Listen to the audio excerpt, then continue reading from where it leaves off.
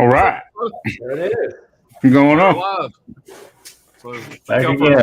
during that long intro there, I've been playing with my Final Cut Pro a little bit. Oh, yeah. I like it. Final Cut Pro 101 is what that is. But we are here, guys, for episode 4. This is going to be years 2001 to 2005. And this was a fun set of years for movies. I tell you what, like Brian said to me earlier, I could have done a top 50 in these years, man. Some good movies released during this time.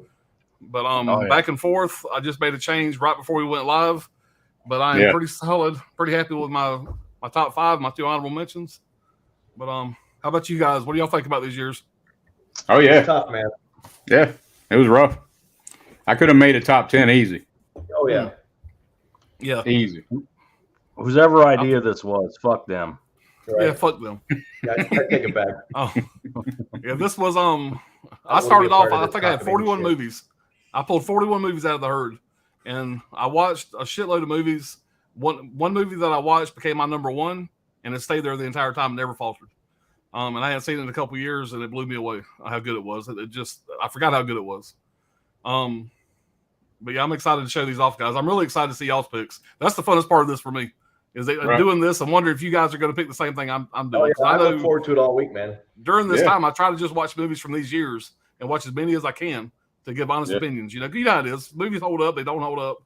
Right. You know, we're getting back to 2001, 2005. Some of these movies I ain't seen in years. You know? Yeah, because in my memory, I'm thinking something's badass, and then it's like you watch it. Yeah, there was one movie in particular I was like, oh, already hands down in my top 5, and I watched it right off the bat, and that bitch didn't even make my list, weirdly enough. And I remember just loving that movie when I saw it.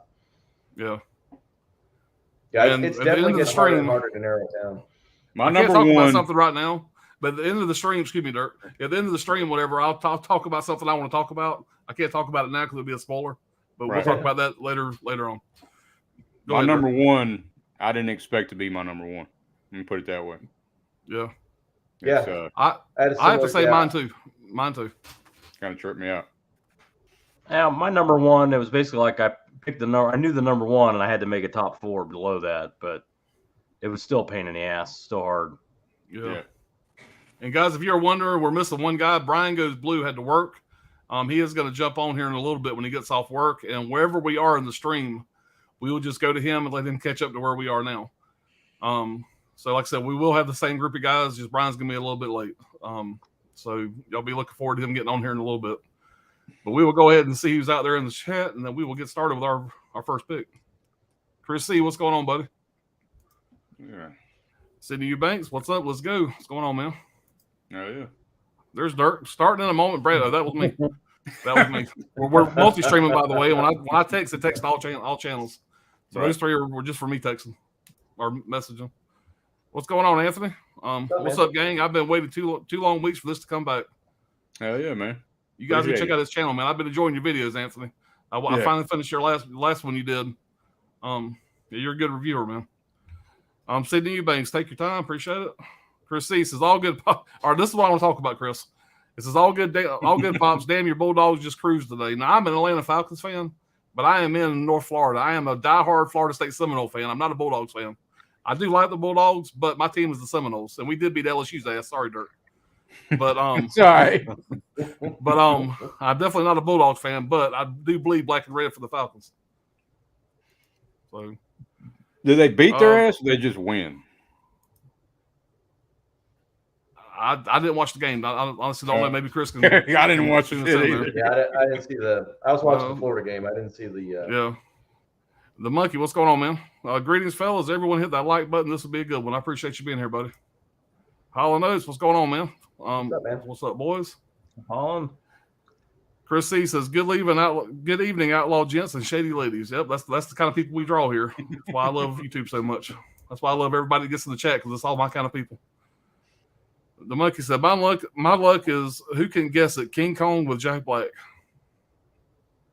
Oh, yeah, we'll see. We'll see what happens. Yeah, maybe. That's a good choice. My pick, gotcha. Magic Hands, what's going on, man? So what's up, everybody? All Note says, this was the hardest one to trim to 5 so far. It definitely was. Yeah, I have to say, I think now that I'm sitting here now, after going through everything, I think it probably was. So that says number 1 was King Kong. My top 5 will be good. y'all look forward to hearing it. Man, y'all share it in the chat. Everybody's top 5. Y'all be sure to share it. You can play along with us and do yours as we do ours. However y'all want to do it. All right, Gizmo, what's going on, man? Two Towers, Elijah Forever, Almost Famous. Almost Famous is good. The Others, Bubba Hotel. There you go. Show is over. Good night. Gotcha, Pops. Yep. All the note says it's sad to be a Florida State Seminoles fan in 2022. You know, so far we're 2-0. That's better we've done the last few years. Right. But growing up, we stayed in the top 5 more than any other teams. Let's go back 10 years and let's talk. But rest in peace, Bobby Bowden. Chris C says some upsets today in college football, and I'm mainly an NFL fan, so I'm ready for tomorrow. Yeah, Dr. Ordinary's coming over tomorrow. We got a big spread of food. We're going to drink a lot. It's going to be a painful Monday morning, but tomorrow's going to be fun. Yep. He's a Packers fan. I'm a Falcons fan, so we got a big doubleheader tomorrow at the house. It's going to be a good time. Who that, baby? Yeah, and Dirk's a goddamn New Orleans fan, so I'm tolerating Dirk during this stream. We're still buddies. Until after the Super Bowl, I'm just tolerating Dirk. Right. Chris C says, I live in California, but I'm a Michigan Wolverines fan. Oh. Interesting to see how that worked out. That's a long way from California. Yeah. Brian Goes Blue says, oh, yeah, can't wait to see these guys top 5. Yeah, come on when you can, man. We want to see yours, too. Miss Caveman, what's going on, Miss Caveman? And hello. Almost Famous was 2000. This is 2001 and 2005. All right, so you got one more you need to throw at us. Mm-hmm. Yeah, man, I'm telling you, we were lucky. The year 2000 by itself wasn't in this batch. Yeah, I've already looked ahead a little bit. 2000 would have thrown us. Yeah, because I had to. There was a few movies I thought I was going to grab, and I had to look at the date and say, shit, that was 2000. Yep. So, yeah, the next one's going to be tough, too. One for sure. Okay, man, what's going on, buddy? Appreciate you being here, man. Hope you're feeling better. Yeah, man. Anthony says, hey, Holland, Brian, Chris, Video Man, JS, and the rest of the badass chat. All right, guys. We are caught up with the chat. We will go ahead and get started here. And it's like Dr. Ordinary, you're first to go. So all right. Let's see what your number 5 is, buddy. Number 5, kicking it off. Again, it's going to probably be no surprise to anybody as people get to know kind of what my sort of favorite genres are. So I'm just going to go ahead and kick it right out there with 2004's Shaun of the Dead. Oh, yeah. Oh, yeah. Fantastic zombie comedy movie, a zom-com, if you will. Edgar Wright, Simon Pegg. Zombie. I like Zombie better. Yeah, Brad, we'll go with that. Directed by Edgar Wright, his second movie. Starring, you got Simon Pegg in it, of course, Nick Frost. They do all their movies together, but you also have some like legendary actors in there. Bill Nighy, if you're familiar with English actors at all. Dame Penelope Wilter, she's in it. This movie is phenomenal when it comes to a zombie movie with comedy, but it goes a little bit farther in terms of its writing. It starts off with the way it just starts off with, you got these two friends. One works, one's living on his roommate's couch, and this dude walks out in the middle of a zombie apocalypse and not even realizing that everybody's a zombie. He goes to the store, picks up a newspaper, and walks all the way back to his apartment, clueless. It's just a classic opening to a zombie movie. But this movie, I think, did what and I'm a huge Zombieland fan, but I think this movie did kind of a little bit better what Zombieland couldn't do, in that it really kind of gave you a lot more of that humanistic, emotional connection. Because with the end of this movie, with his mother, with his stepfather, who's played by Bill Nighy, you really feel a much more personal connection to these people, even though it is a comedy. By no means is it not a zombie comedy movie. And it does have some great zombie scare parts to it. But good practical effects. Yeah. Oh, yeah, the practical effects are amazing, but you really feel it for these characters. And the writing is just phenomenal. It's real subtle writing, but it's hilarious. For example, Bill Nighy's character gets bit by a zombie, and they're talking to him about it, and he just very simply says, yeah, but I ran it under the tap. So I ran it under a cold tap. I ran it under a cold tap. It's going to be fine. And of course, there's all kinds of nods in here to other zombie movies. The name of the restaurant that they hang out is Lucio Fulci's. There's nods to 28 Days Later. If you've never seen it, it's just it really is a fun watch, and I think it really set a tone for a lot of future zombie comedy movies. And Simon Pegg and Edgar Wright, you can't go wrong, and Nick Frost too. Yeah, Nick Frost is also a writer. Yeah, yep. Yeah. But yeah, you definitely nailed it over Zombieland with the heart. You know, Yeah. it actually had Shaun of the Dead has actual heart. Yeah, it really does. I mean, it's and you feel for these guys, you know, even though it's a comedy, and Zombieland just it tried, but it just didn't have it. I mean, it's really a comedy, you know, zombie movie, but there at the end, it gets pretty dark. There are a couple scenes, you know, like when, you know, spoiler alert, whatever. Let's just say somebody becomes a zombie and they have to put them down. It gets pretty dark. Oh, that for a whole bit. scene, yeah, you're like, You know? I mean, you forget that, you know, it's a comedy at heart instantly. And I don't remember I don't want to say it was Land of the Dead. I watched all the Romero flicks end of last year or whatever. It was one of them that Nick Frost and it was they got to be on there as extra zombies, whatever. And they got to meet Romero and stuff. And the special feature of that is so cool because they're like geeking out. You know, meet Romero, you know, like their hero. He was so impressed with Shaun of the Dead that he invited him to come on as I mean, talk about a nod to your film. Oh yeah, George Romero says, you know, I'm impressed. And I agree with you on that. I'm a huge Zombieland fan, but yeah, Zombieland didn't quite hit the mark like Shaun of the Dead did. I mean, it's out of the two, I definitely got to go with Shaun of the Dead. That's a good pick, man. Pick. Good way to start it off. Yeah, no doubt. All right, Dirt, what you got, buddy? All right, man. And pretty sure it's gonna pop up again. I'm sure. That's gonna be $1 Million Baby. Oh yeah. Great pick, man. And yeah, man, it's, you know, directed by Clint. It was his it's written by Paul Haggis. It's pronounced cunt. Oh yeah. Cunt Eastwood. Yeah, Cunt Eastwood. I got that cunt box set back behind me. Oh yeah. Pretty fantastic. But yeah.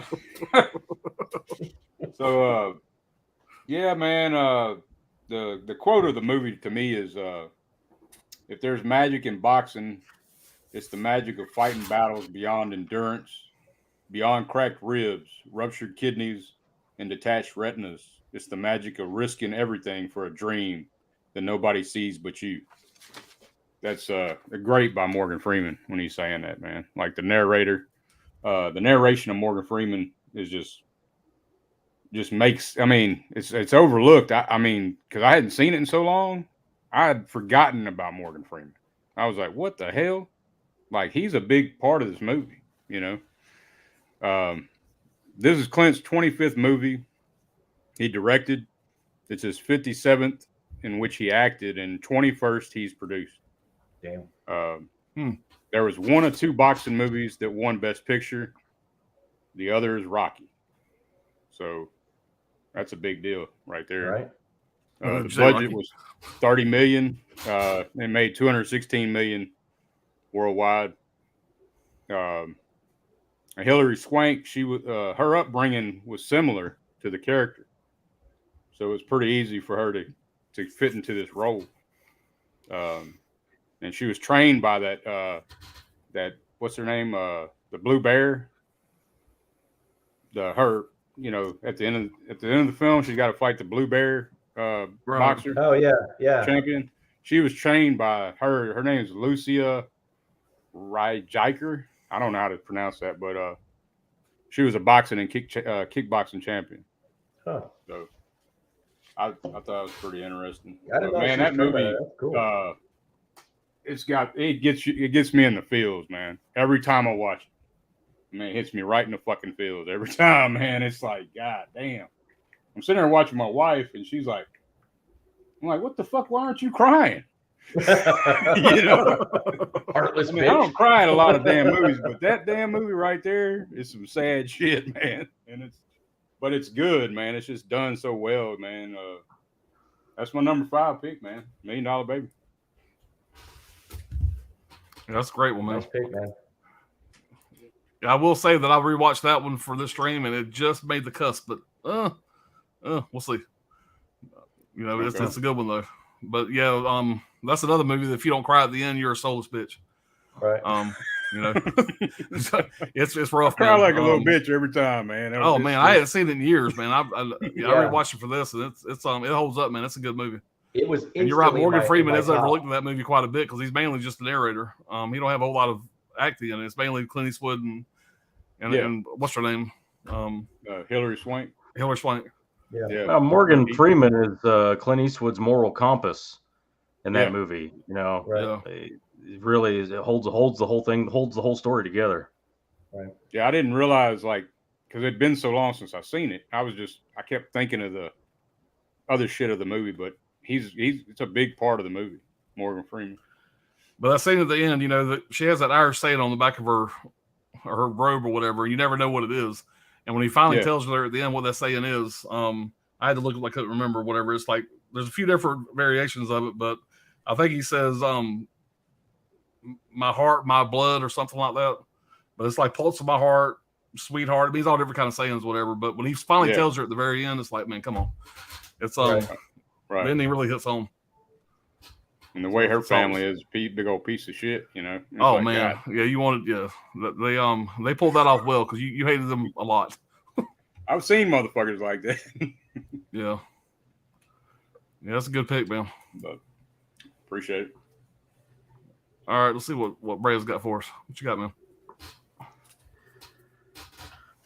Well, I'm watching my internet on the corner here. It's starting to pick up a little bit. It's just shitting out like crazy, so I don't know how well this is coming through, but I picked Feast from 2005.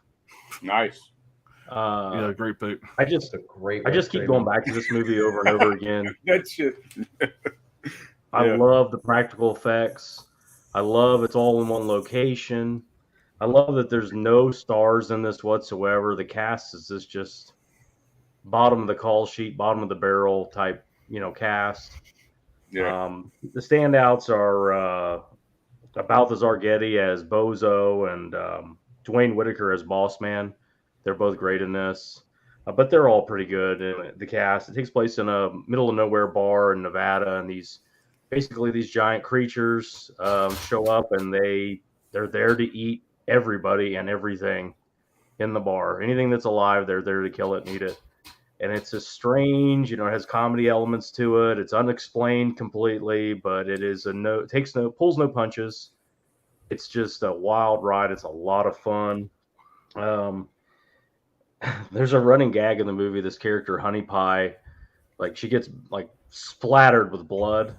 She cleans herself up and again gets splattered with blood. It just keeps happening. And there's 2 other movies where it continues to happen. It's a running gag. It's a tongue-in-cheek kind of movie, but it really plays well and infinitely rewatchable. I just enjoy it every time. And like I said, it's shot in California, but it really works. They made it seem like it was Nevada. And like I said, the gore, it was part of Project Greenlight on, I think, Bravo. There was the competition, and all these big names produced it. Yep. Wes Craven, Matt Damon, Ben Affleck. Yep. So I mean, a lot of people have seen this. There's not a whole lot to say about it. It's a really straightforward monster movie, but it's just a lot of fun. And like I said, man, I just don't have a whole lot to say about it other than watch it if you haven't seen it, and the sequels. Check them out. Ain't there some throat fucking going on in there? Yeah. Yep, sure is. One of those good old throat fucking movies. Right.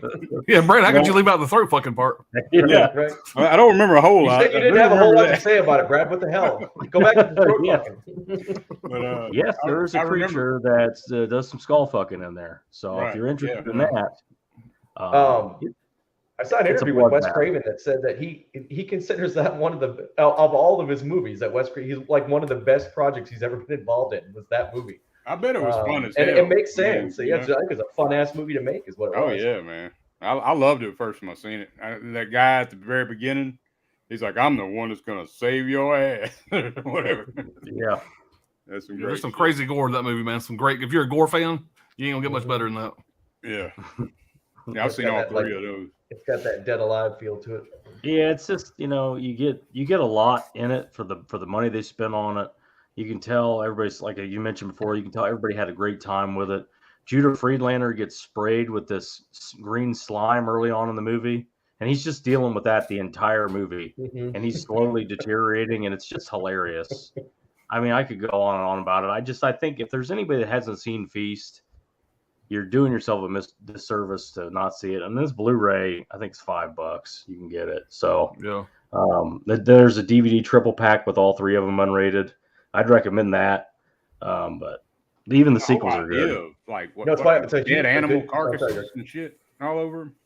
Yeah, they were covered. They, they were wearing like they were incognito. Right. That's the way they looked at it. It's fucking a great idea, though. I was like, yeah, and then they come out at the very end, and it's just. Yeah, it's a good testament to it that just thinking about it, I instantly want to rewatch it right now because I'm just thinking about it. Like, I'm putting it on when we're done. And Jason Mewes is in it as himself, because this is just the kind of place that Jason Mewes would hang out. It's just a fucking mess. I don't know, man. It's nobody. It pulls no punches, and nothing is off limits in that movie. That's what I love. I've actually never seen the sequels. I need to check the sequels out. Oh, dude, Once in the first sequels, man. They're crazy. Yeah, I've never actually seen the sequels either. We might need to add that. Pretty sleazy. They're sleazier. They're in descending order, but they're more of the same kind of shit. Yeah, I know Ryan had come over one night. Dr. Ordinary had come over one night, and I had just got it on Blu-ray, and I put it in, and I know we ended up watching like almost the whole damn movie, and we were having a dinner that night. My daughter came in. She's like, "What the hell are y'all watching?" And my wife finally told me to turn it off because it was just too much for her. So, what was it when the little kid got fucking swallowed right in front of her mother, right in front of its mother? You pick it. There's so many things. Yeah, it was like because we were waiting for the girls to get ready enough. We were like, let's just watch this one scene. And the next thing you knew, we had to watch like an hour of it. The whole rest of the house was like, no, turn this shit off. What the hell's going on? All right, guys, I'll go ahead and do my number 5 here. Now, this let me fix my camera here. All right, this one here could have landed pretty much anywhere. I went back and forth with my other picks, and I ended up picking this one for number 5. And this is I'm going to say my favorite comedy of all times, and that is The 40-Year-Old Virgin. Great. I went and seen this. I didn't know who the hell Steve Carell was when I seen this, and I became an instant fan. I didn't know who Seth Rogen was, and I remember walking out of the theater going, Seth Rogen's going to be a star after seeing this movie, and of course he became one. This movie stars Steve Carell, Paul Rudd, Seth Rogen, and Elizabeth Banks, and they'd go on to make a lot of other movies together. Directed by Judd Apatow. This is back when comedies were funny. They don't make movies like this anymore. And I would say the batch of comedies that came out from the 2000s, say the 2008s and 9s, this is probably my favorite of the bunch. There's so many quotable lines from this movie that I still quote today. And there's no way this movie would get made in 2022. No way in hell. But this is one of the most rewatchable, one of the most quotable comedies ever made. And it's absolutely fantastic. But it says a nerdy guy that has never done the deed only finds the pressure mounting when he meets a single mother. The Seth Rogen movie Knocked Up was supposed to be was originally planned to be a sequel to this, the movie Knocked Up. But they decided to make it its own self-standing movie. But originally planned, when they first did Knocked Up, first wrote it, it was going to be a direct sequel to this movie. That's another great movie. Oh yeah. The electronics store they used the most of the movie was actually a Circuit City that had recently closed down in the area, and they used that Circuit City whatever that had just closed for all the electronic store shots. Most of the lines of the movie were ad-libbed. You got so many talents in this movie. Most of the quotable lines I'm talking about were all ad-libbed by these guys. If you guys have seen this, y'all know the lines where Paul Rudd and Seth Rogen are playing video games, and they're doing the back and forth. I know why you're gay. All that stuff. All that was ad-libbed by them. And something else I didn't realize. I need to go back and rewatch it. I actually didn't rewatch this one for the stream. I've seen it 100 times. Paul Rudd, when he's playing that, he's wearing a shirt with his face on it. I don't remember what it's from, but he's got a shirt that's got his face on it. I need to go back and watch it. But, it looks like a mugshot. Yeah. But the movie's just fucking fantastic. I mean, I absolutely love it. I could watch. I've seen it 100 times, and I could pop it in and still laugh my ass off. And that says something about a comedy. Most comedies you watch, you either don't go back and watch it again, or it's just kind of loses this luster, or whatever. This one holds up. It's just fantastic. And also, whenever Steve Carell is getting his chest hair waxed, all that was live. Obviously, they had to do it in one take, and all the reactions of all the guys, whatever. Most of them cracked up laughing. They just kept all that shit in there, and it's just fun as hell to watch. Whatever. It's just classic comedy. Oh hell so yeah! You guys hadn't seen this. I mean, who the hell hadn't seen this movie? If you haven't seen it, go out and watch it now. Leave this damn stream and go watch it. Anytime I watch that shit, I laugh my ass off. I mean, it's like a non-stop fucking laugh. It was supposed to be like Steve Carell's coming out party, but it was more like Paul Rudd and all the other guys, that really took off over even Steve Carell. He was too busy with the TV show. But Paul Rudd really shines in that. Yeah, Steve Carell's playing the 40-year-old version, but in that movie when it was shot, he was 43, married, and had 2 kids. So just if anybody gives a shit about that. My funniest thing in the movie is when his buddies come over, and they know he's got a girl coming over, and they're like, "Look, we got to get everything out of here that's going to embarrass you." And the girl comes over, and it's an empty apartment. There's nothing in the apartment. There ain't shit in there. He's like, "Did you actually frame an Asia poster?" It's one of the smallest scenes, but my favorite is when he finally has enough of that damn song that keeps playing on a loop in the store. So I'm not here. I'm gonna be one more time. I'm gonna murder everybody in this fucking place. Yeah. It's just funny as hell, man. And the speed dating scene kills me every time. So like I said, go check it out, guys, if you haven't seen it. But we'll get caught up in the chat real fast, and we'll move on to our next pick. All right.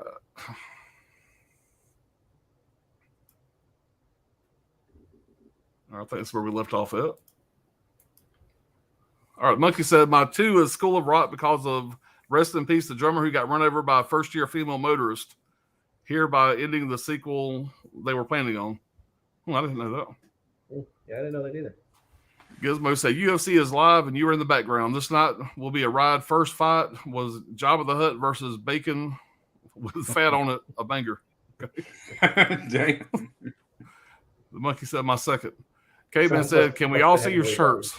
Well, he wants to see everybody's shirt. I hurt my damn back, but I'm going to try to show y'all. Oh. I got New Jaw shirt. It's laundry day.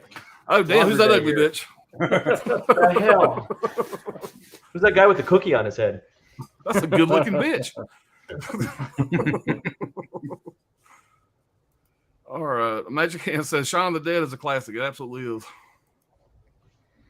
All right. Sydney Eubanks. My number 5 movie is History of Violence, 2005. Great movie. Oh, yeah. Viggo Mortensen and Maria Bello and William Hurt, R.I.P. Hidden Secrets is a dangerous thing. Yeah. And that stare fucking looked painful. Yeah. All I know says you shot Bill Murray. Said you Shaun of the Dead is pretty good. Coco Dutch, what's going on, Coco? He says, hey guys. Coco. All I know saying hey to Coco. Gizmo said, I forgot Sean and $1 Million Baby. Okay, then you can keep the show rolling. Thanks for the endorsement there. Coco said that box set, though. Yeah, Coco's the one that ruined that box set for me. Yeah. Appreciate Sean that. Eastwood. Coco said, hey to Holland. Sydney said, $1 Million Baby, great movie, but depressing. Yeah, man, it definitely is depressing. Yeah. You bunch of miserable bastards watching that. She did, you know, it's all how you look like at to it. watch It's all about uplifting. I like to watch uplifting human interest stories. I don't like to watch that fucking misery shit. You know, with throat fucking. Yeah. Yeah. Yeah. If there would have been some goat fucking in it, it'd have made us top 5. Right. Gizmo said, $1 Million Baby needs a 4K. I want it. It absolutely does. Yeah. It's overdue. Brent Madison said, just a quick message to say, see y'all's in 3D if it's still in your area. It left our area Thursday night, by the way. So the last showing in our area was 7 o'clock Thursday night. Did mine too. Yeah. A great 3D, one of the best 3D effects I have seen, especially on a movie that wasn't filmed in 3D. I still regret that, man. Yeah. I feel like next summer they'll probably bring it back. I hope. And I hope because it actually was a top 10 movie in box offices last week. Damn. So I thought it was kind of cool. Because I've seen where you go to buy the tickets, damn near all the seats were damn near gone. Same for us. Yeah. Gizmo said, Feast, the reality movie, or the one they won a part in, if I remember right. Now, It was a director. It was a director's competition, and that director got chosen. What's his fucking name? I don't remember his name, but he didn't go on to do much else, and he got chosen, and that's how the thing went.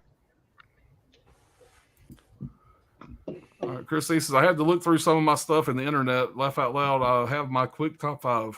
Well, share with us, man. Awesome. What's up, Tony? Appreciate you coming by, buddy. The Iron Man, what's up?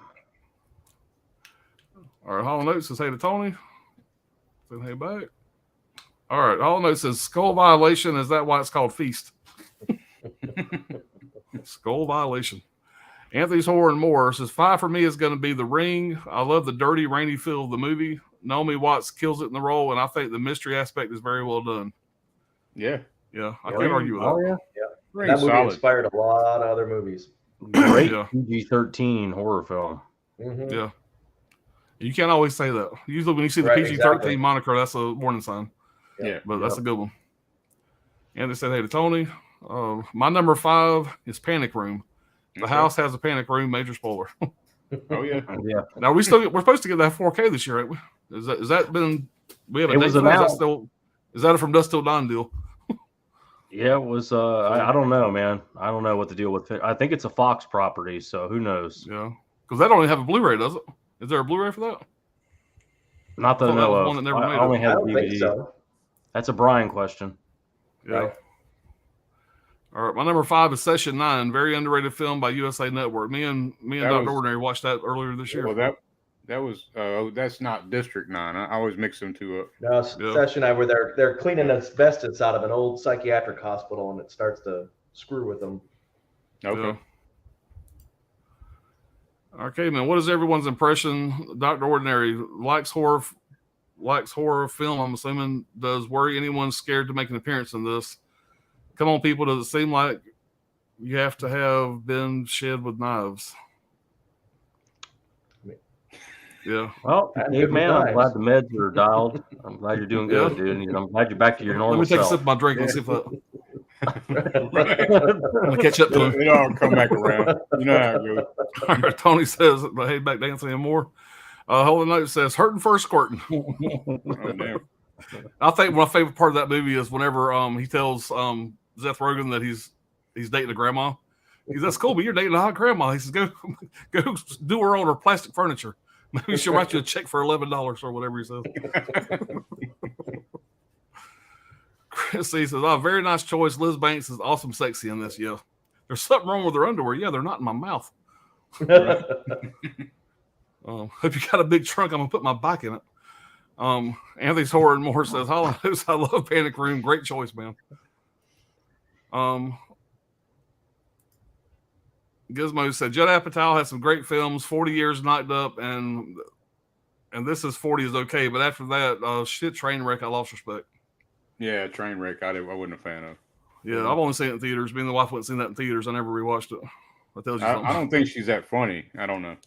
It's just me. Though. Even This Is 40 was kind of so. I think in the 40-year-old version, she had so many people around her, you know, it kind of, you couldn't really notice if she was funny or not because she was playing off everybody else. But I mean, yeah, she hadn't been great in a whole lot of other stuff. Right. But she's good in that. Sydney Eubanks says 40-year-old virgin is good. Miss Kate I like says the lady- 40-year-old I like the virgin lady Jane who, Lynch cracks me up. That's Ben Stiller's wife or whatever, that the drunk driving broad. That part is fucking hilarious. And Yeah, and I didn't write it down, but that when she throws up in Steve Carell's face or his mouth or whatever, that was yogurt. By the way, they used actual yogurt for that scene. And who else go for some French toast? that fucker came out of nowhere. A funny story about that movie, by the way, before I get sidetracked too much, is me and my 3 small children at the time, they're all grown now, but I had promised to take them to see a movie. At the time, we went in the movies all the time. And we went in theaters, and there was nothing but horror movies and 40-year-old virgin. I had no idea what 40-year-old virgin was. So me and my, probably at the time, probably 12 and 2 under 10-year-olds go to see 40-year-old virgin. Not a good fucking idea. Me and my older son are covering up eyes and all kind of shit. We get back in the truck, and my youngest son, Adam, looks at me and says, as soon as we got back in the truck, he says, "Dad, are you a virgin?" And that was just take from the movie. So not my best parenting choice in the world, but yes, I am. Dad, that guy's a lot like you with the toys and all shit. Right? Right. That's probably Sits around watching movies all day, plays with dolls. What the hell? So not my greatest parenting move. L.A. Jules says, "Dad, what's going on, man? You keep on, I'm gonna write your ass off as a damn tax write-off next year." Coco Dutch says, "Yo to Anthony's movie and more." Oh, Kelly Clarkson. All that, by the way, was all ad-libbed. He said all kind of shit, and they just kept the funniest shit in the movie, but he said all kind of shit. He told him just to go to town, and they kept all the funny shit in. Channel Don Star says, John Gallagher. That's the director of Feast. Okay. Yeah. Okay. Yeah, he actually put his dad in the movie as the bartender who was also a director. Son of Clue. Okay, son of Clue Giller Yep. from Return of the Living Dead. Nice. Yeah. He just passed away this year. And honestly, when I heard he passed away, I thought he had already passed away. I didn't realize he was still alive when I heard he had passed away. Yeah, I did. I had the same reaction. I was like, "Oh, Sam." Yeah. Yeah. What's going on, X-Team? You Just know, you being here. Rob W says, awesome panel interview going out to the. We'll get the rest of the minute. Caveman said, check for 40 year. I would argue that Chuck TV series followed. Rob W, Jabrigo Horror Things. I know they have Trick or Treat and Dawn of the Dead 3D. Yeah, I'm not planning on going to it, but I don't know. Regal just time. filed for bankruptcy, so Yeah, I'm not familiar with that. Yeah, the Regal's got the showings of Trick or Treat and Dawn of the Dead 3D. Okay, But yeah, probably not gonna go. yeah. Brian Goes Blue. It says, no Blu-ray for Panic Room ever. That's what I thought. Yeah, I knew he so would either. know. And Tony says, I enjoyed session 9. I just watched it a few days ago. Yeah, I enjoyed it too. I thought Yeah, it wasn't A the lot of greatest people- ending in the world, but it a lot was of people okay. think it's a little slow too, but it's not a bad sort of psychological thriller. Yeah. Dia Katana 65 again. Sorry if I'm saying that wrong. Says Jordy with a question mark. Caveman says hit that like button for the stream. I appreciate it, Caveman. Yeah, please hit the like button and y'all subscribe to everybody and all that good stuff. Sent a Murder Drum video. John Gallagher directed Feast. He's Clue Gallagher's son. He also directed the rest of the series at Piranha 3DD. Did not know that. Yeah. Yeah, I went and see that theaters by myself one afternoon. Got off work early and just said, fuck it, I went and seen it. It was a pretty fun movie. Yeah. The scene with Hooper or whatever, the little Jaws, homage scene, whatever, that was funny. Oh. All right, Trainwreck was with the B. Amy Schumer, not Leslie Mann. I could take Leslie any day of the week over Schumer. Oh yeah. Kal-El saying, what's going on? What's going on, Kal-El? Hollow Note saying hey to Going Kal-El. And Extine says Session 9 was my most rented tape ever. Love it. I've got a copy. I just haven't seen it yet. I keep Damn, I hearing need about to it. see that shit. It's definitely worth a watch. Okay. I And like I think it. I think Second Sight's got a pretty nice release of it, I think. If memory serves. All right, we are caught up, guys. We're going to move on to our fourth pick. And again, when Brian gets here after a while, he will catch up to us wherever we may be when he arrives. All right, here we go. Number got, buddy? 4, 2003 thriller film. I guess you could call it a slasher film. Identity. Oh, Yeah. Oh yeah, This is a great movie, directed by James very Mangold. rare Blu-ray too. Yeah. This is the guy that directed Logan, Walk the Line, Ford versus Ferrari, which he actually was nominated for an Oscar for that. Apparently is directing the new Indiana Jones movie out, so that could be the end of his career. You got an all-out ensemble cast. You got John Cusack. You've got Ray Liotta, Amanda Peet, Clay Duvall, John Hawkes, John C. McGinley. A lot of people would recognize him from Scrubs, which is weird. He plays a really odd role in this where he plays this kind of just whipped husband, stepfather. Pruitt Taylor Vince, he's a character actor. You wouldn't recognize his name, but as soon as you see him, you'll know him. He's got this thing called a idiopathic horizontal nystagmus where his eyes go back and forth. He's used that to his advantage in every role that he's been in. The way that this movie is told, it's got multiple storylines. They filmed multiple endings purposely to keep the cast unaware of what the ending was going to be. It's just I don't really want to say anything because anything would spoil. But if you like a psychological thriller, and I feel like this sort of late 90s, early 2000s was the year of psychological thrillers with Vanilla Sky, you had Memento, you had this movie. Yeah, exactly. Yeah, it was kind of this was the time for that. The way that this movie was told, they do it in a way that makes it super watchable. It makes it super rewatchable.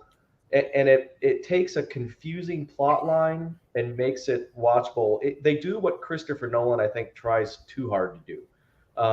You don't need a whiteboard to watch this movie and figure out who the hell is who and when and what they're doing. It's a great movie.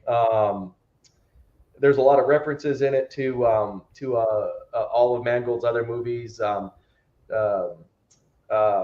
Jake Busey plays a serial killer when he's in a car. He's humming a Johnny Cash song, which then he would go on to, Mangold would go on to direct Walk the Line. Ray Liotta is the cop who's driving Jake Busey to his next place. And somebody said, where are you headed to? And he said, Carson City, which is a direct nod to Con Air, which is another great movie if you've never seen that. Just an all-around fun movie, psychological thriller movie to watch. The ending, you know, if you figured it out, you figured it out. But most people won't figure this ending out if they've never seen it, and you'll be pleasantly surprised. Hell yeah, yeah, because that reveal is like golden, man. Oh yeah, yep, and well played and timed well. You know, to give the big reveal. So yeah, that's a great pick. That's a hell of a pick. The transition in the third act, you know, where it all switches. That's the reveal to me. Where, it really is. Yeah, they're starting to figure out all these things, and they're going, "What the hell's going on here?" And then, you know, it happens, and and be deliberately vague, but I mean, that is a badass movie, really overlooked. And like I said, that Blu-ray is really hard to come by now. And it's raining the whole time in this thing, and in this movie, you actually feel wet. You just they're and apparently he wanted that feeling to persist, so they rarely would let the actors actually dry off, and apparently everybody was catching colds and were staying wet even between scenes, and so you feel it's dark and wet, and that sort of imagery just fits with the movie so well. Oh yeah, great pick, man. Yeah, that's a great pick, man. Yeah, that ending, man. That's a great first time watch because that ending will blow you away. Oh, you're like, what the hell? Right. All right, Dirt, what you got, man? All right. Well, my number 4 is going to be The Exorcism of Emily Rose. Oh, I love that movie. And it's based on a true story, different name though. I didn't know that until I got to doing this. It's a German woman that supposedly Anneliese, what was her name? Anneliese Michel. And she suffered a similar fate. But what I found was interesting about this, and I didn't know all this, that the director and the writer were on opposite sides of their belief systems. Like, so the director is a believer, and the writer, the guy that helped him write it, Paul Harris Boardman, he's a heavy skeptic. So, but it's like a hybrid horror movie, horror courtroom film, which I thought was pretty good. I mean, because it covers both perspectives really well. I feel a lot of people felt like it was heavy-handed to the faith side of it, but I think you can look at this film either way. Yeah, I just watched it just recently, actually, and I was surprised at how well it held up. And it's been a while since I've seen it. Right. I've liked it 10 times over the second time around because it's such a clever take on an exorcism movie. Right, and it's not like trying to go beyond The Exorcist or nothing like that. You know, that's not what he was trying to do. He was trying to make people question if demon possession is real. You know, but it's I know Jennifer Carpenter, when she did the audition, she terrified Scott Derrickson and convinced him right then that she was the lead. She did a silent scream in the audition, and it just freaked him out. He was like, "You got it," you know. But it's like I said, I feel like it shows both perspectives really well. Was she really possessed, or was it like epilepsy, mental health issues, you know? Because this could all be in her mind when you're watching it, you know? Also, the Lori, what's her name? Lori Linney's, my bad. Lori Linney. She said her TV turned itself on a few times in the middle of production, in the middle of the night. And Jennifer Carpenter said her radio came on several times in the middle of the night. And the song that was playing was I'm Alive or Alive by Pearl Jam. I thought that was kind of tripped out. But anyway, let's see what else is there. Heavy inspiration from Argento. Like in some of the scenes, you can see the colors. You'll see like a lot of oranges, and I don't know. It's just a combination of beauty and terror. It's a great movie, man. And it's like I said, it's not. I don't feel like it's got like 4 different perspectives too. So you got the priest, the prosecutor, defense attorney, and what else is it? The medical perspective, the prosecutor, the priest, and the defense. So, but anyway, it's a great movie. If you haven't seen it, check it out. 2005 film. Exorcism, Emily Rose. Yeah, it really holds up. That's a great. I haven't seen that since theaters, man. I need to watch that again. I have not seen that at all. Never seen it? I'll have to check that out. I'm a big fan of exorcism movies, and that one just kind of because it is, but it isn't. It's just I don't know. It's a great movie. It's just a great story. It's got that even kill, so it's not it really does. Heavy-handed either way, Right. And they really do play it right down the middle. Yeah. They have both writers, one being of faith and one not being of faith. I thought that's awesome. Just having a different perspectives on it. So. I'm gonna rewatch that one. Making a note of it. Check that one out. Good pick, man. What you got, buddy? Appreciate it. For number 4, The History of Violence. Oh yeah. David Cronenberg, Viggo Mortensen. 2005 movie. Ed Harris as Carl Fogarty is a standout in this. The movie takes place in rural Indiana, but it's shot 100% in Canada. There's also a part where they go to Philadelphia. The movie follows Tom Stahl, played by Viggo Mortensen, who owns a local diner in a rural town in Indiana. He has a wife and 2 kids, just an unassuming guy.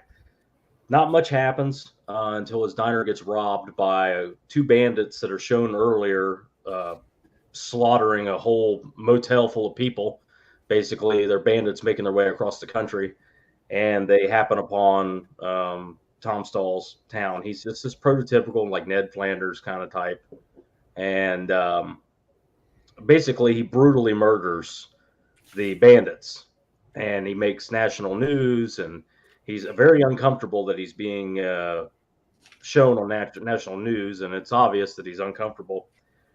The next morning, 3 men who seem to be organized crime type individuals, including Carl Fogarty, played by Ed Harris, show up at his diner, asking a lot of questions, calling him Joey when his name is Tom. And it basically, becomes a cat and mouse type, crime movie from there, where they're accusing him of being somebody else from Philadelphia when he says, I've never been to Philly. And he's got obviously a family, long-standing ties in this. And they say, well, you left a long time ago, so it just becomes that type of movie. And there's some legendary scenes in this. Obviously, the stairway hate fuck between Viggo Mortensen and Maria Bello. Everybody knows about it. There was full penetration. They were really doing it, the actors on the stairs and all that. And, the violence, of course, is your typical when Cronenberg, all-out gore, practical effects. But it's a very heavy movie. It's not particularly for everyone, but I've always loved this movie. I love his other crime movie, Eastern Promises as well. If you like that, you really like this. Yeah. They're both great. They both have they wrap up nicely. They're very satisfying, and the violence, the stuff that this Joey character is capable of, it's almost like a John Wick before John Wick. Like he's just exactly. He's unbelievably talented at killing people, and he's just naturally gifted at it. And the stories that they tell about him, and then he lives up to the stories. That's what I really like about it. It's like, well, nobody could fucking do that, and then it cuts to him literally doing it. everything that they describe. The Ed Harris character, Carl Fogarty's like, yeah, you ripped my eye out with barbed wire right in the middle of this diner, and he's just like, what? I would never, and then later in the movie, it's like, I should have killed it. But it goes back and forth. Like, well, do they really have the right guy? Is it mistaken identity? Is it an amnesia thing? Does he not remember what's going on here? So there's not a lot I can really tell you about this movie other than that little bit that I have. Definitely check it out. You can get this pretty cheap. I think I heard Kino's doing the 4K. I'd wait for that because this edition sucks. I think you get a trailer. Special features, a commentary. Yeah, you don't really get shit for special features. Yeah, I don't remember if there was anything, but there's not much if there is. So, but yeah, this is a great one. I'd check it out. Yeah. Yeah, they do a great job of you not really knowing the whole for a long time. Like you're just kind of like, oh man, this poor dude, and then you're like, well, wait a minute, is he really? But and they don't give you that reveal for a while, and you really kind of just keep teetering back and forth, like, well, shit, is this guy really this badass? Like, how could he be? Even if he is, it's like, he's like this. He's got a family now, right? Yeah, exactly. Daughter. He's right. He's a different man now. If this is what happened, right. So. Whereas, like, I totally agree because I remember the first time I saw John Wick, I was reminded of that movie, and I was kind of like, but John Wick is always John Wick. He's retired, but this guy is a completely different guy. It's a great movie. Ed Harris has this great scene with Maria Bello where he stalks her in the mall, and he's trying to talk sense into her. He's like, who you're living with? You don't know him like I know him. And he shows the eye and everything. Right. And says, ask him, why is he so good at killing people? Because he's pretty damn good at it. Really. It's a brutal tale, man. It's a great Ed Harris movie too. Ed Harris is killer. Ed Harris. Oh yeah. That's another one I hadn't seen in years. I got it on my Vudu. I don't have a physical of it, but I need to check it out again. They did a really good job of making it look. I heard Kino's doing the 4K. I don't know if they should. I'll have to grab that one. I got the Blue, and I watched it a few months ago. I mean, I'd seen it when it first came out, but it'd been many years since I watched it. But it's a great movie. Yeah, it's killer. It's a Cronenberg movie. It's one of the few Cronenberg movies I actually like. The Fly. Well, see, there's not one I don't like. Yeah, I know that. That's why I like to bring it up every time. Cronenberg's always got like some dude with a pussy for a neck, and I just like. Yeah, you just gotta look past that. Kind of like the Untamed. Very, very talented.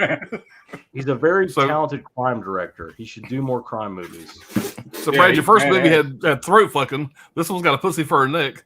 Yeah. What do you got? You got a theme going there. Yeah. At least he's not on the Maggie Gyllenhaal kick. Just let him have his thing. Right. Maggie Gyllenhaal is in none of these movies. Oh, really? Leave it at that. Okay. Well, that's too bad because I almost picked a movie just for you from this period. I don't think anybody would have called The Secretary with James Spader. If you I have seen The Secretary. It is good. I love it. It's actually my number one. No. Spoiler alert. All right, we will move on. My number 4 pick here. I love this movie here, guys. It's I got it on streaming. I don't know, right after it came out, and just fell in love with it. And I actually wasn't sure if I owned this movie. I had to find it in my closet over there. I was going to rebuy it for the stream if not, but I did own it. And this is a movie called Joyride. Oh hell yeah! Steve Zahn and Paul Walker. Man, these guys are great together. They play well off each other. They play two brothers. He's going to pick up his friend, wanting to be girlfriend. And his brother gets arrested, and he has to go get him out of jail. And his brother's kind of a fuck up, and they go and get his brother gets a CB radio installed. Refers to it as as prehistoric internet, which I think is kind of funny. And they go to fuck with this truck driver. If you guys haven't seen it, Paul Walker acts like a girl.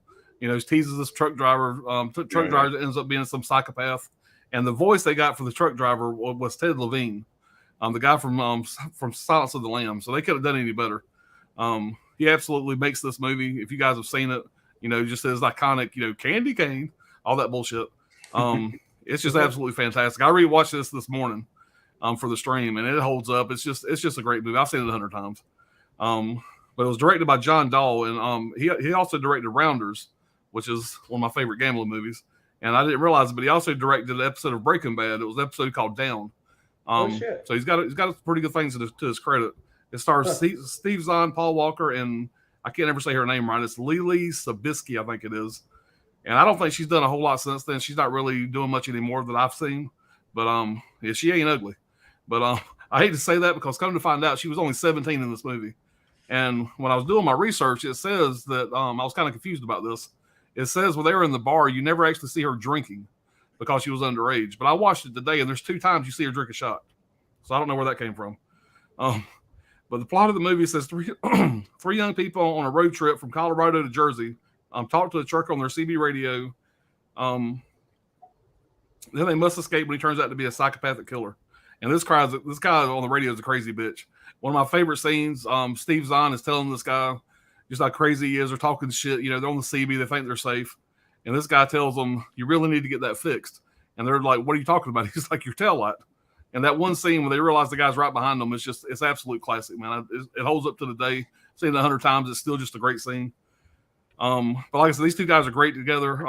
Rest in peace, Paul Walker. I don't swing that way, but if I did, that's a good looking dude. Just going to say it. I'm secure enough in my manhood to state that Paul Walker was the man. One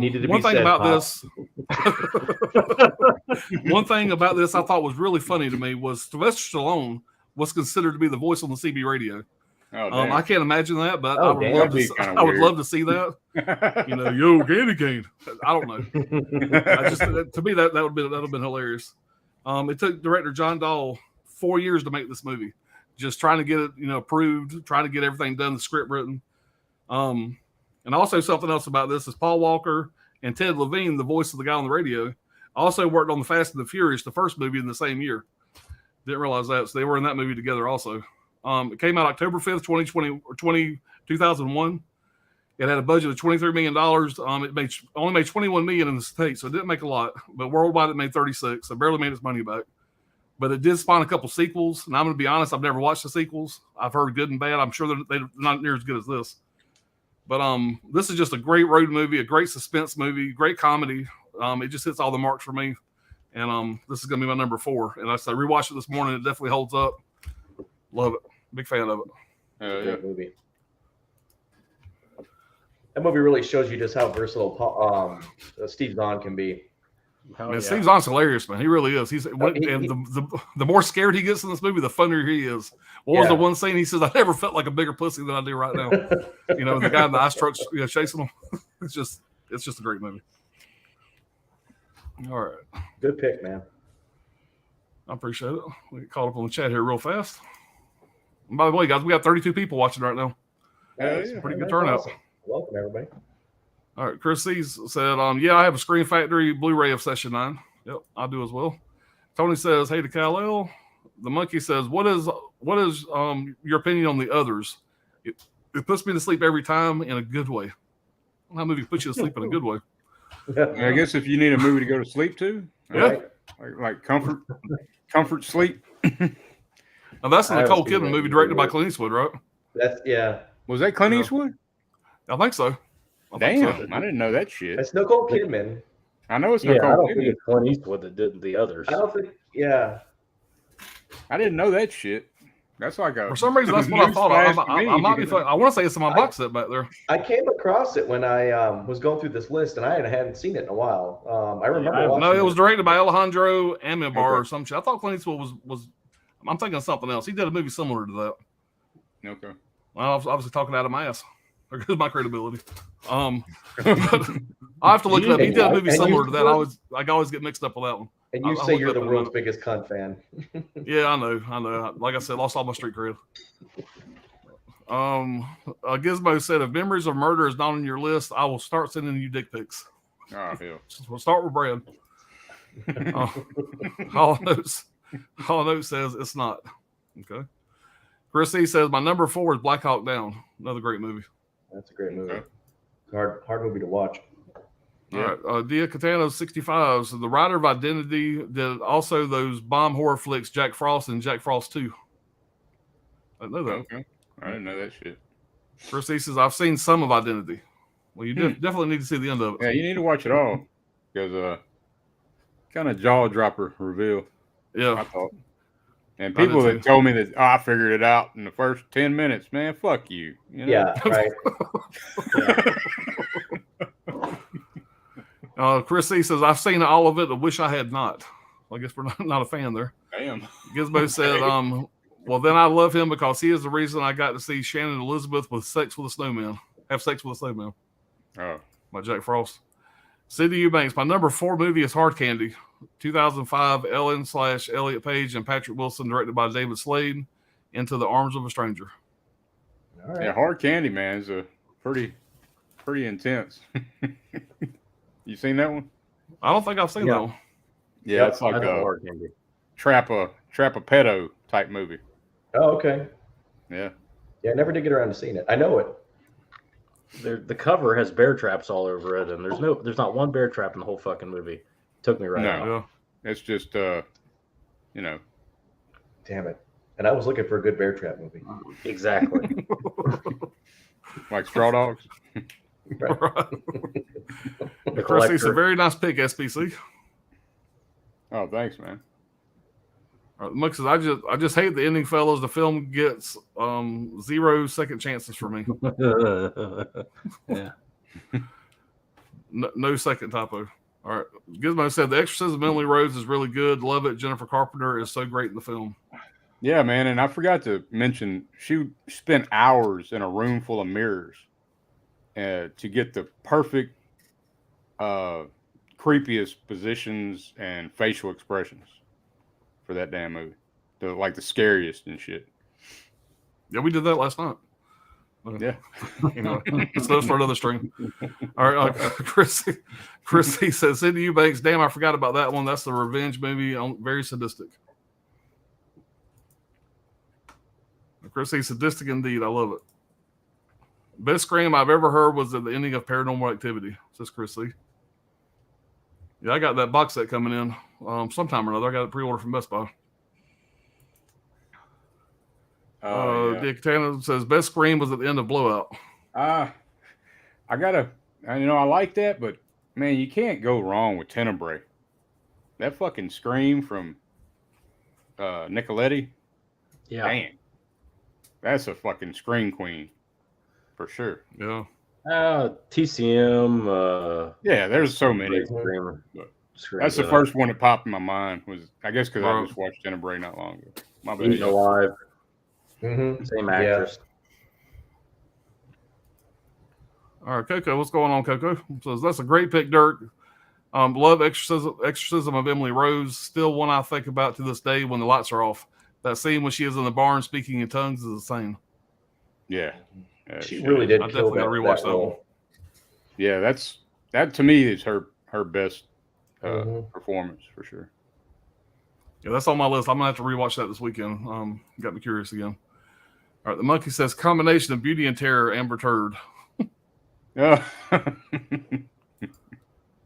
Nicotana says Elliot/Ellen Page's career is over. A mass majority of movie viewers won't take they serious as a male actor.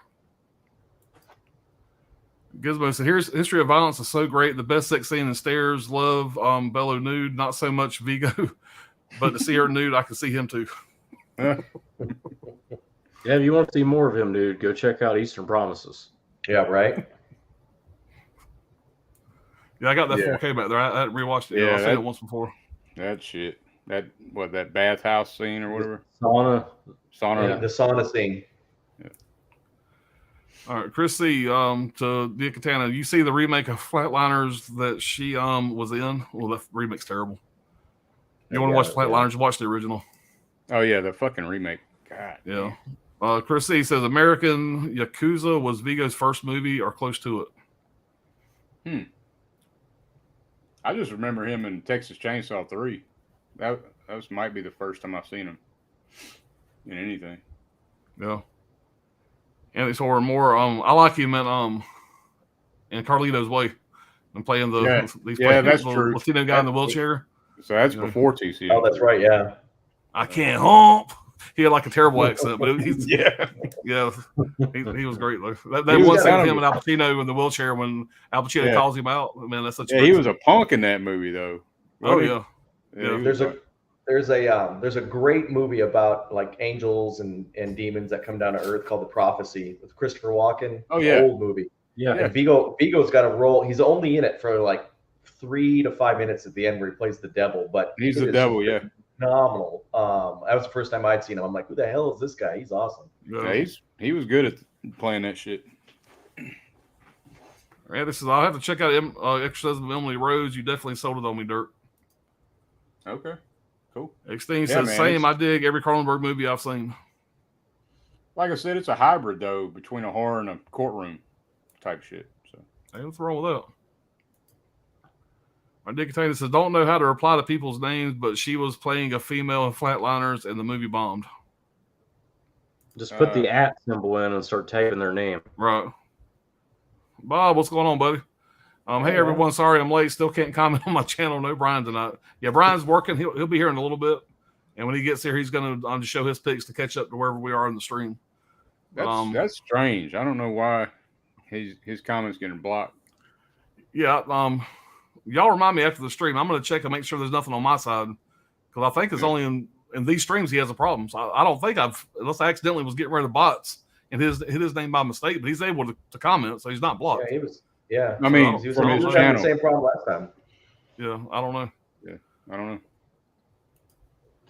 know. Anthony's Howard Morris says, my number 4 is Saw 2. Some people are so ungrateful to be alive, but not you, not anymore. John Kramer. Yeah. Yeah. Big I like fan of Saw that 2. franchise. And I got that, y'all go ahead and berate me now, but I got that super fucking ultra fucking expensive goddamn box set pre-order. Oh damn! You know that I pre-ordered that motherfucker day one. I got a soft spot. I got a soft spot for that series, dude. And that's there's another one going to be coming out pretty soon. Yeah, fuck, I'll buy that motherfucker too. What a little bitch. But, you know, gotta repackage that shit and make it sell another one. You know, Can't believe it's like I said, I am ready to defend my choice to anybody that fucks with me. Because Dead Pit put on fucking Instagram. He said, "Just be warned, you will be publicly humiliated. Anybody that buys this shit." And I seen that the day after I bought it. I said, "Oh well, let's just bring it, bitch. bring it to my address." I couldn't believe it when he showed it to me, and then I ordered it immediately. Yeah. Saw 1 is a very important movie, I think, for in the horror landscape going backwards. Yeah, I don't care who you are, everybody got by it. So. Yeah. And me and my oldest son, man, when those movies came out every year, man, it was an event. And you know, my oldest boy lives in Colorado now. We don't see each other very much, man. During that time, that span of those movies, it was a special time, man. Those movies hold a place. And I know they fall off the last couple ones, man, but I still find reasons to like them, man. I know, like Brian said the other day, the last few ones you pretty much go see it just for the kills. I agree with that. Yeah, but they're still fun. I'm not a fan of the Chris Rock one though. I ain't gonna lie. The whole shifty eyes shit he does the whole time, you know, it's like it's comic. I didn't mind it. It wasn't as good as the others, whatever, but it wasn't terrible. I mean, it was okay. I rewatched it the second time and liked it more. Yeah, I was just gonna say I did not. I'm not gonna defend it because it wasn't great, but I have reasons for liking it. But it grew on me. But I agree with Brad. Like that Saw was just kind of like Hostel. It kind of set a sort of subgenre in the horror. Yeah, and they probably should have stopped it for like 3 or 4. Probably they should have just come, but it ended it right then. Yeah, James Wan and what's his name? Lee Winnell. Lee Winnell. He plays Adam in the movie. Yeah, I think James Wan only did 2. Yeah, James Wan and Lee Winnell though. You know that was coming out of college. I mean, film school. Yeah, that was James Wan's first feature film. Yeah, he went on to make some good ones. A lot of good. I know there's a lot of people. That's a split camp. A lot of people love or hate that franchise, but I'm a big fan. I hate it. I mean, I like the first few. After 3, though, it kind of gets a little weird for me. But it's a horror soap opera. So and I really love Tobin Bell. I think Tobin Bell kills it, man. In those, he's awesome. Man. Tobin Bell is awesome.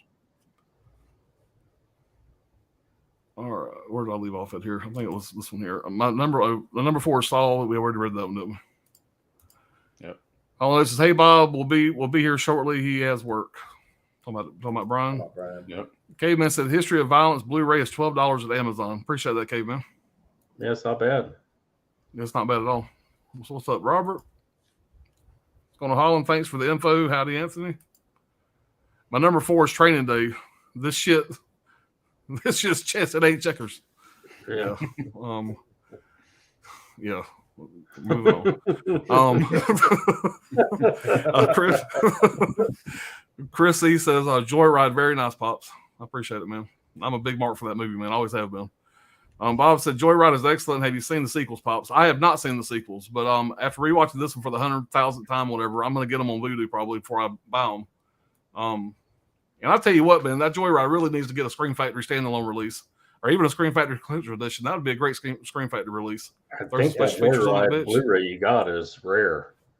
I think it's not easy to get. At least it wasn't there for a while. Yeah, I bought this cheap from Best Buy years and years and years ago. It's basic bitch. There ain't much to it. You got a commentary, deleted scenes, alternate endings, and there's like 3 alternate endings for that movie, by the way. You guys didn't know that. They are way different. One person gets killed in the movie. The ice truck driver. Yeah, it doesn't really show that. You just assume. You just assume because he's dead. But yeah, that's true. Yeah. It's been a long time. I need to rewatch that. And they finally show the guy that is the maniac at the end. And it's not Ted Levine. They just use his voice because he has such a great voice, man. His voice was perfect for that role. Anyway, Bob says candy cane. I know I sound stupid when I say it, but it's fun to say. I don't give a fuck. Movie 120. Yeah, it sounds, in my mind, it sounds just like him. My mind is just like it. That's all that matters. Bananas. And after I see that movie for the first time, I bet you I wore my wife's ass out saying candy cane. I'd walked around saying that shit. And don't let somebody fuck up and say candy cane or show me a candy cane. I'll say it for fucking same 2 days. shit. I'll wear some shit out to get tired of it. Movie Hunter 2020. What's going on, man? I say candy cane. Sidney Eubanks, Joyride, great movie. R.I.P. Paul Walker. Yeah, man. Definitely. Big loss. Movie Hunter said Rusty Nail. Bob says Ted Levine also played Big Bob in the remake of The Hills Have Eyes. Oh, yeah. Shit. Great character. Yeah, he's a talent, man. I like him a lot. Gizmo says, I remember Joyride, but when I saw it, I remember it felt a little too teenage kind, probably because of the actors. It's PG-13 Joyride 1 through 3 Blu-ray. Yeah. 1 through 3 Blu-ray. Amazon has it for $9.99. Might have to grab that so I can catch those sequels. I haven't seen the sequels. Dia Katana, Paul Walker is still starring in the new Fast and the Furious movie. Fast and Fiery 13. And they said Joyride is fucking badass. Tell them to bring the pink champagne. Dude, it's not politically correct at all, so my apologies. But when they pull up at the hotel room and they park in a handicap spot, he looks at Paul Walker and says, "Come on, man, I'm gonna gip it." And he gets out and gips it to the dude. I don't give a fuck who you are. It's funny, you know. I got special needs people in my family too. And I watched it with one of them, but he laughed his ass off. You know, you got to have sense of humor. Bob says, what annoys me is that Joyride 2 isn't on Blu-ray. It's only on DVD. Okay, well, hey, the other guy just said that was a triple pack. Yeah, so maybe I haven't seen any of the sequels, so. I haven't either. Yeah. What's going on, Mel? Looks like everyone's having a good night. Yeah, doing good here. You're doing well. Bob says, hey to Mel. Hey there to Bob. Yo, Mel. And hey back. Everybody's saying hello. All right. Bob says it's Bob's Blu-rays. I can't comment on pop streams on my other channels. Yeah, that's weird. That's strange. All right. Mel says, that is the bummer to Bob. The scream and alien over the comm is very terrifying.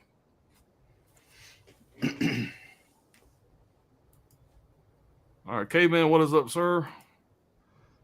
Anybody, my cover podcast. I just watched Tenebrae, crazy ending. I know Dirk's a big fan of that one. Oh yeah, Tenebrae is awesome. Hell yeah, it's a great movie. I love that movie. Hell yeah, good shit. All right, I want to say hey to Mel. Oh shit, my whiskey's kicking in, guys. Sorry. I want to say hey to Mel. JS says almost got blood hook as a blind buy today. I have a hunch it isn't worth a coin though. You're talking about that blood hook with a slit from Vinegar Syndrome. Yeah, that thing's not cheap. It's okay. It's okay. I tried grabbing it a couple times, and it's a little bit too out of my crazy ass price range. My price range goes up there sometimes. Probably not worth what they want for it, but yeah. Mel says the Exorcism of Emily Rose is horrifying. Definitely a must see. Yeah, that's going to be the first one I wrote down. That's going to be one I'm going to have to rewatch. Yeah, it stays with you. Yeah. I love movies like that too, and I've seen it before. It was in theaters last time I seen it. Gives you an idea. It's been a while. Gizmo said, "Can we all have a minute and think of Maria Bella nude?" A moment of silence, guys. The monkey says the last season of the Reps Academy is the last nail in Ellen Elliott's career. Umbrella, okay, Umbrella Academy. Mel says, "What's up, Holland?" Shit. The monkey says, "Hey, the My Killer podcast. I love Saw. I have the first 5 on DVD and the Jigsaw and Spiral on Blu-ray and the 4K of the first." Yeah, I do as well. I didn't need it. I didn't need to buy that set for the movies. I'm definitely buying that set just for the piece. Mm-hmm. But hold on, we got some bots jumping up in here. I mean, we must be making it. All right, how you doing, Monkey? Caveman says, "I'm all about living their own lives." Monkey says, "My Killer podcast. I was the first to comment on your HSUR, but they didn't read it out loud. You were giving me Pretty in Pink vibes." Magic Hands, what do y'all think of Paranormal Activity? First time I seen the first one, me and my son watched it, and we had heard all this shit about it's scary as hell. We're watching it, and we look at each other about halfway through it. I guess he really didn't like Paranormal Activity. Yeah, right to the hell with it. I'm out. We look at halfway through, we look at each other and go, "Okay, when's it gonna get scary?" It didn't really. I like it. I mean, I'm a fan of it, but yeah, it wasn't near as scary as I thought it was gonna be on a first time watch. Yeah, I revisit it. Weirdly enough, I liked them, and they're not. I don't know. They're kind of like they're like a romance novel for me for some reason. Yeah, because they're not really horror, and they're not. I don't know what they are, but they're a movie I can watch again. Yeah, I'm not a big fan of found footage films, but yeah, that's great. Yeah, it's a good way to put it, Dirk. Because I'm not that. It's the genre that I don't really like, but for some reason those I don't mind. I like it a lot better than the Blair Bitch Snot Nose Flashlight, though. Yeah. So. I was about to hunt those kids down myself and kill all of them. Yeah, I'm not a fan. I'm a big fan of the Blair Witch Project. I think it was a groundbreaking, fun theater experience, and I watch it now and still fucking enjoy it. So, yeah, I would say I like the Blair Bitch Project over any Paranormal Activity. You like that better? I'm not a fan of either. I'm not a fan of any kind of spectral ghost type thing. Yeah. If you're gonna go found footage, go Cannibal Holocaust. Can't go wrong. Yeah. Let's just do that. I mean, don't get me there's some found footage. Cloverfield, I thought was actually well done. It's better. Found footage, but for the most part, found footage I can't stand. It's like bringing reality TV into my movies. Yeah, and Cloverfield was so hyped up for it to be good at all is shocking. Yeah. As much as it had. Yeah, I watched it wanting to hate it and ended up not. VHS isn't bad, It's okay. Yeah, it's another good example, yeah. All right. So I can see that my hair was crazy talking to the monkey. Chris says, "Oh shit, I forgot about that Training Day is one of my all-time favorite movies. I can also quote everything they say in the damn movie." Yeah, it's a good one. It's also the unrated version. Bob says American Pie 2 or the Fast and the Furious are probably my number 4 and 5. Yep. Fast and the Furious, the point. It's a remake of Point Break. Remake of Point Break. Yeah, when you think about it, it's the exact same movie. Is it? Well, yeah, kind of. Yeah, I guess it is. I mean, it's the same storyline. Yeah. All right. Bob says, "Has anyone pulled Black Hawk Down yet? My second favorite film of all time." No, nobody's pulled it yet. Damn. All right. Mike Johnson says, "Doc, Nate, or Tony?" He's saying, do you think Nate is going to win tonight, or is Tony going to win tonight? Oh, yeah. Oh, he's talking. Yeah.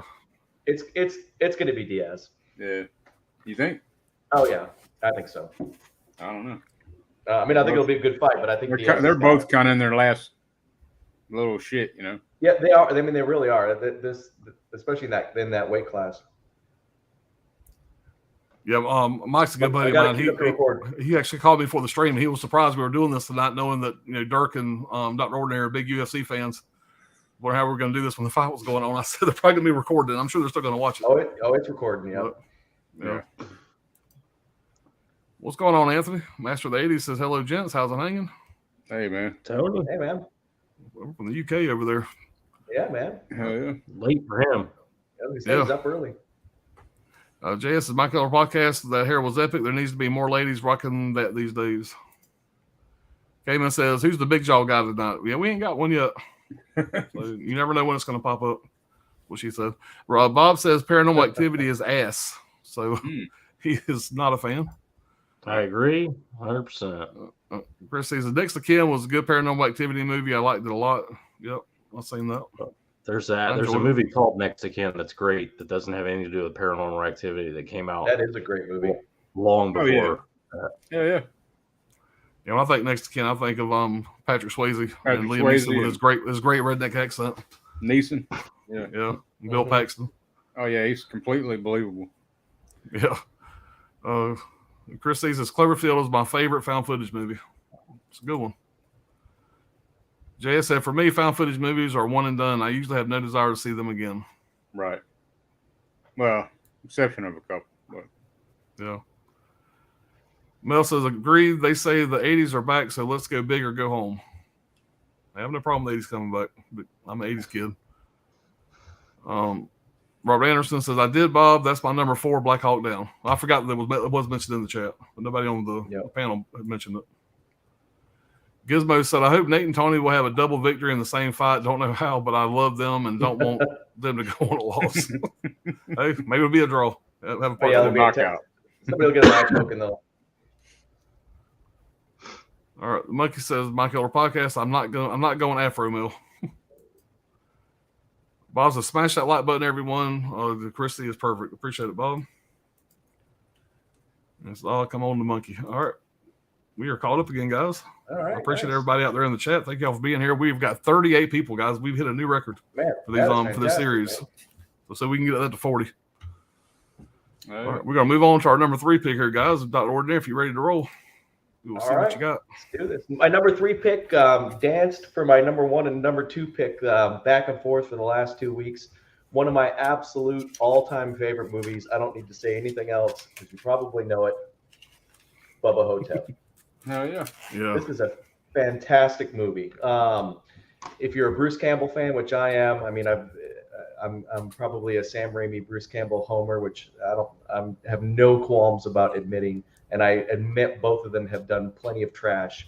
But this movie is fantastic. All I need to say is you've got Bruce Campbell playing Elvis in a retirement home with Ossie Davis, who is a legendary actor, was a legendary actor in his own right, who's playing who he thinks is JFK, which, if you know, Ossie Davis is black. And there's a mummy that's trying to kill both of them. That's all I need to say. The writing in this movie, it's based off of a book by Joe Lansdale, who's one of my favorite authors. He also wrote another book that became a movie that I mentioned, I think, in our first go-around, called Cold in July, which is, again, I'll bring that back up, a great movie if you've never seen it. But the opening dialogue to this movie will tell you everything that you need to know, because you've got Bruce Campbell playing Elvis talking about a bump on his dick. I mean, what else do you need to know other than that? That he's going to name Priscilla. They shot this movie for $500,000. You know, that's like less than probably 1% of a typical Hollywood movie budget. Went on to become a huge cult classic. It's got a lot of nods in it. It's got a lot of nods to, it's Don Coscarelli, so you can't really go wrong with that. But it's never really stated anywhere, but a lot of the shots are very Sam Raimi-ish, and I feel like, you know, that was intentional on Coscarelli's part. But the storyline moves you along. The acting is phenomenal. It's just the right amount of over the top that you would expect to be over the top for Bruce Campbell. Interestingly enough, although this whole movie is about Elvis, there's not one Elvis song. And even when they show old Elvis footage, it's actually not Elvis, because they couldn't afford the rights for it. They apparently, to get the copyright for one Elvis song would have been more than their entire budget for the movie. So they had to work completely around that. It's just a great movie. One of the best parts about this is if you pick this guy up, Bruce Campbell does a commentary in character. So he does the whole commentary as Elvis. And it's fantastic. So if you haven't seen Bubba Hotel, jump on it right away. You will not regret it at all. Hell yeah. That's a fun pick, man. Another one I My have screen not factor seen. release there. You seen that one, Brad? I have not seen that one. Okay. Yeah, it's Check worth that watching, out. man. It's a lot of fun. If you're a Bruce Campbell fan, for sure, man. It's a crazy ass Yeah, movie. I mean, and it's the same kind of campy, like, so the mummy can't talk, so the mummy throws up hieroglyphics, but it's hieroglyphic smack talk. It's like Anubis and a dick, and then like a mouth suck it, like when he's talking to Bruce Campbell. So I mean, it's that kind of humor. Oh yeah. Yeah, that's a hell of a pick, man. Appreciate Yeah. it, man. I was seeing somebody comment in the chat out there asking where that slipcover was for that one. Just, not that I noticed that or anything. Yeah. All right, Dirt, what you got, buddy? All right. Well, this movie is from Dean Koontz's. It's like inspired from Dean Koontz's novel Intensity, and that would be High Tension. Good. There we go. Oh, yeah. Great book and great movie. Yeah, man, it's a trip. It's what do you call it? So Alexander Aja and Gregory Levasseur, I guess that's how you say their names. Great French horror movie. They co-wrote it together. But Dean Koontz said he didn't go after Aja for plagiarism because he didn't want to have anything to do with the movie.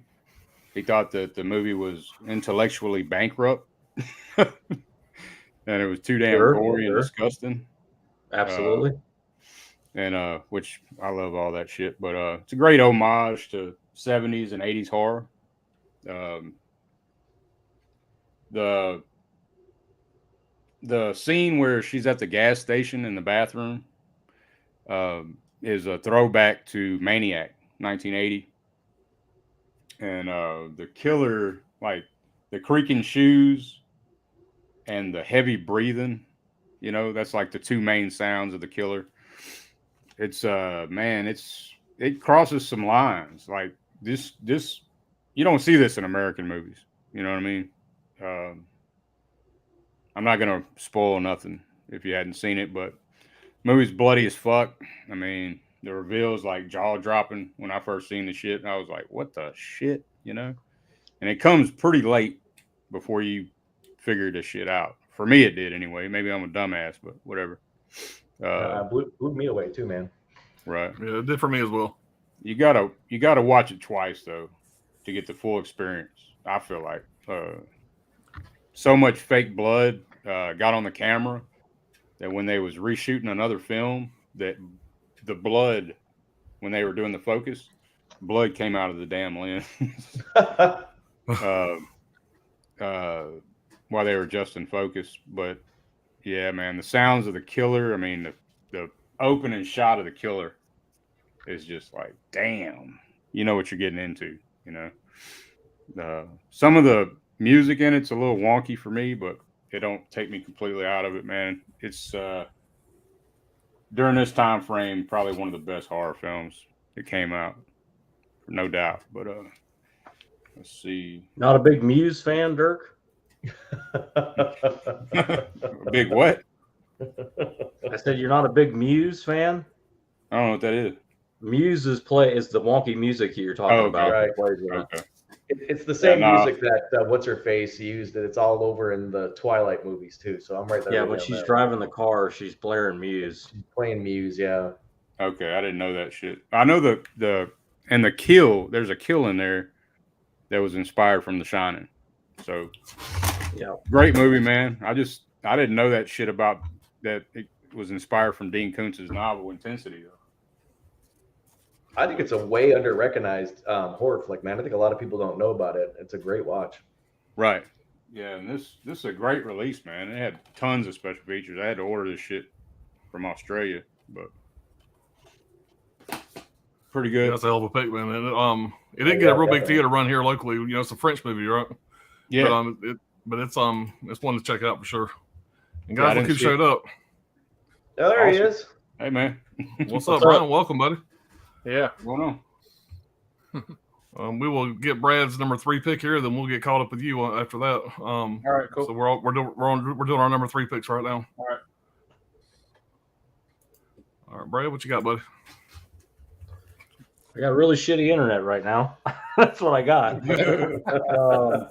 All right, man. We're back in 1999, right? Yeah, right. Dial up right here. Are you on Netscape, Brad? What's going on over there? Yeah. Fucking Elon Musk is full of shit. That's what's up.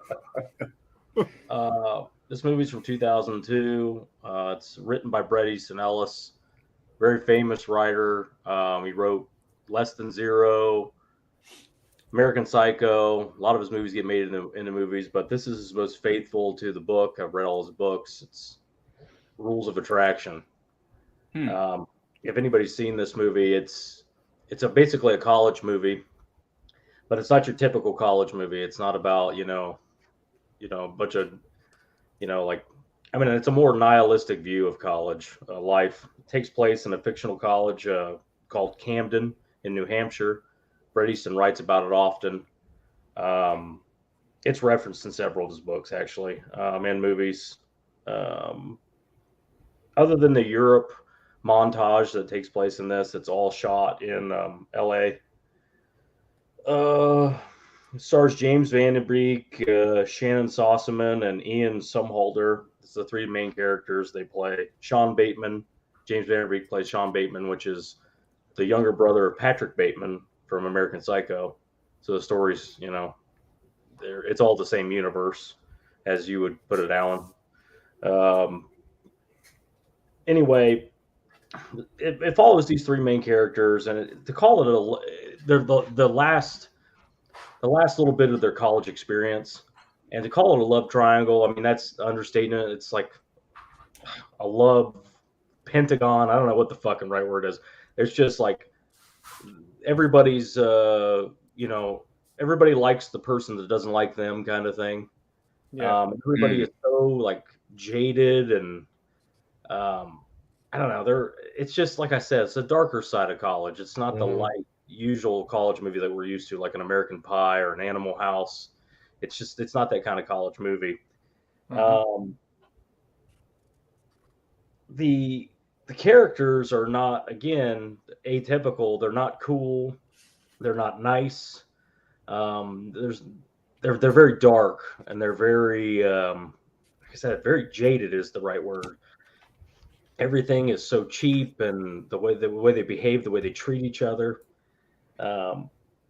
It's just, like I said, it's just one of those things where there's also a sentimental pick, because this was one of the movies that was, on everybody's shelf back at that time. It was a Vanilla Sky, Requiem for a Dream, this, a few other titles. This is one of those titles. And it's a pointless film. There's no resolution. That's the whole point. Everybody's trying to get their shit together, and it just never really happens. And it's like I said, nihilistic. The whole point is nobody ever knows anyone.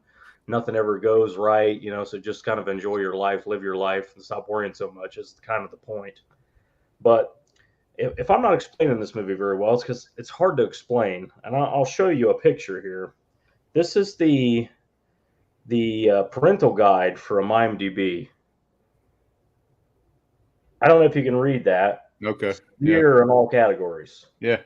So it's if you're into Bret Easton Ellis stuff at all, if you liked American Psycho, the cover don't match that shit, by the way. Yeah, the cover makes it look like a rom-com. The cover, the way it was pitched was not the same way either, and a lot of people came out of that movie, and I was like, "Damn, that shit was dark." Yeah. Dark as fuck. I mean, it's dark. I was like, "What the fuck is Brad holding up right here?" It's not a party. Let's just put it that way. This is not your typical college party. Let's get drunk and let's get laid and hijinks and all that stuff. None of that. The characters, they're not like your typical college characters where it's like, oh, they're too cool for school. They're fucking tool bags, most of them, and it's just kind of obvious. Like they're trying to play acoustic guitar, and it just doesn't. It's more realistic, in my experience with. Oh yeah, with college. this is the more realistic movie than an American Pie 2, where everybody's just having fun and dancing around and happy endings and shit. happy endings. It's not happy for everybody. Right. So I've explained this movie terribly, but go out and watch it. Read the book. This is the most faithful to Bret Easton Ellis's books. Check this one out. Hell yeah. I just didn't expect that type of. When I seen that cover, I was like, "That's not very, a fucking Brad yeah, movie." very bright and just having a good time. We're having a blast here. This looks like Pops beat me to it, and so I'm gonna go and give myself shit, Brad, before he can get to me. But that is a great book, dude. I love that book, man. Yeah, I've read that book a couple times. Oh yeah, all his books are great, and some of the ones that didn't make movies are really good too. You know, I figured Brian would be maybe the only one that actually had seen that on the, the panel. I fucking love that movie. Yeah, I wrote it down. I've never seen it, but so far I got History of Violence to rewatch, Rules of Attraction, and Emily Rose to rewatch. So that's the three I'm going to check out first. Cool. So, well, Brian, welcome to the stream, buddy. Give it a go. Yeah. I'm glad you made it, man. I'm looking forward to see what you got there to get caught up. I've been waiting to see what Brian's got for a while. All right, so I mean, you have got the floor, sir. Cool. What am I going to do? 5, 4, and 3? Yes, sir. Go for it. All right. So number 5 is I had to include my guy here. I have a better edition in one of my boxes in the closet. The DVD edition has like a comic book in there, like this thick and shit. But I got Sin City. Oh yeah, yeah, man. Cool. Great movie. Had to give Rodriguez some notoriety, of course. This has a crazy cast: Mickey Rourke, Bruce Willis, Benicio del Toro, Jessica Alba. Which of the three stories? Which of the three stories is your favorite? Which one? Which of the 3 stories is your favorite?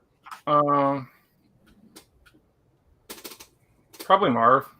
Yeah, definitely. Mine too. But I like the Yellow Bastard a lot too. I think he's pretty nuts. Yeah. I always liked Nick Stahl as a kid. I was The Man Without a Face was one of my favorites in the 90s. I love the way that this is like pretty much. It seemed like I think they shot this in like a garage or something like that with a bunch of green screen going on. Yeah. It's just insane the way they pulled this off. I think it's like the first of its kind to do that. Now they haven't really done that many type of movies like this since. A lot of people give the sequel shit, but I think that one's pretty good too. It's just not as good as this. Yeah. It's kind of like, what is it? 300 and the sequel to 300. Yeah. Exactly. Yeah.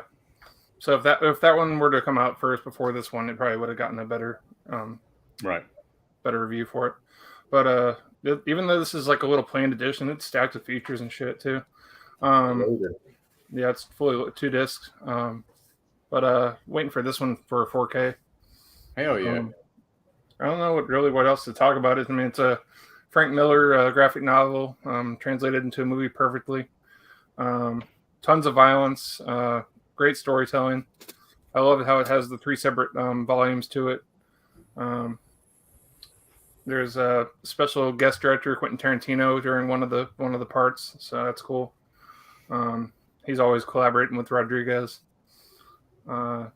Just great all around movie. That's my number 5. Yeah. I can't believe that thing doesn't have a 4K yet. Right? Right. It would look great on 4K too. It would, man. Oh, Those colors and shit with the black and white. Hell yeah.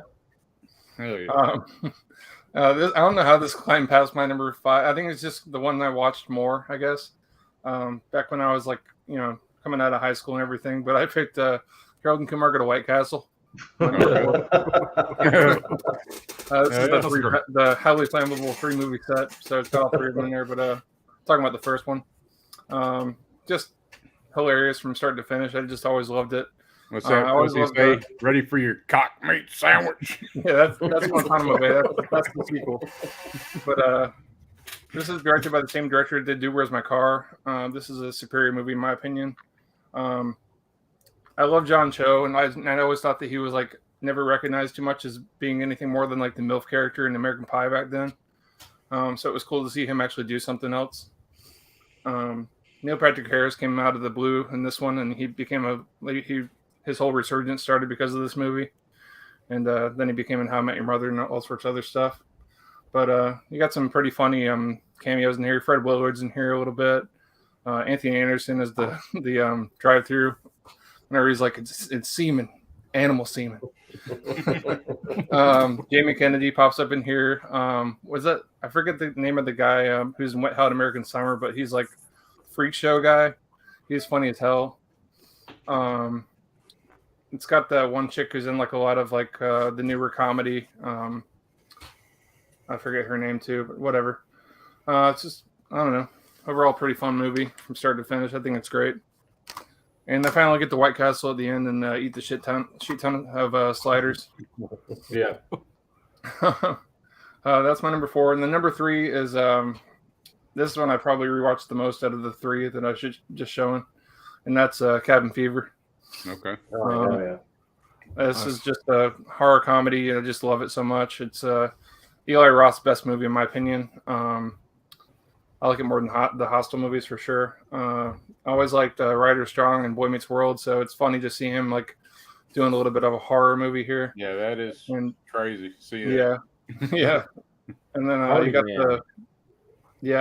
and Jordan Ladd, who was in a bunch of like stuff around then, and what's his name? James DeBello, who's like the stoner character in Detroit Rock City. He's really funny in this. And it's got that guy Joey Kern from like Super Troopers, the beginning of the scene. Mm-hmm. One of those druggies in the car in the beginning of Super Troopers. And then the only other thing that Serena Vincent I think has been in his 9/13 movie is the naked like foreign exchange student girl. But yeah, this movie's just great. It could be a true story too. I mean, they just knocked this guy who's got like this crazy virus into the pond and end up infesting all the waters with this stuff, and anybody that drinks the water has this fever inside of them that just eats them from the inside out. Pretty insane premise, and I don't know. Fun. You gotta movie. love that damn razor scene too, you know. Yeah, the razor. Yeah, too. exactly. Why the hell is she cutting her? Is she shaving her legs at all? Anyways, why does it matter? But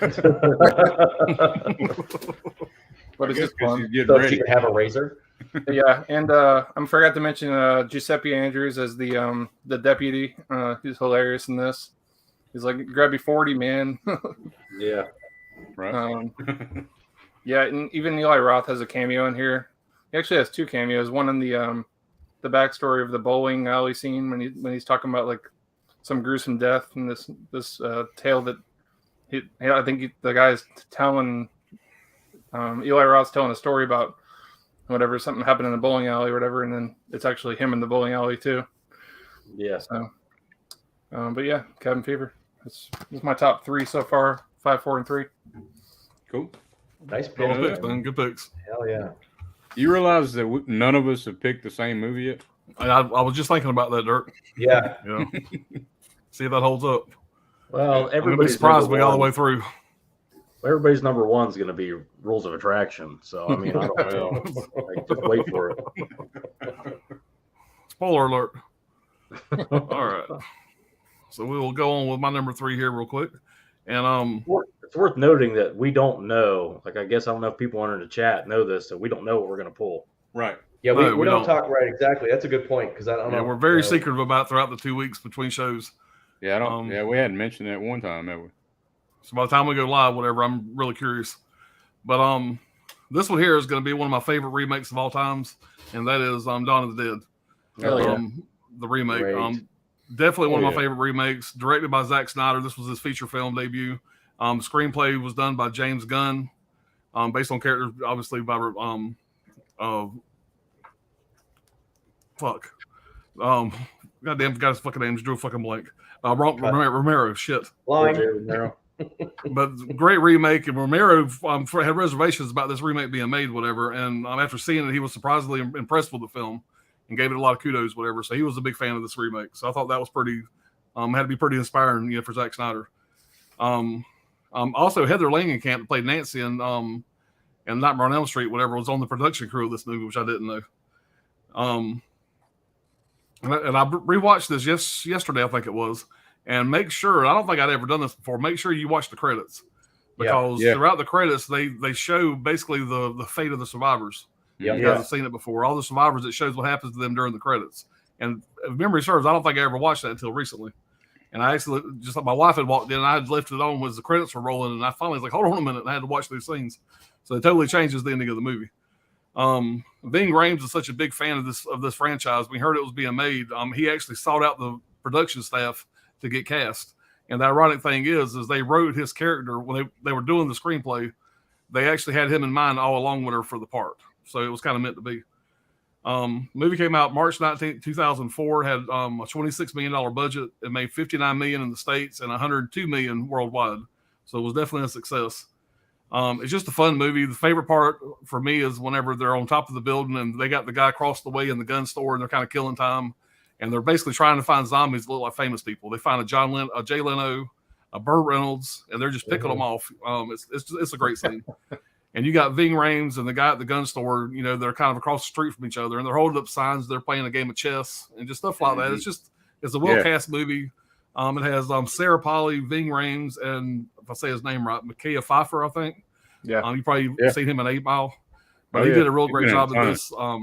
Great special effects. By the time it was said and done, they had done like 3,000 different effects for zombies. So they kind of went all out for the effects, and it really holds up. Really good practical effects in this. The opening scene, when the zombie breakout finally happens, there's one scene when the girl's driving to where she is going towards the mall. There's one scene where you see a helicopter and there's a car that like goes into a gas station. Well, that's kind of an homage from like part of the news line from the original Dawn of the Dead. And the helicopter is the same newscast or news company from the 1978, whatever year it came out. Yeah. There's a lot of nods to this. You have Tom Savini, and I don't remember the actor's name, but the guy that plays the black guy in the original. Ken They Foree. both have small. Yeah, there you go. Also, Ving Rhames' name is Kenneth in this, which is a throwback to him. Mm-hmm. But both of them, and there's one other guy. There's 3 people from the original movie in this playing different roles.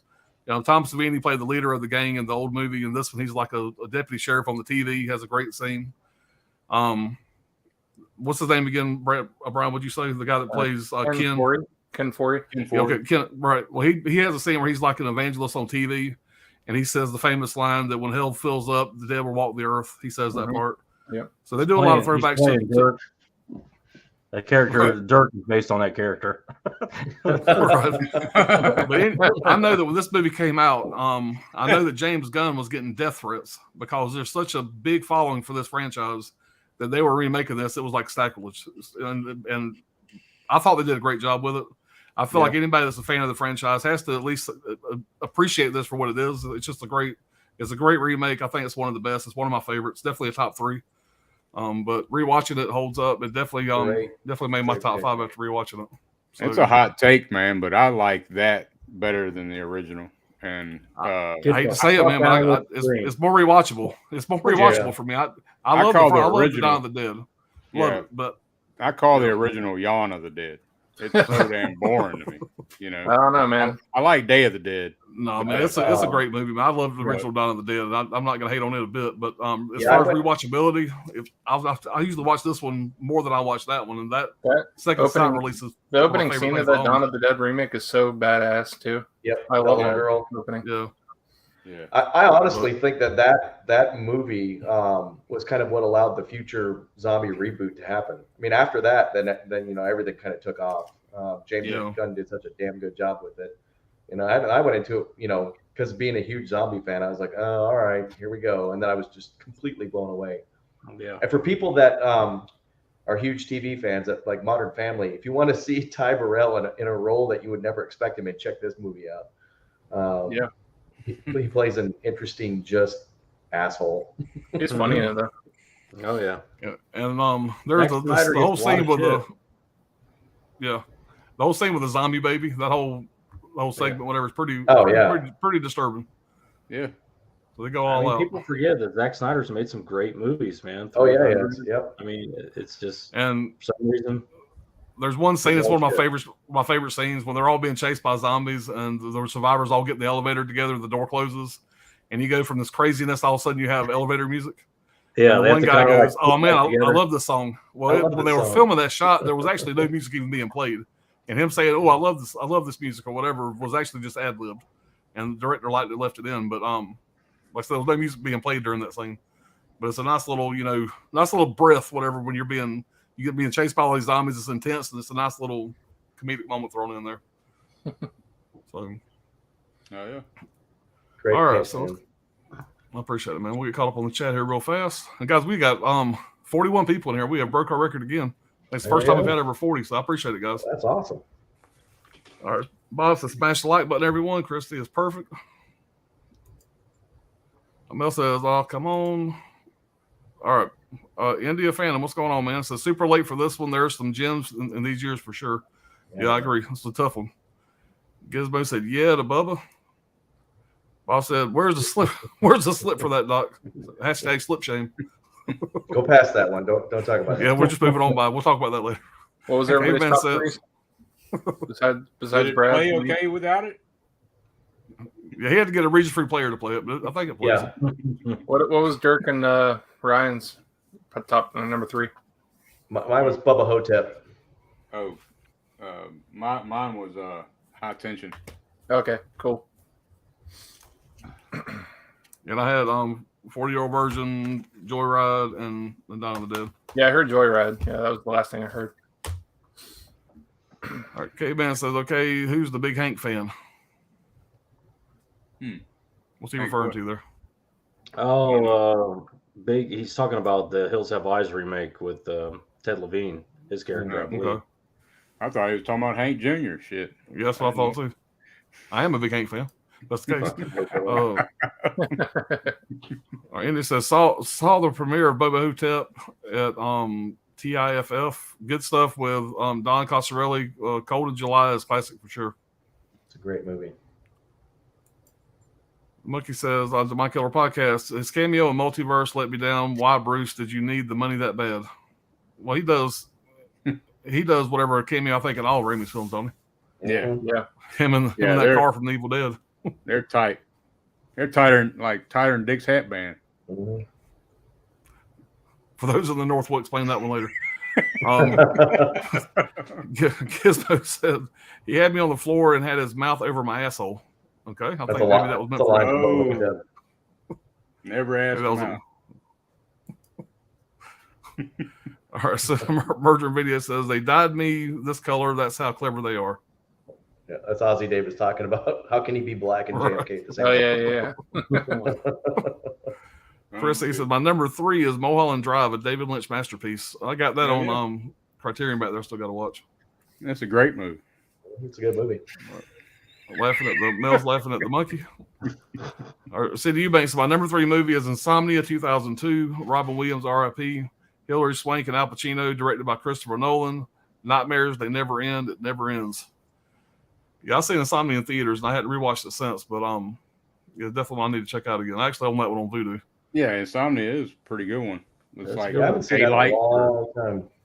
And like daylight for so many days in a row or a month or something. And I think y'all help me with the name up, but I think I got that the original on Criterion during the Criterion sale. What's the name of the original? Is it called Insomnia also? Yeah, I'm not familiar. that's all. Yeah, I think know. I got that one from Criterion. It's in Alaska, right? It takes place in Alaska. Yeah, it takes place in a small town in Alaska. Mm-hmm. Robin Williams did a little string of dark movies during that time. Yeah, he did. Yeah, he was. He was trying to really kind of. He's break going out through of some the shit, obviously. You know. Yeah. Clearly, he's got some darkness in him, or he did Right. before that road got him. Yeah. Mulholland Drive, definitely my top 3 too. Was just watching it again. All right, Gizmo said the opening monologue. I was dreaming my dick was out. It was checking to see if the infected bump on the head of it was filled with pus again. Oh hell. Yeah. Andy Fannin said Intensity was a great TV movie too, the one based directly on the book. Okay, I need to check that shit out for sure. I'm a big Dean Koontz fan, man. He don't get enough love. Yeah, I never saw the TV movie, but I heard it got great reviews. All right, Monkey said my number 3 pick is The Bird because it's a timeless classic that could take place from 2001 to 2005 when no one would complain. Yeah, that don't count. Yeah, don't count. So High Tension is great. He did a great remake of The Hills Have Eyes right after. In fact, one of the few remakes that is better than the original. Yeah. Totally agree. Yep. Okay, so who's going to be our Ava Vigoda? Fish from Barney Melon. Chrissy, I'm have to check that movie out, Dirk. You seem to like the same stuff I do. Yeah, Chris, check out High Just Tension. get into David Lynch, dude. High Tension. High Tension is a good watch, man. It's a lot of fun. Cronenberg, you'll be right there. Oh yeah. All right, Hollow Notes. And what's up to Brian? In peace. Send a murder video. Gianetto De Rossi did the effects. He worked with Fulci. Okay. Awesome. Receives, yo, Brian, glad you can make it. Yep. Yeah, I was gonna be here all along.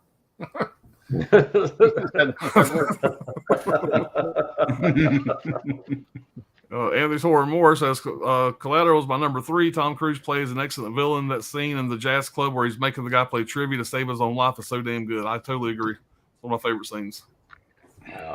I like the club scene where he goes to the rave type club where all the Asians are hanging out, and he just rips ass all through that whole place. This is great. And then he just rolls out when he's done. When he's done working, he just slowly walks out. It's like John Wick before John Wick. Yeah. That's a great Tom Cruise role. Yeah. Cindy Eubanks, Dirk, nice T-shirt. One of the greatest metal bands of all time, or Iron Maiden. Right. Hell yeah, man. Amen. That's my favorite band of all time. So, hell yeah. Gizmo, Rules of Attraction is a mind fuck. I remember first time I saw it, and I felt really shocked when the twist comes.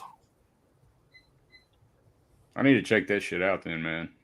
Because that cover was deceiving as hell. I mean, I'm not sure everybody's going to like it, but if you were at that age, at that time, like Brian would probably back me up on this. It was one of those movies that hit right at the right time, and it holds up really well, in my opinion. But, and it's the weirdest thing on the Blu-ray or the DVD and the Blu-ray. I think it's on the Blu-ray too. But the commentary on there is done by fucking Carrot Top. Carrot Top, the weirdest thing ever. Oh, really? Carrot Top. I don't know about the commentary, right? He's never seen the movie before. He doesn't know anything about the movie.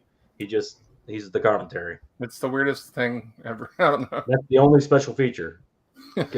Commentary done by Carrot Top. Oh, that's weird. And I've listened to it, man, and he's just like, Eric Stoltz, that's my brother. The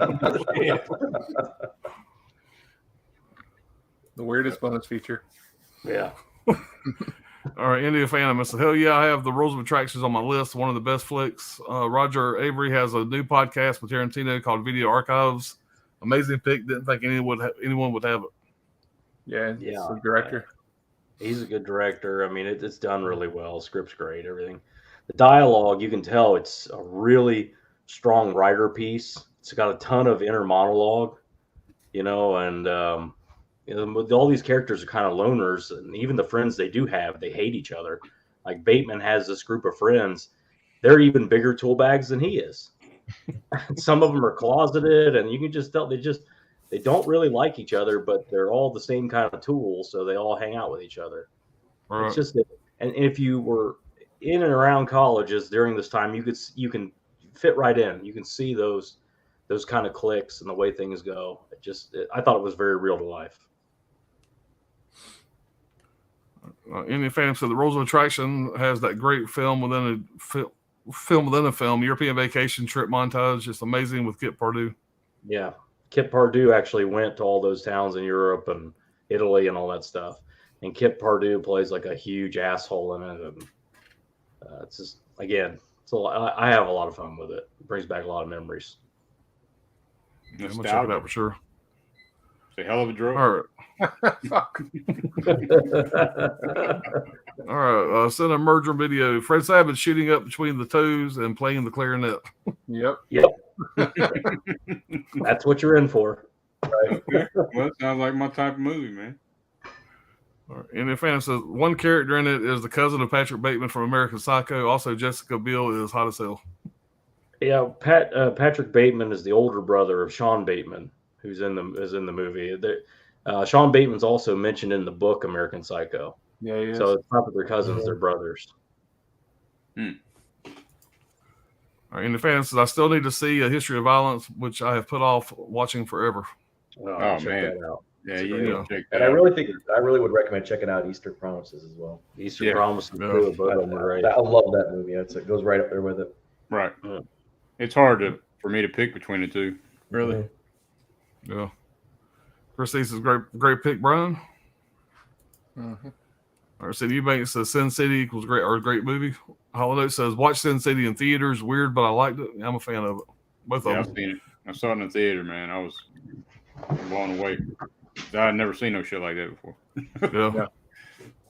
All right, Andy Phantom says, much love for the other Jessica Alba, great in Sin City, and she was in the first Blu-ray I ever bought, Into the Blue, which if you want to see a great underwater footage is good too. A great underwater footage of her tushy.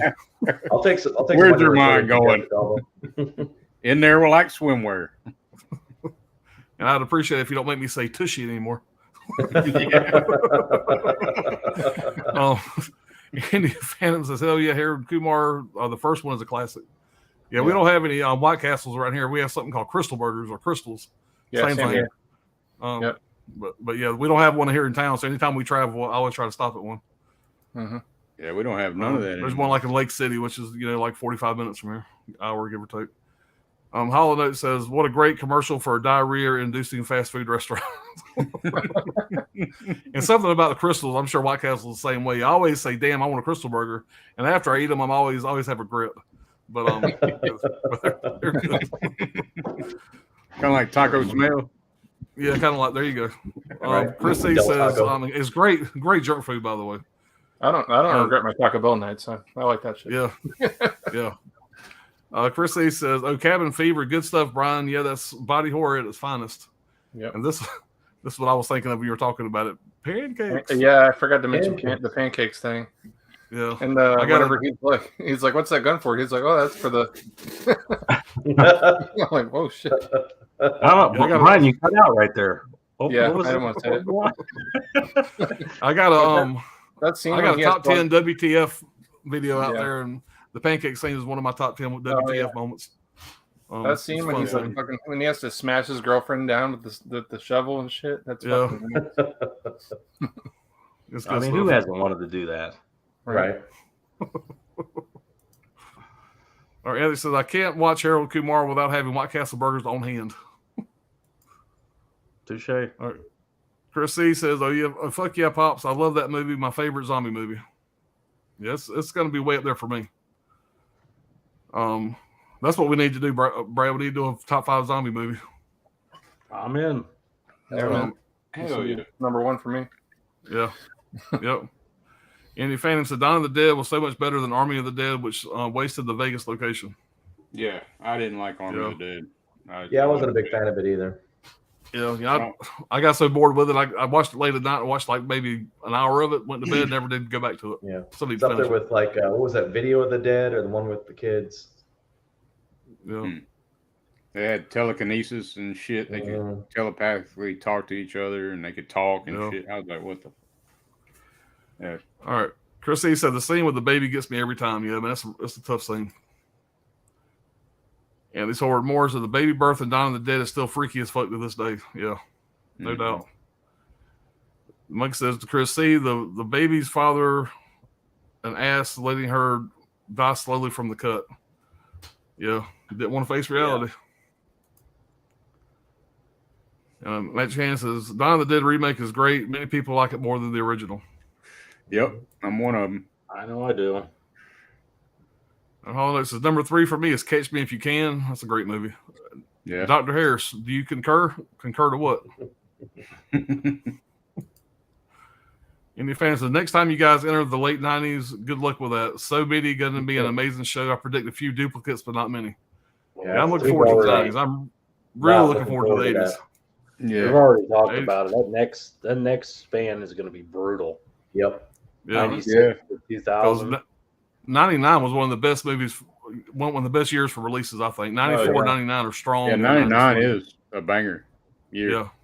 A lot of good ones. 2000 too, man. I'm glad 2000 in this band. Yeah. There's one out of 2000, I know for sure.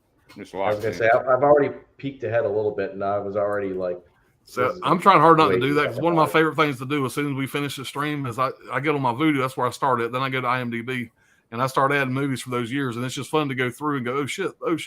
And usually I get one or two that ain't moving, you know. He gets one of those like clickers from the like a nightclub. Next. Yeah. We're at full capacity. Right. Yeah. I'm sorry, you're not on the list. All right. Nightmare 5 or Friday 5, I'm curious.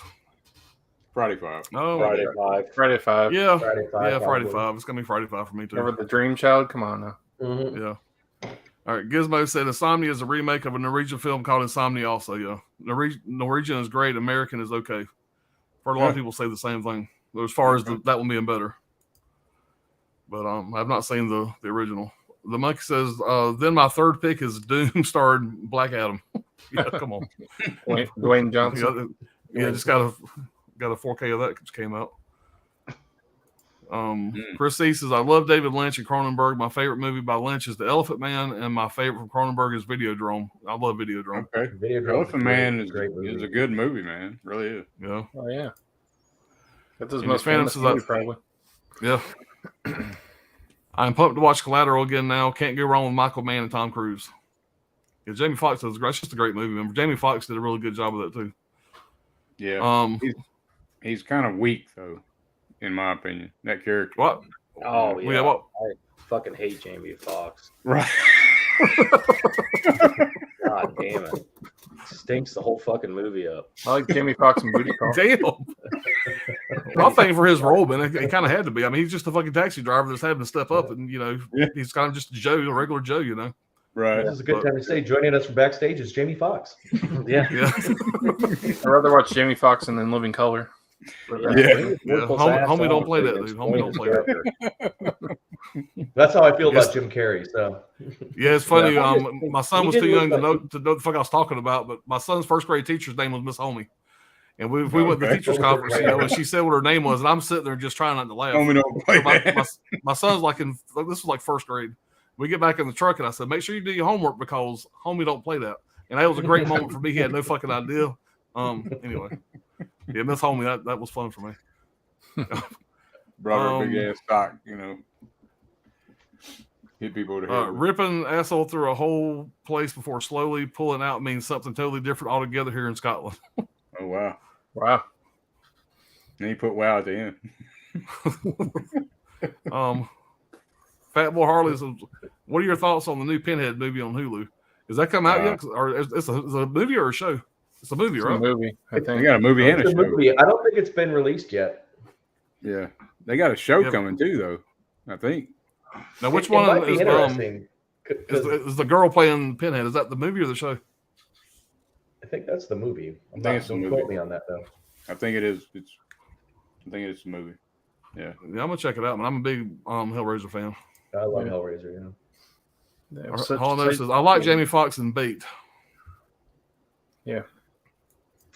I'm trying to picture that bait. I can't think of it. It's right after Master.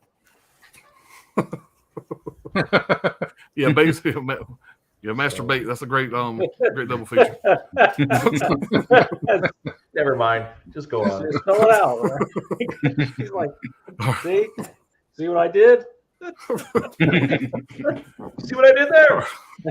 Oh! Hey, Toad. Mic drop. Little Sopranos action there. Magic Hand says, let's not forget about Jamie Foxx playing Ray. Yeah, he did a great job in that role, man. The Monkey says, Doom came out in October 21st, 2005, so I'm in the right year, Pops. Yeah, you are, but that movie's not one of them. If it makes the top 5, I'm going to be surprised. Old School Pete says, sorry. The Monkey says, Old School Pete, we are related. All right. We're all related spiritually. Yes, why not? 4K Lowdown, what's going on, man? What's up, guys? Okay. And that takes us, we are caught up with the chat, and we can move on to our number 2, guys. We were getting right along here. Number 2. And Ryan, you are up, buddy. All right, man. Number 2. This was another one that moved up and down the list between 1, 2, and 3 spot. It's another one of my all-time favorites. It's in the same genre. Like I said, I feel like this time was all psychological thrillers. But this one I feel like was way underrated, way underappreciated, and it's a great horror slasher film called Frailty. Hell yeah. Nice. Hell yeah, Bill Paxton, Matthew McConaughey. This is Bill Paxton's directorial debut movie. This movie was made on a very low budget. It's got Powers Booth in it. Bill Paxton pulled a lot of these guys in. He and Powers Booth, of course, were in Tombstone together. Bill Paxton felt like he was one of the greatest actors he'd ever seen, so he wanted in it. He had worked with Matthew McConaughey on other movies, and they ended up doing U-571 together.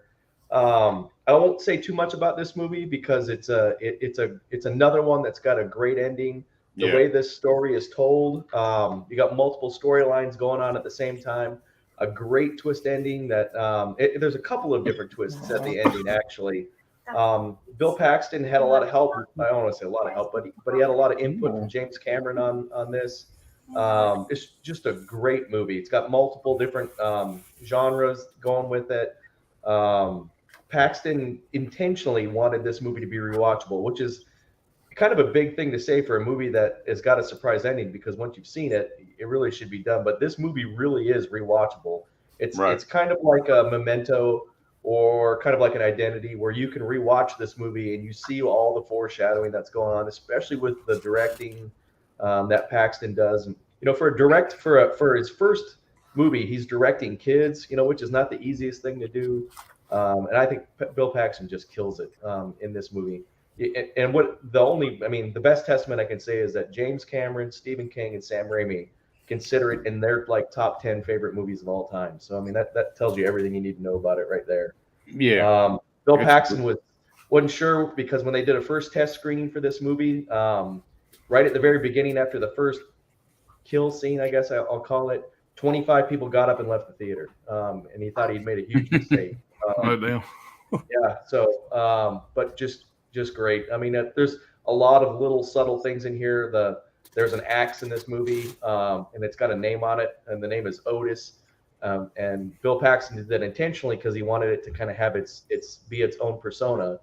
But when he was out looking for locations to film this, apparently the story goes he ran across a homeless guy that he wanted to give some money to, and he didn't want to take any money from Bill Paxton. So Bill Paxton said, "Well, let me at least do something for you." So that was the dude's name. He put the dude's name in the movie. So we lost him and Powers Booth, both great losses, I think, to the acting world. So just, if you've never seen this movie, you like psychological thriller slasher movies, if you like movies where you're going to have a surprise ending, especially where if you think you really got it figured out, check this movie out.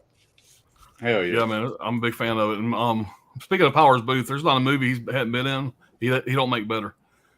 He's one of the best supporting actors, and he's just one of the best that's ever was, in my opinion. And he's just a talent. I hated to lose him. Crazy good. Yeah, way underrated actor. That's a damn good movie, man. Yeah, if you guys haven't seen Frailty, man, check that out, man. That is a great watch. Yeah. And I don't want to say it's underrated, but it kind of sort of is. You don't hear a lot of people talk about it. Yeah, it really doesn't. It kind of flew under the radar, and I don't know. I think I would agree. I think it is way underrated. You're right about the two twists too, because I love when they find they get directed towards the tools. Right. And they bring those home like, this is what we're going to use to deal with these problems. Right. It's like a fucking pipe and some gloves and an axe. Right. A pipe. Right. And you're like, what the fuck, And the way the one kid gets all into it, and the brother's like, what the hell? Yeah. Yeah.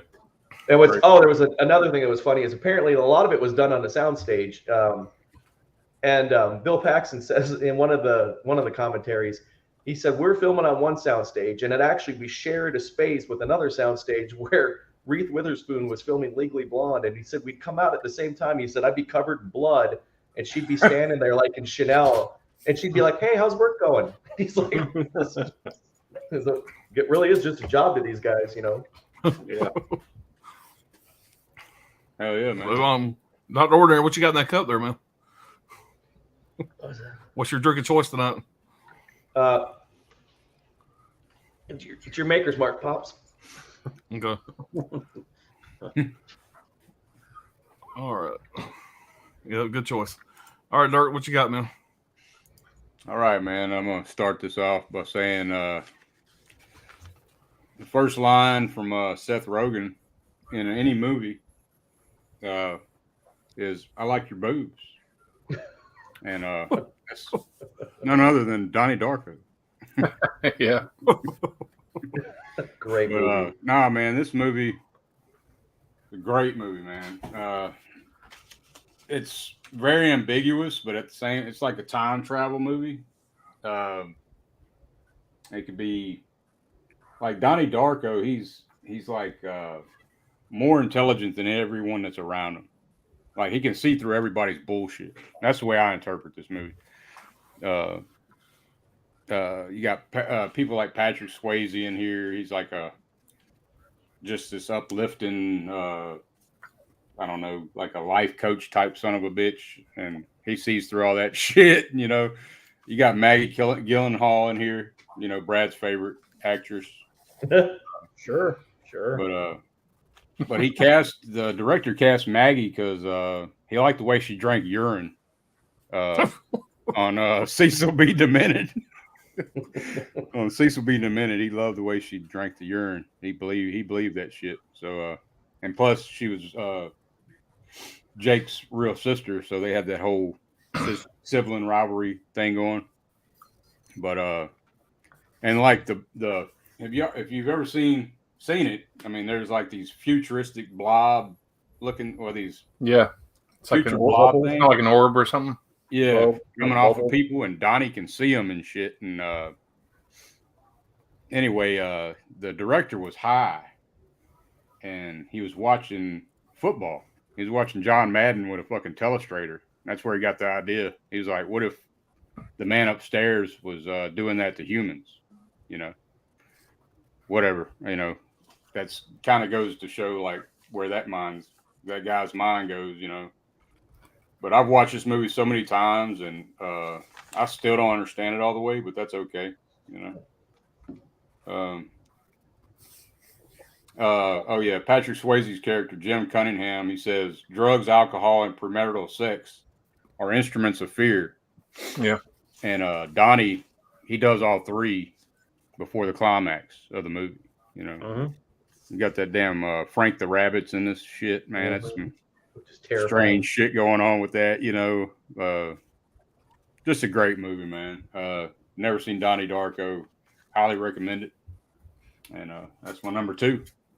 I probably watched that a half a dozen times, and every time I watch it, there's something new I didn't pick up the first time. Yeah. Yeah, man. It's one of those movies you're like, shit, I totally missed that.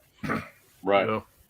Yeah, and the soundtrack, man, is the nostalgia, I know, for the 80s. Fear for Fear, you know, and right. It's a prototypical Dirk movie.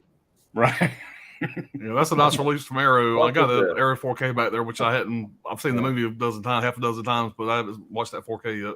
And I strongly recommend the theatrical over the director's. Oh yeah. I don't care for the director's. I don't like the director's cut either. Yeah. All right, Brad, you're up, buddy. You need to. I heard you had mail.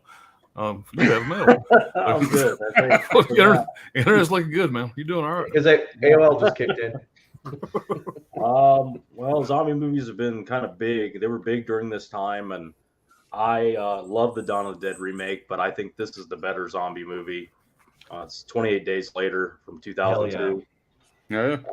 Directed by Danny Boyle. He did Train Spotting and Sunshine, and it's a British movie. This Blu-ray looks like hammered dog shit. But that's okay. It's fucking terrible, but again, it still doesn't ruin the movie. That's how good I think it is. Right. I don't know what the hell they're doing over in the UK. They're eating their fucking lunch over the print. I don't know what's happening, but they always suck when they come over. But anyway, the movie follows Jim, a bike messenger, played by Cillian Murphy. He went on to do a lot of stuff. And he was involved in an accident before a zombie outbreak. He wakes up in a hospital naked, doesn't know what the fuck's going on. Everybody's gone. He can't find anybody. He's wandering around London, and it's totally empty. Before that, obviously, there's a opening scene, which is my favorite part of the whole movie. There's a militant arm of PETA that goes to this lab where they're experimenting on chimpanzees. And I say militant arm of PETA because it's just funny to me to say that. They're a bunch of floppy bag fucking weirdos. And they're going to go strong arm in fucking this military facility with chimpanzees in it. And it's just the whole time the nerd there is telling them, don't open the cages. They're infected with rage, and they'll rip everybody apart in here. One bite, one piece of saliva, and they're like, "You just want to keep these animals locked up," and they're just a bunch of do-gooder sons of bitches. And they open the cage, and they immediately regret that decision. That chimpanzee just starts ripping ass, tearing people apart, and they immediately turn on the chimpanzee. These PETA fucks start beating the shit out of the chimpanzee. It's just I don't remember that shit at all. Damn. One of my favorite that's a great ever movies. And they all get infected, and obviously they bring down London. Yeah. This is the first of the quote-unquote rage zombies as far as I'm concerned. These are the exact opposite of the prototypical zombie. Right. They are very fast. They are very alert. And also the transformation takes seconds, not hours, not days. Any blood gets on you, gets in you, you get bitten. Seconds later, you start to turn. Yeah. And you've only got a few seconds to decide. So everything, it really ratchets up the tension and gives a lot more jeopardy and peril. Along the way, he meets a female character, Naomi Harris as Selena. And then they meet another character named Brendan Gleeson as Frank and his daughter. And they try to make their way to hear this radio message that says the answer to infection is here. And they give coordinates and they try to get there. And that's basically the movie, your typical zombie, chase type thing. And then, of course, what always happens in the zombie movie, the people turn out to be worse than the zombies. So you get all that. The score is done by John Murphy, who scored a million great movies. Last House on the Left remake, Snatch, Miami Vice. He's kind of known for tremendous scores. He's a great composer. And that really carries the movie. It's a really important part of the movie, how strong the score is. But I've been watching this movie for 20 years now, and it hasn't softened for me at all. There's a great scene where the first place he goes for help is a church, a giant Catholic church, and it's filled with bodies. And then he starts yelling around, and out comes the priest, and he's obviously all fucked up. The imagery of it is so dark, and I've always liked it. I've always liked the look of this movie being so grimy and grim. I mean, it is London, for God's sakes, but in London, you're not allowed to shoot movies at night, so they had to make it look like night by fucking with the print. It didn't work very well, but there's just not a lot to say about this movie. Like I said, I prefer a rage zombie over a regular slow zombie. I love the 28 days. Obviously, it's called 28 Days Later for numerous reasons. But he wakes up in the hospital 28 days after patient zero. So that's part of it, and all that. So if you haven't seen this movie, I don't know that it's underrated. I'm sure a lot of people have seen it, but it's just always been my favorite zombie movie. And I hope we get a 4K and they get some kind of decent restoration. But other than that, check this one out. It's definitely in my top zombie movies of all time. And Yeah, I think, and I agree with you, like that. Those zombies to me, I think they opened the way for like the World War Z zombies. Well, Dawn of the Dead, they got the inspiration from the running zombies from that movie. Yeah. Thing I left out of my review, whatever. But that 28 Days Later was responsible for the fast zombies in Dawn of the Dead. Yeah. A lot of people get in that argument. They get in that argument like, well, they're not zombies, they're infected. Well, I get it, Professor. I get it. They're infected. They're not. They're eating people. Right. That you're running from the running zombies are a lot more scary than the slow walking zombies. Yeah. But it's the same argument for why people hate on the Crazies, which I think is fantastic. Yeah. Well, it's not a zombie movie. Fine, it's like not the a original. movie. Yeah. The remake with I've only seen the remake. I still haven't seen the original yet, but I gotta like get on the that. original better, but Yeah. I like that part in 20 Days Later when Brendan Gleeson gets the drop of blood in his eye. Yep. That's insane. That's a great scene. That's another zombie movie too, where they really do a great job of like selling you on these characters. I mean, you like the characters, you which do. is You really in a do. zombie movie. And unlike any other horror genre, zombie movie, you have to like the characters, and you like all these characters. You understand them. I really like that. And when in just a shorter period of time, you get it. They go visit Jim's parents. He wants to make sure they're okay, and that whole sequence. And in a second, the Selena character is just ruthless. Right. She senses that there's a problem at all. You're in a lot of trouble. Yeah. And the minute they meet Frank and Hannah, you like instantly fall in love with them. Yeah, you're like, It's these are great characters, and so, they start to have fun. You know, things starting to lighten up a little right, bit, they're and shopping. then it goes into that third act where it completely changes again. You think everything's okay, and I don't know. I've just always liked it. I just think it's But that great. And whole again, I can't say enough about the score. The score is killer. that whole scene where they're in the tunnel with the flat tire, I was like, shit, Yes. this is fantastic The tension. fucking rats. The rats come out of nowhere, and they're like, "What the fuck? What's all these rats doing here?" And like, well, they're running from something. Right. Yeah. That's a great pick. That's great, man. All right, Brian. What you got, buddy? All right, number 2 for me is the first duplicate, and that's going to be the Rules of Attraction. Oh, damn. Oh, there you go. Yeah. Fucking loser. Fucking loser. He did that intentionally, dick. No, this used to be my number 1 favorite movie of all time back when I was in high school, like when I first saw this movie. I mean, that changed over time. Breakfast Club still reigns supreme now over this, but this is probably number 2 of all time for me. It's kind of hard. I mean, I guess I should have put it number 1 for this, but for this top 5 stream, but whatever. I put them in order of rewatchability, really. But yeah, this movie is just awesome. I don't know what to say else besides what Brad said earlier about it. There's a whole like 15-minute opening scene where pretty much everything goes in reverse. Mm-hmm. And it's a great, the direction of this is just awesome. Like the whole way it's directed, I love it.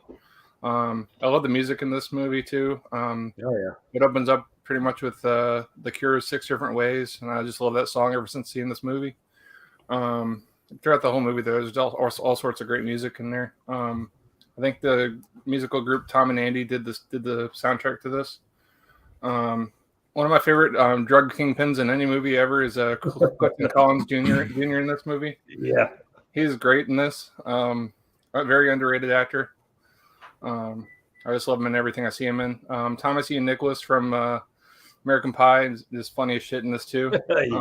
He's great with his yellow fucking little toy car. Yeah, he's just trying to get cocaine for his girlfriend or whatever. He ends up going on this whole trip with James Van Der Beek's character Patrick or Sean Bateman. But yeah, I've always liked James Van Der Beek ever since Dawson's Creek days. But in this movie, he really shines as like my favorite performance from him. Just his whole like deadness to his character is just great. How he just doesn't give a fuck about anything or anybody. Yeah. I don't know if they put contacts on him, but his eyes are so fucking dark. Yeah, you know, like they looks like he's just like possessed almost. He does. He has the shark eyes. Yeah, he does. He had dead shark eyes. He just doesn't care. Like all these women are hitting on him, he just doesn't give a fuck.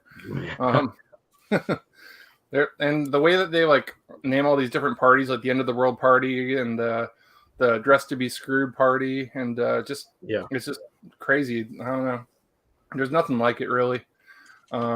The monologue stuff is great. The stuff that you hear, like it's basically just like a whole novel being played out in the movie. Yeah, I've always loved it, and it's very dark, very disturbing. There's one really disturbing suicide scene in this movie that the unrated version on this Blu-ray actually shows a lot more detail than the DVD ever did. What's the song that's playing during that suicide? I can't remember what it is, but it's very on the nose. I can't remember what it is either. Yeah. I can't live if living's without you. Yeah. Living is without you. Yeah. Just an overall great movie, man. I just love it. Yeah. Y'all got me sold, man. I gotta check it out. I'm gonna have to check it out. It's This like is a another $5 one or of those $6 ones. Blu-ray. It's really cheap. This is another one. I'll get a message from Alan going, "Why the fuck did you recommend that movie?" I'm like, I didn't recommend it. I said it's not for everybody. You fucking talked about it on the stream. That's a recommendation. You rich motherfucker. I didn't say you had to watch it, bitch. Yeah, no, I think I like it. It's like it's up my alley. But yeah, you will be getting a text if I don't like it for sure. So that's part of the fun. Let you know. All right, Red guys, Net, we're gonna every go on. category on IMDb. How to be a winner. Yeah. All right, we're gonna go on my number 2 here, guys. Great theater experience. First time I've seen this. Absolutely adore this movie. It's one of my favorites of all times. That's gonna be Signs by M. Night Shyamalan, whatever his name is. Hell yeah. Come on, ding dong. I mean, Mel Gibson, Joaquin Phoenix, absolutely kill it in this movie. I'm just a huge fan of this. I could go back and rewatch this anytime, and I'm enthralled every single time. There's so many great scenes in this movie that just hold up for me. It's just a fun movie. It's a little off kilter a little bit. I understand why some people may not put this in their top 5, but it's definitely in my top 5. I have a very big soft spot for this movie. Again, I always talk about going to movies with my son whenever these were great times. Him growing up, I took him to see this when he was way too young.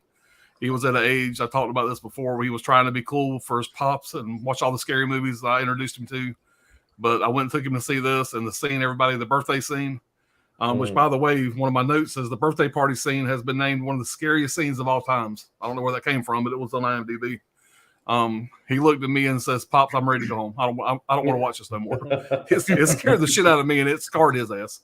But it is a great scene. Joaquin Phoenix, everybody knows that watch my channel. I absolutely fucking love Joaquin Phoenix. I think he is just one of the greatest talents we got right now. Anyway, Mel Gibson knocks it out of the park. He's an ex-reverend. His brother lives with him. He lost his wife to a terrible accident. He's got 2 kids. And I don't know. I'm literally, this is no bullshit. I'm getting fucking chill bumps just talking about it. That's how much I like it. There's so many good fucking scenes in this movie that just like the dinner scene. The dinner scene where they're all sitting around and Mel Gibson's trying to make everything as normal as he can for the kids, and Mel Gibson being the ex-reverend, he lost his faith. I just think he does such a great job of that scene. It's just a very powerful scene. The scene down in the basement, his son's got asthma, and they're trapped down in the basement. They can hear the aliens moving around. They can't find his asthma medication. There's so many things like that that just hold up. It's got a lot of comedy elements to it as well. There's a lot of foreshadowing. If you guys have seen it, the girl's always saying there's something wrong with the water and this kind of stuff. You guys got to watch the movie. Don't want to spoil it if you hadn't seen it. There's the shots in the cornfield where they actually did the signs in the corn. All that was actually done. None of that was special effects. They actually used some kind of tool to make those. And all the actors say that when you were walking through those spots in the cornfield, that it was very I can't remember the term they used, but it really fucked with them. It was very, very realistic when you stood there, just kind of was in that scene. He said just being surrounded with the corn, it was very creepy. But it was starred, like I said, by M. Night Shyamalan. I can't ever say his fucking name. Stars Mel Gibson, Joaquin Phoenix, and Rory Culkin, which is Macaulay Culkin's little brother. He does a great job in this. A widowed former, I already pretty much said what it's about, but a widowed former reverend living with his children and brother on a Pennsylvania farm finds mysterious crop circles in their fields, which suggests something more frightening to come.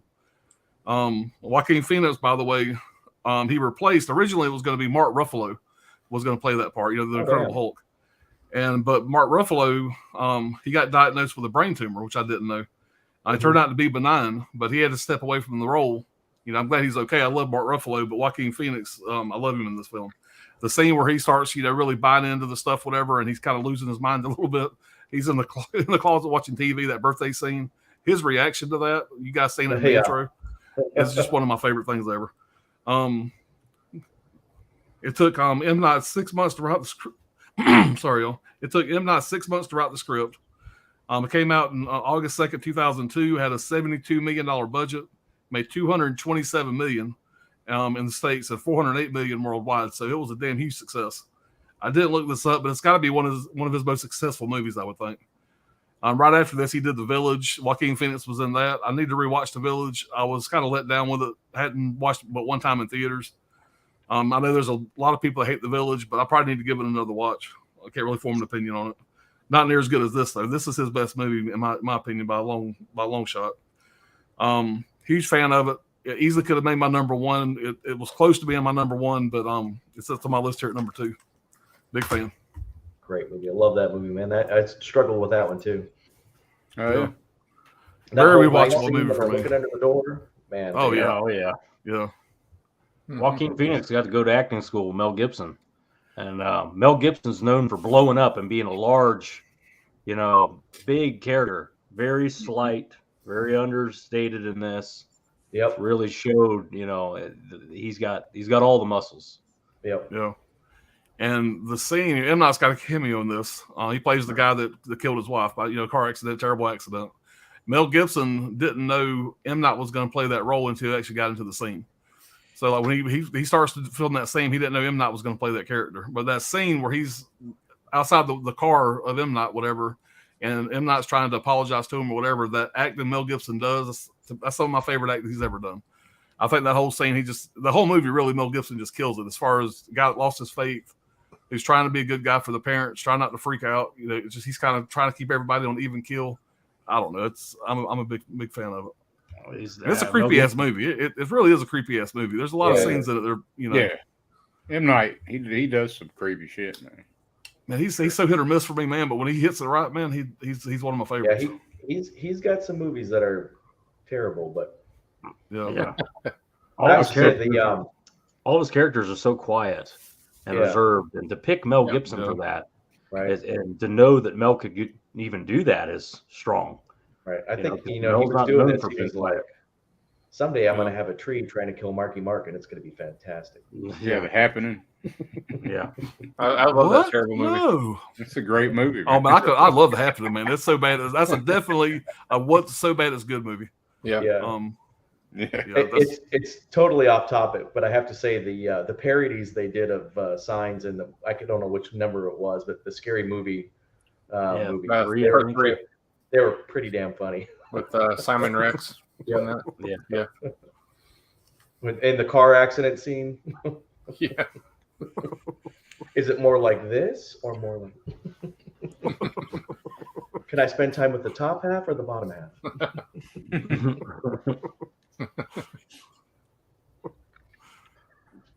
All right, we get caught up on the chat, guys, and we'll move along here. All right. Chris C says number 2 is Training Day for me. It's almost a perfect movie, and it got Ethan Hawke the Academy Award. It's such a great movie, man. That's a great movie. Yeah, Chris C says I love Frailty. Great pick, Doc. I was twisted. Ending a mindfuck. That's for sure. It really is. Bob said, "What's up, Magic Hands?" Bob says, "Holland, I haven't seen Bait in ages, probably 20 years." The movie I know is Bait, whatever, is a damn kind of a shitty, but it's fun to watch shark movie. I'm not sure of that one there, but have y'all seen the shark movie called Bait? No. It's actually a pretty fun shark movie. It's fun. Alan's seen every fucking shark movie ever made. Oh hell yeah, man! This is actually a fun one. It takes place in like a grocery store, but anyway, you got to see it. Is the shark in the grocery store? Well, there's a flood, and the grocery store is flooded, and people are like on top of shelves and shit. It's actually a fun movie, man. Y'all check I it out. haven't seen that movie. Yeah, it's actually a pretty fun movie. It's kind of like Crawl. Yeah, kind of, sort of. Let's see. 4K Lowdown. Frailty is awesome. Great pick. I agree. Said to Eubanks, my number 2 movie is The Fast and the Furious, 2001, Vin Diesel, Paul Walker, R.I.P., Jordana Brewster, Michelle Rodriguez. Let's talk about Michelle Rodriguez for a minute. Yeah, right. She's got tons of gravy on her taters, son. She does it for me. Anyways, that's another stream in itself. Okay. What the hell's in that bottle you gave Alan? I don't give a damn. Michelle Rodriguez, she does it for me, son. That's my gal. Directed by Rob Cohen. You can't blame me for it this time. Usually I'm default, but not this time. Yeah, you'll be good. You'll be guilty tomorrow. I'm sure I won't be feeling no pain by tomorrow afternoon. Magic Hand said, "What's up, Bob? How's your night, brother?" Johnny Darko, what's going on, buddy? He said, "What's up, Pops?" Finally popped in the Chucky 2 4K. Finally, took me 16 minutes to clean the grease off that bitch. Yeah, it didn't take me quite that long, but it sounds like you had a good greasy one. You must have got the limited edition. Got the gravy. They ain't gonna let it go, is it? City Eubanks, Frailty is a good movie. Bob says, Magic Hands, next time we head to the theater, we'll invite Pops and get a third straw for the milkshake. Yeah, that's a running joke. He was fucking with me saying that me and Dr. Ordinary had a movie date. And he had just done a video with him and his buddy or whatever, and I'd asked him if they had got a milkshake to share. And anyway, so that's been kind of a running joke between me and Bob. You guys hadn't seen his last movie review of Gladiator. What's it called? The one you just seen, Brian? Barbarian. Yeah, Barbarian, whatever. They did a real good review of that. I'm really dying to see that, by the way. Yeah, it's great. The monkey says, in my opinion, the worst number 2 of 2004 is The Notebook because the ending is shit. The family with the grandkids lose the house and both their parents. That's the reason you don't like that movie? Yeah, my wife made me watch that with her, and yeah, I had to watch I actually didn't hate it. I mean, not a bad movie. I'm not a big fan of movies like that, but No. it's a good movie. Yeah. Johnny Darko, pour it up, Doc. Yes, sir. He does make a mean old fashioned. Chris C says, "Oh well, I forgot it came out early 2000s. Great pick, Dirt." Johnny Darko said, "Hell yeah, man, that's my shit. Darko lives." Hell yeah. Mm-hmm. Chris C says, "I have the 4K of Johnny Darko." Yep, I need to check it out. I got it too. Yeah, it's the director's cut is a lot darker. Like, I guess this release. Yeah, I don't know what the deal is, but the theatrical theatrical cut's the way to go. Yeah, theatrical's the way. No doubt. Right. Chris C says, "Dirk, you have Southland Tales too. That's in the Johnny Darko universe." You know, I tried to watch that shit, and Justin Timberlake took me right out of the fucking movie. I'll go back and try to watch it again, but I don't know. It's him and The Rock, right? Dwayne Johnson. Yeah, there's a lot of people. I've never seen it. It's not. I don't know. It didn't keep my attention. I might have to check it out though. Yeah, that's an era release too, ain't it? Southland Tales. It is. Is that on era? Yeah. I've never seen that one. All right. Magic Hands. Yes. Large chocolate cake shake, extra whipped cream. Bob Blu-rays. Anthony Horrors the More. My number 2 is Sideways. The movie has a perfect mix of drama and dark comedy. I am not drinking any fucking Merlot. Paul Giamatti does a great job portraying someone with depression. I mean, Brad, you're a fan of that one, aren't you? Yeah. And if they're drinking Merlot, we're drinking Merlot. I am not drinking any fucking Merlot. If you've seen the movie, you know the scene. That's great. It's a great. Let me fucking write that one movie. down. I don't think I think I've seen bits and pieces of it. I'm gonna write that one down. They're like wine enthusiasts or whatever. Yeah, they go on a bachelor party of sorts. Two 45-year-old men, last hurrah. They go up to wine country, and Paul Giamatti's big into wine, but his friend's just like, I'll just drink anything. I don't give a fuck. And they're very opposite, and it just hilarity ensues. That's great. Yeah. All right, Johnny Darko. I love the box set. Arrow is great about those. Yeah, they are. The limited editions are way to go. Chris says, hell yeah, 28 Days Later is great. Cillian Murphy is great in it. What'd y'all think about 28 Weeks Later? Oh, I loved it. I like it. I did too. I thought it was a good sequel. Yeah. And I thought it was a great idea that, all right, we're like, what happens after a fucking zombie event, Starting to get it back together. Things are starting to get normal again. And that pops off at the beginning where that dude does that bitch shit. Yeah. Yeah. I fucking hate that shit. He made me hate him right out the gate. You know? Oh yeah, you're supposed to hate him. Yeah. Oh yeah, absolutely. Did its job. Yeah. All right, 28 Days Later is amazing. This is 4K lowdown. Johnny Darko, hell yeah, that's one of the best infected movies ever made. Oh yeah, it's a good one. Johnny Darko, I like that the quality is low, and I had never seen any of the characters before. It made it feel more real. Yeah, I like the grimy cut to it, man. I do. Yeah. 28 days. Old School Pete, 28 Days is great. The opening scene is creepy as hell, or creepy. Yeah, a lot of fans of that one there, Brad. Yeah, how do you make London so empty? Right. That's damn near. Yeah, that whole scene when he's going by and there's all the like missing people poster. I was like, it's just the iconic. imagery in the movie is killer, just across it really the board. is. Yeah. All right, What's Bob that says guy's I name? need. Oh, my bad. There you go. Go ahead. No, what's Bob his said- name? The lead actor. Cillian Murphy. Okay. Cillian something. I can't remember. Yeah, his last from name. Red Eye and Batman Begins. And, Yeah, he's been been in a ton of stuff. Yeah. Peaky Blinders too, right? yeah, Peaky Blinders. Yeah. Peaky Blinders. Yep. Which is a show I hadn't watched, but I heard it was pretty good. Peaky Blinders is great, actually. Yeah. All right, Bob says I need a 28 months later in my life. Were they going to make that at one time? I thought that was a rumor that they were making a third part, but maybe I heard a rumor about it. Hear Yeah. that. That'd be great. The tan is laughing. How you been, man? It's been a while. can't drive. Johnny Darko said 28 months later is great too, but it's so hard to 28 weeks later is great too, but it's so hard to top the first. Yeah. Johnny Darko, you're thinking of 28 weeks later. Johnny Darko says, "Whoa, I didn't know that." Old School Pete, 20 years, I feel so old. Wait till some of your favorite movies are getting a 40-year anniversary release. Yeah, no shit. Yes, we start feeling old. Johnny Darko, oh right, my bad. Carlos, what's going on, Carlos? What's going on, fellas? Bob says, speaking of great opening sequences, Brian, 28 weeks later has one of the greatest opening sequences ever.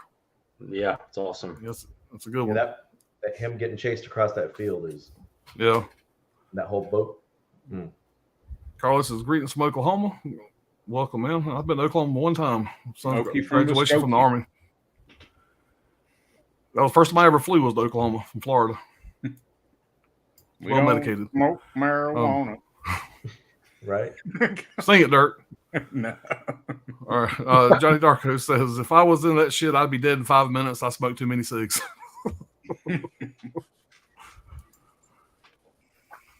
Andy said, hey to Carlos. Drop kick that like button. Yeah, everybody hit the like button, guys. I always forget to say it. Thanks, Anthony. So those energy drinks will make you run faster, though. Yeah. Right. Yeah. The monkey says, I think I caused Happy Hands to give me the finger, fellas. India Phantom says, more love for Rules of Attraction. Also my number 2 for the decade, and love for the Air Supply songs playing during the scene. Might have to watch it again soon. Oh, shit. Air Supply's on the soundtrack? Yeah. Damn. Yeah, Air Supply was one of those bands back in the day that everybody loved, but, you couldn't admit to your buddies you liked it. Right. Yeah. It was kind of like riding a scooter. I remember hearing that shit as a kid, though. Like, I remember my mother, she'd play that shit on an 8-track. Yeah. And I got the fucking song in my head that I'm not going to sing, but yeah. Sing it, Pop. All right. Yeah. Magic Hand says, don't make me smack the monkey. All right, y'all can do that when y'all get off the stream in a bit if you have to. Smack that one. Bob says, that scene in 28 Days with the father, that shit was emotional. Yeah. Yeah. Oh, yeah. All right, Old School Pete says, one opening scene I really enjoyed was London Fallen. It's pure popcorn fantasy, but I must have rewound that scene back in about 3 times first time I seen it. Yeah, it's really eerie and just like you feel for the guy. Mm-hmm. Yeah. Our Sign's a great movie. Appreciate it, Sydney. Sydney said the alien walking across the TV screen is scary as hell. It damn sure was. Got me the first time. Still gets me. Indian Phantom says, speaking of Mel, any love for the Passion of the Christ on this list? It's a brutal flick. Landed in my top 5. A damn work of art. Yeah, we wouldn't see that in theaters. That's back whenever I went to church before I was a heathen. And a whole group of us went and seen that in theaters. And pretty powerful movie. Mm-hmm. I think you might see it. There's a chance. Our boss says, yeah, I hate the Rules of Attraction. Sorry, no disrespect. Hey, Alan, go ahead and block this one too. Thanks. Fox account is getting through. I thought we got rid of that guy. Well, I'm going to be on some of Bob's streams coming up, so I'll block him after that. Unsubscribe to his goddamn channel. Fuck. All I know says, don't rewatch The Village. It is hot garbage. Yeah, that's what a lot of people say. Like I said, I didn't care for it the first time. I'll admit I've never actually seen it, so I can't comment. I've watched it. I've heard nothing but bad things though. And then I rewatched it, and I hated it. I just remember after Signs, and I'd seen the trailer for it. I thought it was going to be just another badass movie. The first time I seen it, I was really let down. I enjoy it. People love that shit. I don't know, man. I don't love it, but I definitely enjoy it. Yeah, and that's why I want to go back and rewatch it, because I feel like going into it with a better expectation. I think I built that one up too much. We'll see. Into it. Putting the pussy on a pedestal, that one. Yeah. I think, but the way it was marketed, it made you think it was something else. Yeah, it was supposed to be the next Sixth Sense. It just fell flat, I guess. Well, I thought it was gonna be like werewolf fucking movie, monster movie, and it turns out to be just some mentally challenged dude in a robe. Now, werewolf fucking movie, I could see. Johnny Darko. I still remember the first time I saw Signs. Great movie. One of Shyamalan's best. Shyamalan. Shamalama Ding Dong. Shamalama Ding Dong. India Phantom said The Village is underrated. I actually think it's one of the cooler M. Night movies. Yep. Well, being hindsight, we know what his catalog has become. I'm sure it is one of his better movies. Right? Yeah. Yeah, that's a great. That's a good point. Yeah. All right, Cindy says M. Night 3 best movies are Unbreakable, Sixth Sense, and Signs. I completely agree with that. Man, I'd put Split over Unbreakable. Yeah. But I was just going to say, I think a lot of people forget about Unbreakable and Split as being M. Night Shyamalan movies. Yeah. Y'all didn't like Glass?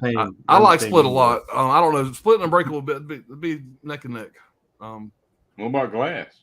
You know, like that? Let down. Glass was a letdown. But yeah. I still liked it. I just didn't think it was. Yeah. It's the worst. I'd go Split, Unbreakable, Glass. Yeah. What about Old? Yep. Do you like Old? Still haven't seen it yet. Okay, yeah, I haven't seen that yet. I enjoyed it. I don't know how much It's rewatchability it has. Yeah. I tried watching that on a plane twice and fell asleep both times. Not because of the movie, because I was over medicated. And then he bought the steelbook. Whose fault was that? And then he bought the steelbook. It could be the movie. And I got the 4K steelbook back there. I have no excuse. I need to watch it. But Fell asleep twice, bought the steelbook. well, you know what? Like I said, I was flying and drinking and I know, a it's lot just of funny. anxiety pills. Whatever. Story. I dropped my big ass phone on the plane when I was trying to watch it. It said hit the bottom of the plane and it sounded like a bomb going off. Everybody got a little shaky over that. So, Don't say bomb on a plane, Alan. Bomb, bomb, bomb, yeah. Bomb. Old cannot be as bad as that Will Smith movie he did. Oh, it's not at all. Nowhere near that. After Earth. After Earth, that's a tough After watch. Earth, yep.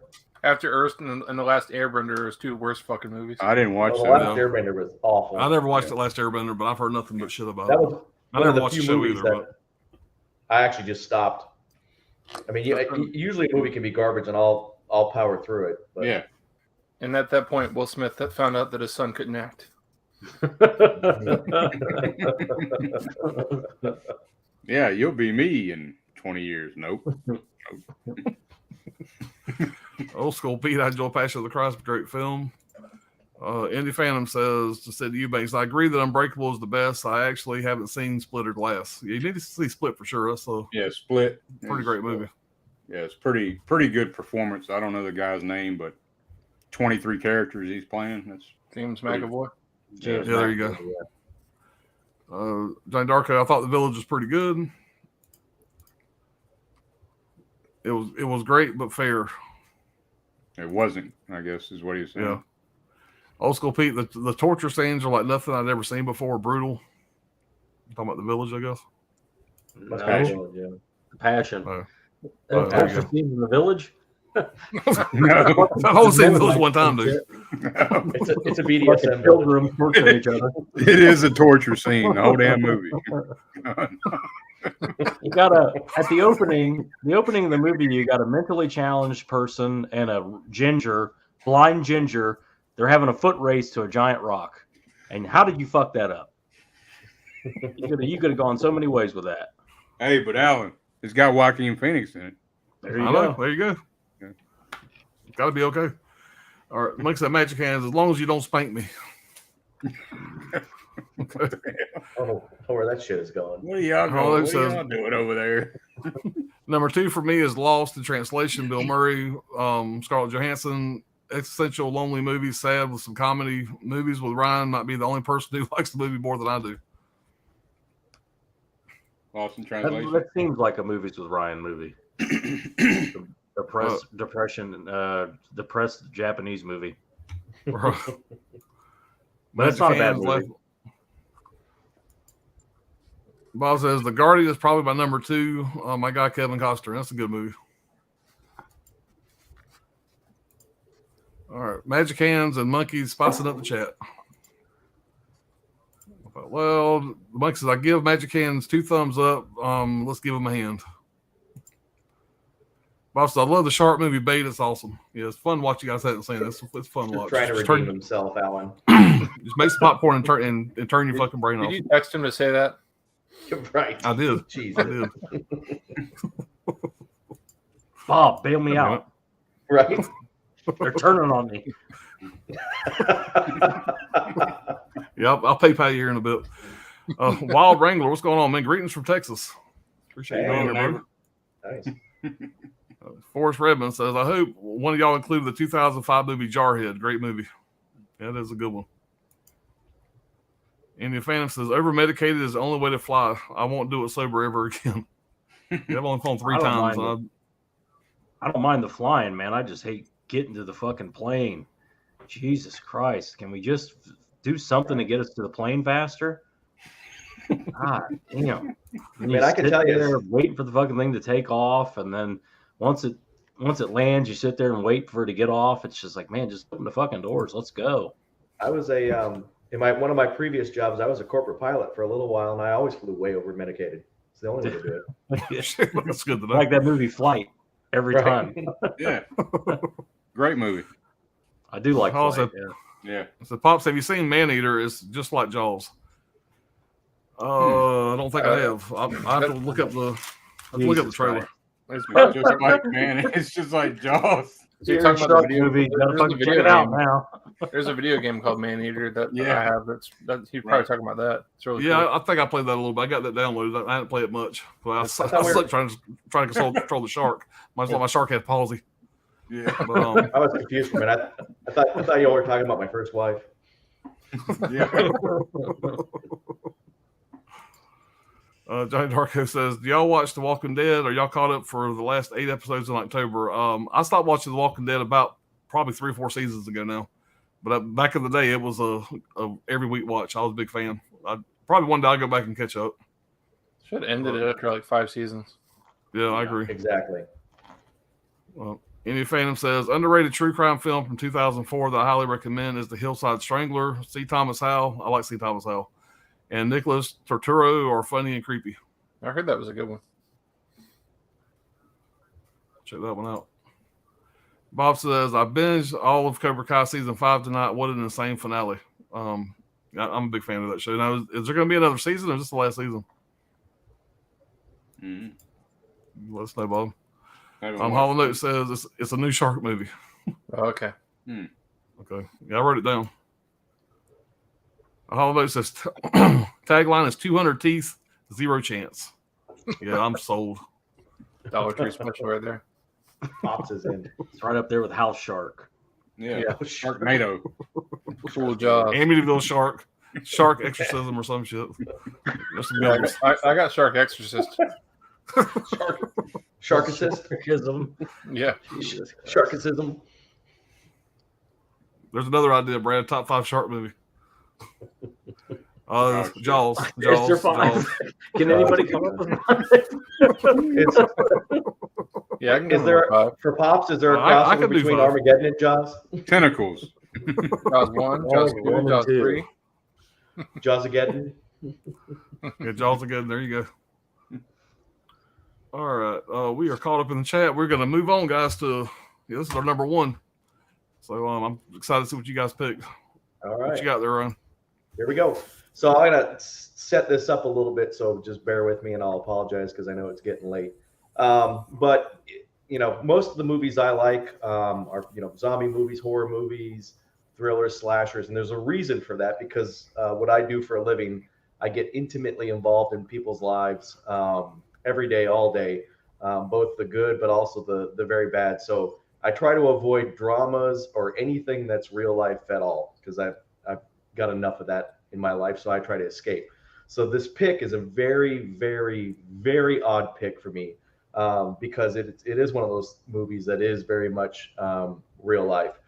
And it's a weird movie for me to even have in my number 1, but when I went back and watched it, I've seen it probably a dozen times to get ready for this. It instantly, it just had to be my number 1. And Holland will like this, but it's 2003's movie Lost in Translation. Uh-oh. This movie is a very interesting movie. It's directed by Sofia Coppola. starring Bill Murray and Scarlett Johansson. And it's basically Bill Murray is an aged out actor in Japan shooting a commercial. Now, the other reason I like this movie is it's got a little bit of a backstory for me. When I was in the military, I was stationed in Japan for a year, and I lived there.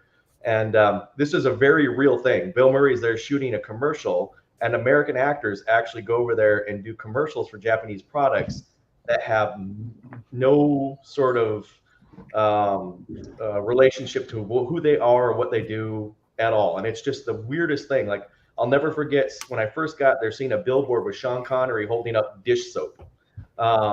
It's just the most bizarre fucking thing you'll ever see. And so the Japanese culture in this, having lived there, is a very real thing. Sofia Coppola, what it is Bill Murray's the aging actor, and he runs into Scarlett Johansson, who's very young in this movie. She had just come out of another movie she'd made, which was her first movie called Eight-Legged Freaks. So she's very young. She's married to Giovanni Ribisi, who's a photographer. That's why they're there. And then these two strike up a relationship, Bill Murray and Scarlett Johansson. It also has Anna Faris in it.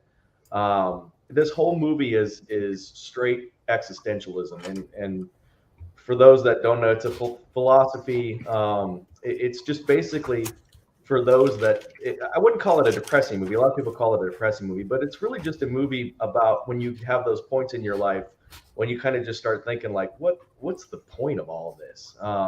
Like, where am I at in life? Where's this going? Like, why are we doing all this? And both of them are having these existential crisis or existential drift. There's a lot of philosophy in this movie. It's based heavily on this book right here, who is one of the great existential philosophers, Jean-Paul Sartre. Ironically, in Identity, the other movie I mentioned tonight, John Cusack plays a limo driver. One of the books that's on the seat next to him that he's reading is actually this book, because there's a lot of this in Identity, so ironically. Sofia Coppola wrote that role specifically for Bill Murray. She said she would not do the movie unless he agreed to it. What can I say about this movie? It's deeply moving. It is humor. It's a drama, but the humor in it is really sublime and it's really funny, but it fits really well. And it really moves the movie along. There's actually very little dialogue in this movie, but it's so emotional and so deep. And I'm going to pull a Brad. It's not a movie for everybody at all. Because it is kind of existentially dark. But they do it with actually very little dialogue, which it's just very well done. To give more credence to it, the only movie, and I'm a huge Bill Murray fan, but this is the only movie Bill Murray has ever been nominated for an Academy Award for. And you think about all the movies Bill Murray has been in. Yeah, that's crazy. Also, every time Bill Murray's interviewed, this is his absolute favorite movie he's ever been in. And you think about all the movies Bill Murray's been in, this is what he considers sort of his pinnacle work. Just an all-around great movie. Sofia Coppola was the first woman to be triple nominated for this, for writing, directing, and producing. It just won a bunch of awards. It's got a great ending because you don't really know what happens. Nobody knows. But, there's a lot of people that have tried to do some lip reading. There's a scene where the two of them talk and they whisper to each other. Or Bill Murray's whispering to Scarlett Johansson. Just a great movie. If you just kind of want a movie, what's great about this movie is it's kind of it's a movie that's really kind of makes you feel for life without having a lot of the typical teenage angst that's sort of overdone. Just a great movie. It has to be my number one. So there's Lost in Translation. Oh yeah. I'm going to be honest, Ryan, I have never seen it. I'm familiar with the movie, and this is going to be a dumb question. Is that an A24? No. Focus feature. Yeah. Okay. I wrote it down. I'm going to check it out. I don't think I own it. It's not A24. I probably don't own it. They're both at the same point in life. They're both, and she's actually a philosophy major. Yep. The Scarlett Johansson character, but they both are thinking about hitting the restart button. And then they meet each other at the exact same time, and that's what the movie I think is about. It really is, and it's interesting that they're both at the same point in life, sort of, I guess, existentially, but at opposite ends chronologically in age. And you're absolutely right, Brad. That's exactly what it's completely intentional. Sofia Coppola says that she was married to Spike Jonze at the time, and she based Scarlett Johansson's character off of herself because that's exactly what she was kind of going through at the time. So yeah. That's a great review. They want the exact opposite. Like Scarlett Johansson's married to this immature guy, and he wants to just have fun. She wants to slow down. Bill Murray's wife is a ball busting hag, right? By talking to her on the phone, and he wants to have more fun, and she's it's like just at the same time at the same exact place. It was just it's a fun little movie. It really is, and you can just kind of feel. You can kind of it's a great Bill Murray movie. I mean, because you can just kind of he does such a great job, but you can feel this guy, what this guy's feeling, and he really doesn't have to say anything. It's just his facial expressions and the way he carries himself. You're just kind of like, fuck. Yeah. He's got the success. He's still not happy. He just wants to change. He wants to make a change. Yep. But I love when she tells him that she was a philosophy major. And he says, "Oh yeah, there's a good buck in that racket." Yeah, he's exactly right. When he gets when his wife, because his wife has become so damn material and bound into his money. She's in Japan filming these commercials, and all she's obsessed with is redoing their house. And she actually takes the time to mail him samples of carpet. Samples. And they get into an argument about it on the phone, and he hangs up and he looks at these samples. He goes, "Fuck, I still don't know which one is burgundy." Yeah. It's just the pointless bullshit that you have to deal with in life. Yeah. I'm gonna check it out. You'll love it, Alan. Alan will be asleep 8 fucking minutes in. And he'll be calling you going, "What the fuck is this shit, Ryan? What the fuck did you recommend this movie?" Would you call it more dramedy or like a dramedy? Yeah, I suppose. Yeah, it's more drama with. Although it's got a lot of comedy in it. It's just like the scenes where they're trying to direct. The Japanese people are trying to direct Bill Murray on what to do for this commercial. But like how he's there to promote whiskey, and so they're like this, but move the cup up closer. And this like Japanese director will rattle off like 85 sentences. And the translator would go, "He said that's good." And Bill Murray's like, "That's all he said? Really? That was it? All of that?" So there's a lot of shit in it like that. It's funny. They send Bill Murray a congratulatory hooker.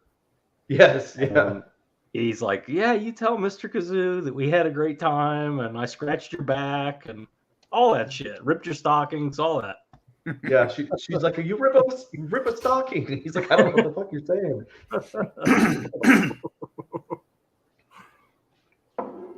All right, Dirk, you're up, buddy. All right. Well, my number one is if you haven't seen this movie, I highly recommend you go see it like ASAP. It's the directing, it's in 2 dead languages, Latin and Aramaic. It's just a mind-blowing film, man, and that is The Passion of the Christ. No way. Yep. But it is. Didn't see that one coming. Didn't see that coming at all. Yeah, I didn't see that. Right? Yeah. I'm telling you, man, this one right here is it's just money. You know what I mean? Great director. Yeah, Mel Gibson directed it. They had a lot of pushback during the making of the film. The person they got to play Jesus is Jim Caviezel, and he got struck by lightning when he was on the cross, and nothing happened to him. He said he seen like a pink flash of something. I forget how he explained it exactly, but he wasn't harmed. His hair caught on fire a little bit, but That's crazy. And That's nuts. The makeup they did on him took 10 hours to apply, and so he would sleep with the makeup on. So he'd just go home and sleep with it on. And this movie right here, man, it's got an 18-minute scene of him being beaten and hit with a cat of nine tails. It's one of the most brutal scenes you'll ever see in any movie, and it's rated number 1 out of the top 25 most controversial films. But the cross he's carrying, like in real life, would have been, I think they said like 300 pounds, but they made it like 150 pounds. So when the cross fell on him, it separated his shoulder, and you see blood come out his mouth. Some of that's real, and some of that's fake. So he was brutalized during the making of this film, man. Caviezel was, and I didn't know this, and I've seen it a couple times already, but the guy, the person playing Satan, is actually a woman. They wanted Mel Gibson said he wanted to be like the character to look like genderless, like an angel almost, you know. But yeah, I didn't know. But the budget was $30 million, and worldwide it made $612 million. Show business, right? Yeah, Jesus the highest grossing foreign language film in U.S. box office history. The highest grossing religious film in the world, in the worldwide box office. Yeah, this movie, man, it's just if you've never seen it, man, like I said, the cinematography is just insane, man. Like, there's a lot of things that happened during the making of this movie. The guy that played Judas Iscariot was an atheist, and he converted after the filming of the movie. One of the guards was a Muslim, and he converted. One of the torturing guards or whatever, he converted as well. I was like, man, this is pretty thrown off. But, so 2 of the quotes from the movie is, "Forgive them, Father, for they know not what they do." They splattered cow blood on Caviezel before each take. The other quote was, "You have heard it said, you shall love your neighbor and hate your enemy. But I say to you, love your enemies and pray for those who persecute you. For if you love only those who love you, what reward is there in that?" And I mean, even if you don't believe, I mean, it's no denying that he's probably the most recognized man in world history. So, just a great film, man. My number 1. Yeah, that's a good pick. Now that one's that was based on a book too, right? Oh yeah, that's based on a book for sure. Sorry, I don't mean to make fun of it, popped in my head. Jim Caviezel also, if I'm saying his name right, he was told, and he knew going into that movie was probably going to hurt his career, and it did. Yeah, right. He was kind of on the up when he made that movie, and he kind of went down after that. But he knew that was probably going to be dangerous for his career, but he wanted to do it anyway, and he did a hell of a job. It's a powerful movie, man. I remember seeing it in theaters, and you have people in theaters just bawling, crying throughout the movie. Yeah, all of them, though, man. You Gibson had already, was had enough problems with Hollywood, but talk about putting yourself out there, to totally get blackball. Everybody in that movie. Yeah. Yep. He didn't care. And it did pretty well financially. Yeah, right. They were all right on that one. Yeah, I didn't realize that made so much money, man. But it was a powerful movie for sure. That's a good point, Dirk. I went back to, it's not a very rewatchable movie. I mean, you see it one time, and it's a hard watch. And that what you say, 18 minutes, whatever, where he's getting beat with a cat of nine tails and stuff. Man, that was some tough shit, man. That was rough. It's pretty rough. Well, Mel Gibson is known for his directing style. He likes to go after all the markets at once. Right. Apocalypto, Braveheart, Passion of the Christ. All countries can see his movies and get something out of them. Exactly. And that's why they do so well. The world audience, yeah. And I like the fact that he used 2 dead languages, and that was pretty hard to do from listening to the backstory on everything, the Latin and the Aramaic, to get everybody you know, the only American actor was Jim Caviezel. You know what I mean? So pretty amazing. Well, that's a good I'm pretty point. surprised Really that was your point. number one pick, man. But that was good. Yeah, that was good. Dirk threw me from that one, but you're really right. Though. You could take the religious part out of it. Right. If you know, it's still a great damn movie. Yeah. You know, it's you know, people have a hard time looking past the religious part of it, but I'm like, even if you're not, just watch the movie for it being a movie, and it's a damn good movie. Yeah. Exactly. I've still never seen it. Me neither. Yeah, you should check it out, man, for real. But that was my bet. That was my bet for Dirk's number one for sure. Really? Yeah. Well, you was cheating looking at my letterbox. Well, I didn't even see it on Letterboxd. I saw House of a Thousand Corpses. I was like, that's going to be on there. But I can tell you, his number one right now is going to be Passion of the Christ. Oh wow! I didn't know it was going to be my number one until I got to looking. Man, I figured that would be a big, big. Yeah, it big wasn't locked movie. in. But when I got to looking at all these movies, I was like, man, this got to be my number one. That's just how powerful this film is. Like, I mean to watch it. I just haven't. I've never been in the mood to watch a 3-hour snuff film. Yeah, it's brutal as hell. Let me put it that way. It's one of the most brutal movies you'll ever see. Yeah, but let's throw in LA Age Jabber. Why don't we? You know? Yeah, I watched that. Right? Fucking that was a mistake. Right. Let's see. I've watched The Untamed twice. I haven't seen fucking Passion of the Christ. Is there a fetus fucking or throat fucking? What am I in the mood for? Yeah. There's a creepy scene though, like where the devil. It looks like the painting of Mary holding baby Jesus, but it's Satan holding a baby, and you see this little creepy ass aged evil looking baby just turn his head. Man, it's like one of the most creepiest shots you'll ever see in a movie. But, yeah, good pick, man. Brad, what you got for your number one, man? Well, this is a big favorite of Dirk's. I'm surprised it wasn't on his list at all, but the Texas Chainsaw Massacre remake. Oh shit! No.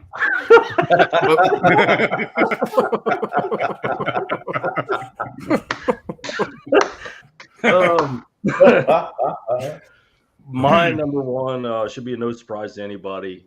High Tension. Big mark for this movie. I wrote a fucking book about it here. I'm not going to go through all of it. You heard the director. He made the Hills of Eyes remake. He made Crawl, Mirrors. He's made several good movies. He's a great director. Yep. And shot in 36 days. Takes place in the French countryside, but was shot 100% in Romania. Did a real good job making it look like France, I thought.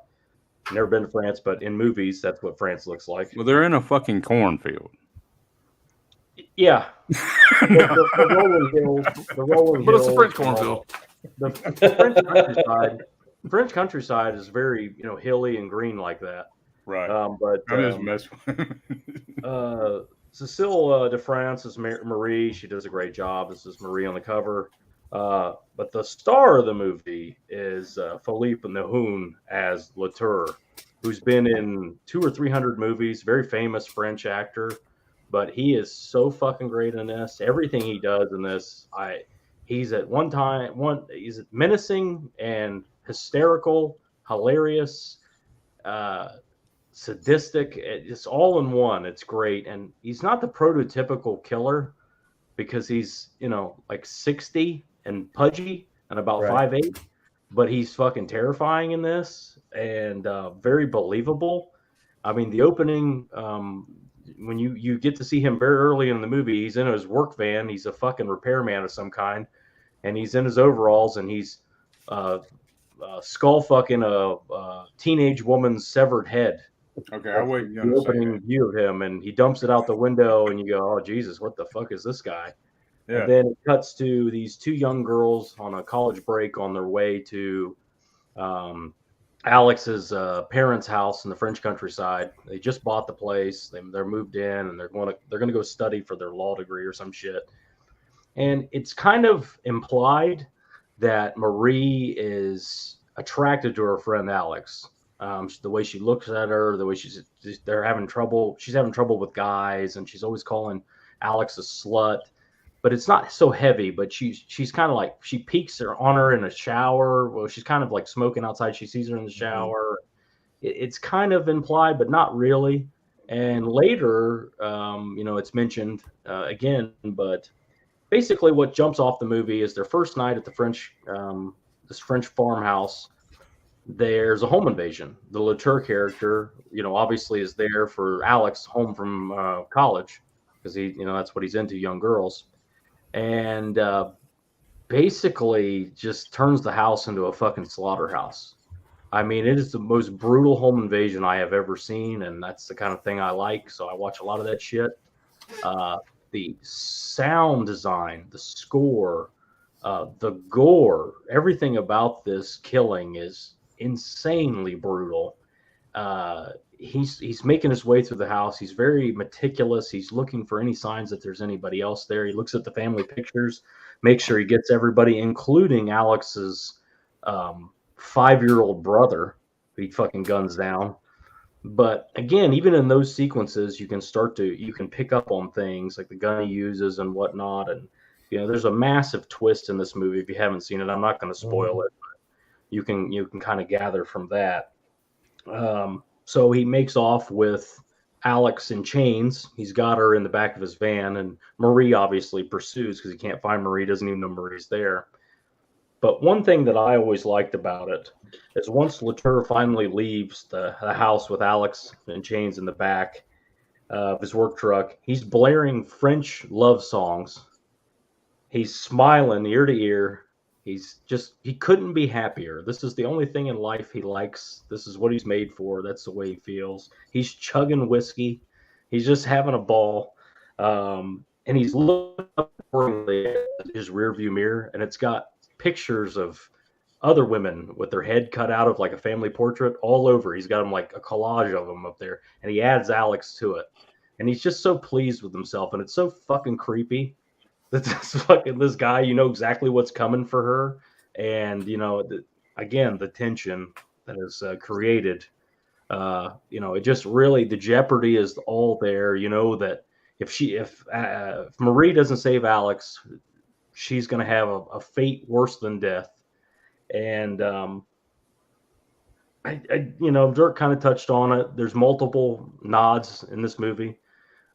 This director is very famously, big horror fan, and I really can't say much more about it because of the twist.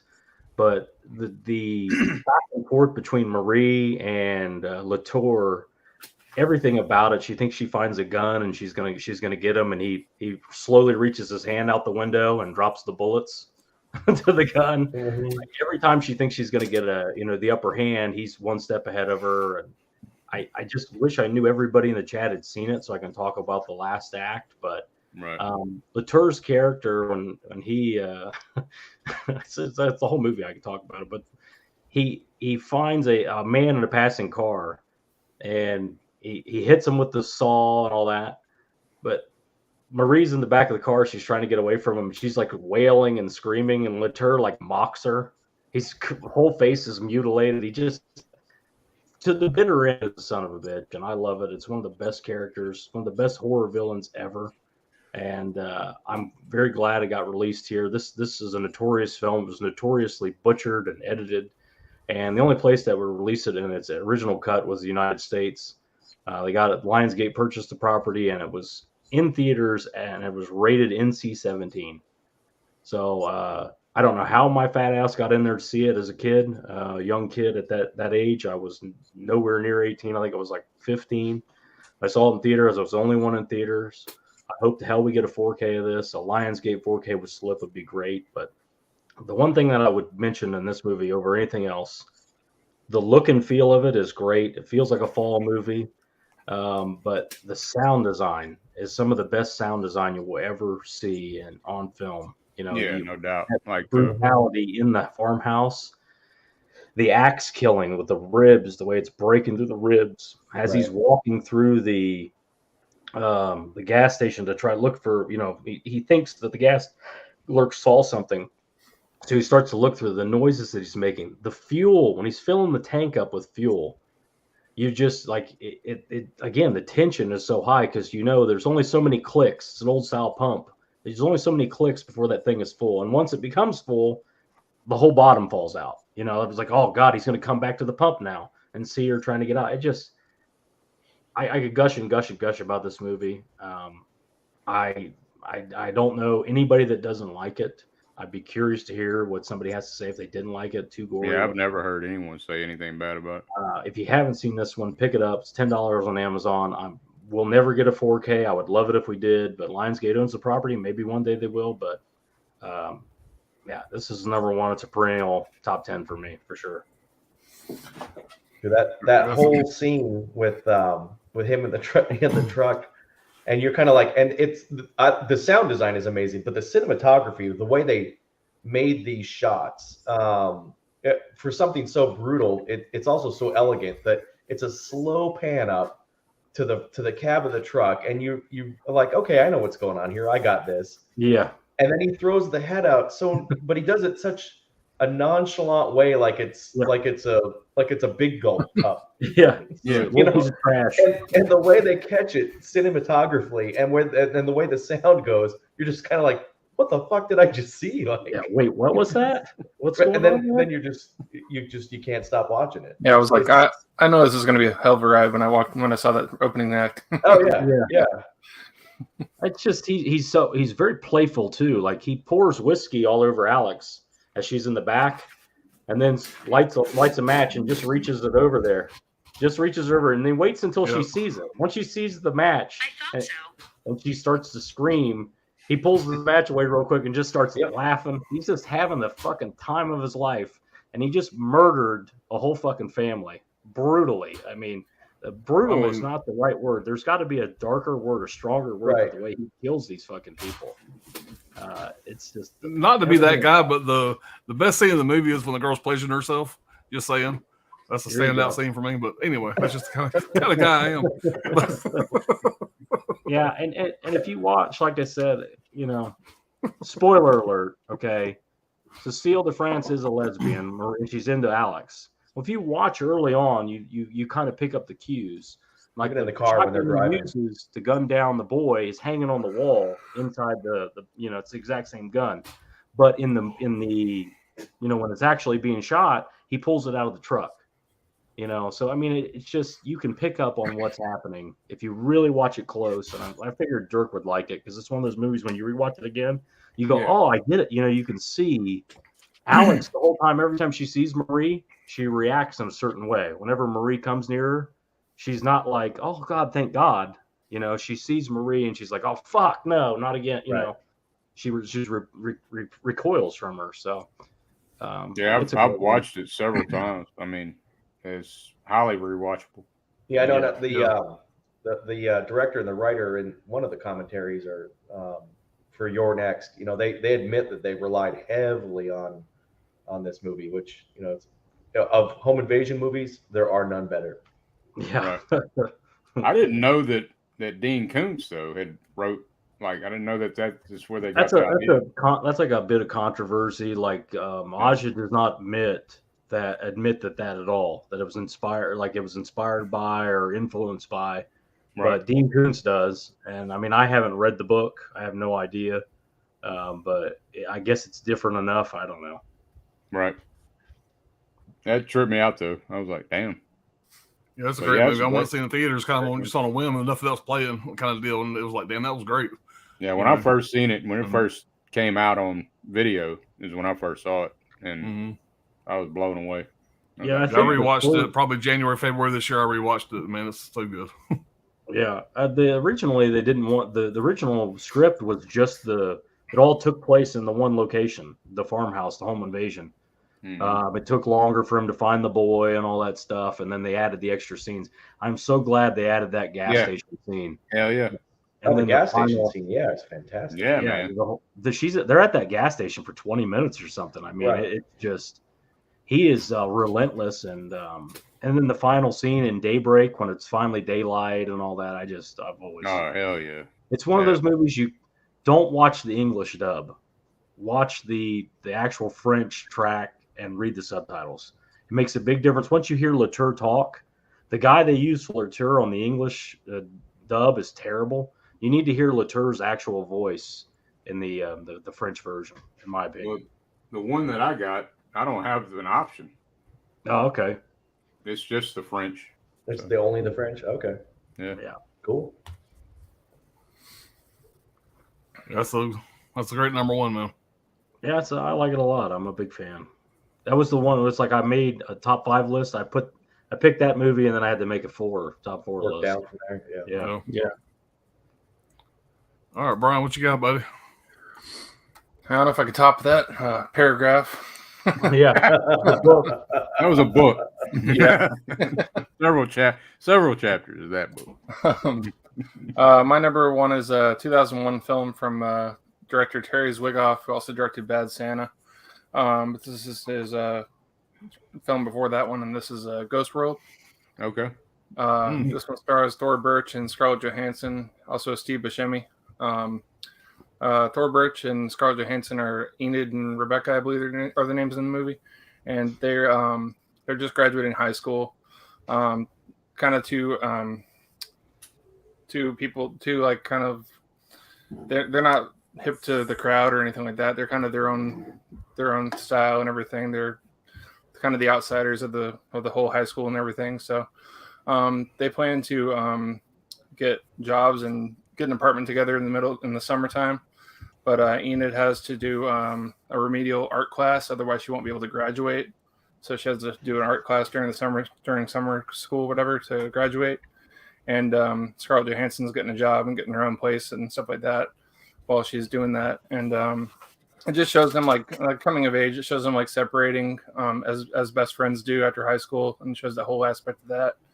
And just how people grow apart and part of growing up. And also there's this they try to play this prank or whatever on this. They see this ad in the newspaper about this guy who's looking for a date, and so they call it just as a prank. And they go and they tell him to meet him up at this like kind of like 50s diner place.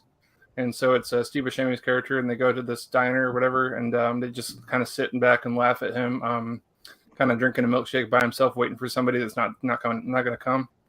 And so they kind of feel bad for the guy, and they end up meeting up with him at kind of like they're doing like a flea market, not like a flea market, a garage sale type thing, where he's selling vinyl records out of it.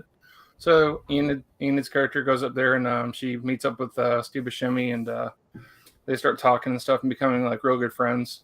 And they have kind of a weird relationship where he's like an older guy, of course, and she's a younger girl, and so people think that there's something going on, there really isn't. And she kind of ends up like kind of falling for him and stuff like that. And it's just kind of like a real great coming of age movie. I mean, I've always taken to it. Real great performances from everybody that's involved. It's got another performance from Brad Renfro in here, one of his later roles before he passed away. Great Criterion here. Awesome early performance from Scarlett Johansson before she was famous, really. This is based on a graphic novel from an artist called Daniel Close was his name. He also did a movie, another graphic novel called Wilson, who's what made into another movie starring Woody Harrelson later on. But yeah, it's just one I've always loved, man. I don't know if you guys have seen this movie at all, but no, I've heard of it. I just picked it up from Criterion, this last Criterion sale. My to watch list. Yeah, I'm definitely gonna check it out now. And I also remember like when I was in high school, like my English teacher showed the whole class this movie, and like everybody else was falling asleep and stuff, and I was just like all into it. Just I don't know. I guess only the outsiders. What's that? As I haven't seen that one. Yeah, I got it back there on the shelf. I got it with the Criterion sale. I ain't watched it yet. You might like it, Brad. Actually, you might like I've heard it's very, very good. I've heard good things, but I just never got around. Yeah, I'm definitely checking it out now, Brian. Trash to watch anything. You got me intrigued to watch that Criterion, though. Yeah, right. Yeah, Johnny really liked it when he watched it. Good pick, man. Yeah, man. All right. I was a little twisted on my number one pick, and I'll explain more about that into the stream. But yeah, this here when I rewatched it for this stream, whatever, it stated number one, and that's where it set the entire 2 weeks since the last stream, whatever. And this was an absolute fantastic movie. This is pretty close to a perfect movie for me, and it's gonna be training today. Great. It's my number one. This movie here on a rewatch, I've seen it 4 or 5 times, but it's been a couple years since I've seen it. Absolutely fantastic. This is by far my favorite role of Denzel he's ever done. He's one of my favorite actors. It was directed by Antoine Fuqua, if I'm saying that right. Stars Denzel Washington, Ethan Hawke, who also just great character. Also has Scott Glenn. I'm a big Scott Glenn fan. He has a small role, but he's great in it. A rookie cop spends his first day as an LA narcotics officer with a road detective who isn't as he appears to be. And Denzel Washington, man, you kind of love the character, but he's such an asshole in this. You know, he's such a bad guy. But you know, it's a character that you just kind of, I don't know. I really loved his character. I enjoyed his character. I think he did a great job with it. He ad-libbed a lot of his lines. Like one of his famous lines in this is it says, "King Kong ain't got shit on me." That was kind of thrown in there. The director loved it. My favorite line he says, he's like, "God damn, you shot me in my ass." When he says that, it's the greatest thing in the movie. It's fantastic. The coffee shop that they first meet at the first day, that's the same coffee shop that they had in Seven. Really? Gwyneth Paltrow and Morgan Freeman met at the coffee shop. Same coffee shop. Didn't know that. Oh shit, I didn't know that. Denzel got the Academy Award for Best Actor, and y'all correct me if I'm wrong. I got here that Ethan Hawke was nominated for Academy Award for Best Supporting Actor, and I thought somebody said in the chat that he won. Did he win Best Actor for this, or was he nominated? I know he was nominated. So I have to check on that. He won an Oscar. Okay. For Best Male leading role. Somebody that actually thought they were going to get the role was Tobey Maguire. Tobey Maguire was considered for the role of Jake. He was so deep into the role that he followed undercover narcotics agents for 2 months and gained weight for the role. But Ethan Hawke, the director's first choice, became available and was given the role. And somebody else that was up for the role was Eminem. If you know, Dr. Dre and Snoop Dogg were in this. Right. And Dr. Dre was the one that kind of made Eminem, I think. And Dr. Dre ended up doing the music for the soundtrack. The word "fuck" is used 211 times, which is probably why I love it so much. And something else, and I know, Brad, you probably like this. Mickey Rourke was the director's first choice, but the studio turned him down. I know we were talking last stream about Mickey Rourke, the wrestler. That he just kind of burned so many bridges. But he was the director had him as first choice, but like I said, the studio turned him down. Denzel said this is the favorite character he's ever played, which I think is saying something. He's had some great roles. Hell yeah. But the scene where they take Ethan Hawke, all the Mexicans take Ethan Hawke, and Denzel basically drops him off, whatever, to be killed, whatever. They're playing poker, and while they're sitting there playing poker, Ethan Hawke had no idea what the other actors were going to do or say during that scene. So, you know, the part about, let me hold your gun, all that kind of stuff, Ethan Hawke just kind of ad-libbed up through all that. He had no idea what they were going to say, and he just kind of played off what they said because they wanted Ethan Hawke to look perplexed and confused and that kind of stuff. I thought it was kind of neat. Yeah. What else do I got here? Like I said, just about a perfect movie from start to finish. It's all the actors in this do a great job. It's just, I don't know. I absolutely adore this movie. It's just great. It had a $45 million budget, made $76 million in the U.S., $104 million worldwide. Came out October 5th, 2001. That's all I got wrote down here, guys. But if you hadn't seen this, I mean, surely most people have seen this by now. If you hadn't seen this, you need to check it out. It's like I said, Denzel's role in this is like above anything he's ever done for me. Just absolutely love this movie. Yeah. Hell yeah. So that is my number one. Hell yeah. So, you shot me in my ass. That's great. Y'all be shooting hoops in Pelican Bay when I'm done with y'all. Yeah. So, I like his friend Roger in that movie. Roger. This is the guy that's constantly at home reading the newspaper. Right. Yeah. yeah, Scott Glenn. I always mix him up with Lance Hendrickson. Yeah. That actor.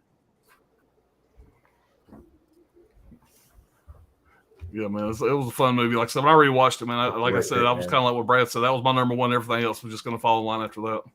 Oh yeah, I got the gold slip for that though, Alan. I didn't see a slip on yours. No, this is the basic bitch. Yeah. If you've noticed, I've had quite a few of those in this stack. Yeah. You I don't mind bitch, basic you. bitch. It plays just fine. Hey, it works, man. All right, let's cut up on the chat. Cut up on the chat, then we'll do our honorable mentions here. Bob says, "I'm sorry, film is subjective, y'all. We can't all like the same stuff. Y'all hate movies I love too. I'm doing a Rotten Tomatoes stream soon. Don't miss it. I'll have more things you love I hate." Yeah, he didn't like Phenomena either. Come on now. Oh, really? Yeah. Oh, wow. He liked Tenebrae though. Say Yeah. what? I'm gonna beat this guy's ass. Right? Phenomena. I don't care what you say, Bob. Oh no, so that's right, Bob. If we all love the same shit, this stream doesn't exist. I agree. I'm glad we don't Right. like the same shit. I mean, No, for that's the why most I look part, forward to seeing what everybody else likes. for the most yeah. part, all the picks.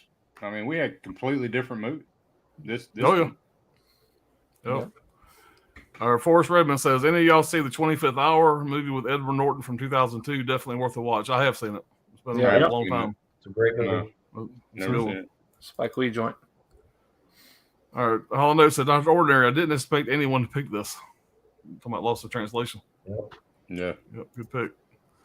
Bob says, "I love 28 Days Later, if that counts for anything, buddy." Hall Note said, "Look up Arnold's Cup of Noodle Japanese commercial." Oh Yeah. yeah. There's a ton of them out there, and they're Yeah. fucking hilarious. Mark I've Coleman checked was that a guy I know. He did a Gillette commercial in Japan, and he was riding a banana, shaving his face. That's like an Old Spice commercial. Yeah, it was Gillette. It wasn't Gillette. It was a different. I don't know. It was a shaving thing. Riding a fucking banana, or Right. dressed up like a banana. I Come on, can't remember. fighter? Yeah, the fighter. Mark He was very Coleman? popular in Japan. He was a pro wrestler, and he obviously fought in Pride. Yeah. And he was very popular over there. And like I said, he was on a big billboard, dressed as a banana. I can't remember how he explained it. No shit. They love doing weird shit like that. Oh, they do. Oh, yeah. I have to look some of those up. Yeah. All right. In the Phantom said, "Forrest Redmond 25th is one of the best Spike Lee movies, in my opinion. Great pick." Boss Holland, I watched Man-Eater 2 weeks ago. Pretty bad. Indian Phantom says, "Very underrated Sofia Coppola movie is Somewhere, which is my personal favorite from her." It's one with Stephen Dorff in there. Steven Dorff, it's- right? Yeah, yeah, that's It's not a bad. good, it's a good movie. Yeah. Laughing at Bob. Chris C says, "Number one, I put Dawn of the Dead remake. I mean, Disturbed's Down with the Sickness playing during the ending credit scenes. Yeah. I still play that album constantly. And they did some other like folk Yeah. music of that one during the movie. Yeah. Also, it's pretty That's Acapella, so funny. Yeah, it was Funny more movie. almost like a big band version. like a barbershop quartet. But the Same director thing. picked that music for the movie. Whatever, he did a great job picking the music. Yeah, That was a motherfucker. Johnny Cash song. That was a Johnny Cash song when they're, and that Yeah. was pretty good Oh, choice yeah. too. At the Yo, beginning, yeah. Yeah. I love that fucking movie. City Eubanks says, "My number one movie is Training Day 2001, Denzel Washington, Ethan Hawke, directed by Antonio Fuqua, The Dance of Death." Can I say it one more time? You shot me in my ass. All right, I won't say it no more. You want to go to jail or you want to go home? Yeah. Shit's chestnut checkers. All right, Dirk. Fuck. And goddamn, whenever they catch Snoop Dogg's in a wheelchair, they catch Snoop Dogg and he fucking sticks a pin down his throat to make him throw up all the crack he just. Right. It's You gonna collect the evidence? Bob says, hell yeah to Chris. Katie Hopcraft, hey, what's going on? So new name there. Appreciate you being here. Yeah, welcome. Hello. Bob said, Holland, I watch all the awful shark movies. I'm a sucker for shark movies. Yeah, I try to watch all I can. Dick Katana said Bill Murray's best movie was Zombieland. Probably the greatest cameo. Right. Any regrets? Garfield, maybe. Garfield, maybe. I'm looking forward to those 4K steelbooks from 1 and 2 coming for that. Our Anthony's Horror Morris says Cobra Kai has been really good this season. I only have 3 episodes left to go. I'm glad they started concentrating more on the adults and the kids this season. Yeah, I need to binge through that. I watched all the rest of the seasons. Indian Phantom. Oh, nice. Identify was on here. Maybe it's Identity. So damn fun. I missed the start of the stream, so I need to check the 4 and 5 picks. Yeah, man, go back and check them out. That's some good ones. Oh no, so there's only a couple I couldn't get through, Bob. Sharks of the Corn, and Blood in the Water. Is it the one called Toilet Shark? Alan's House Shark or Toilet Shark? Alan's writing down the timestamp right now, so he can come back and check these out. Yeah, Sharks of the Corn. Corn. Bob says, "Oh Lord, Will Smith's son is the worst actor. I saw better acting in Maneater." Man, it must be pretty bad. Chris C says, "Hell yeah, that would be my number one, but I forgot it came out during that time." Denzel Washington's best role to me. He plays a piece of shit, corrupt cop. Man, so good.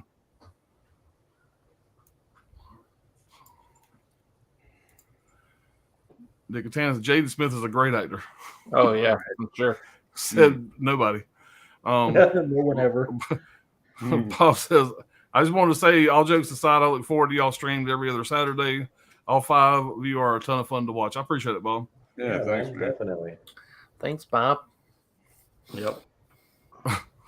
Yeah, me and Brian's going to be on a stream he has coming up here real soon, so y'all keep an eye out for that. Heck yeah. I won't be Bob invited. says, "Oh my God, No Pops Maneater is nothing like Jaws. I'm dying over here." I'm gonna have to check it out now, just to get lip my stocking. Talking about lost in translation. That's the hooker that they sent to lip you, dip. Everything, man. Everything he does in it's funny. He tries to take a shower. You know, it just nothing works for him. There's just one scene where he just got to the hotel and he's going up in the elevator and he's like a foot and a half taller than everybody else in the elevator. Yeah. It's real subtle, but it's hilarious. I look forward to checking it out. All right, Bob says, definitely going to be another season of Cobra Kai. It's definitely Netflix's most successful series, too. Might be Stranger Things, but maybe. That's what I thought. But. Yeah, I was just going to say, I thought Stranger Things was basically killing it for him.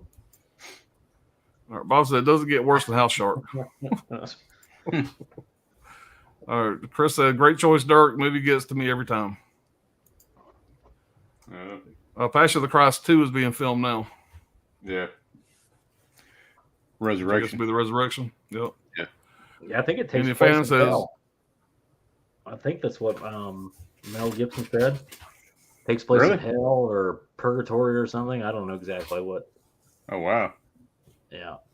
It was something weird like that. It's going to be. Yeah. I don't want to get controversial on here or nothing.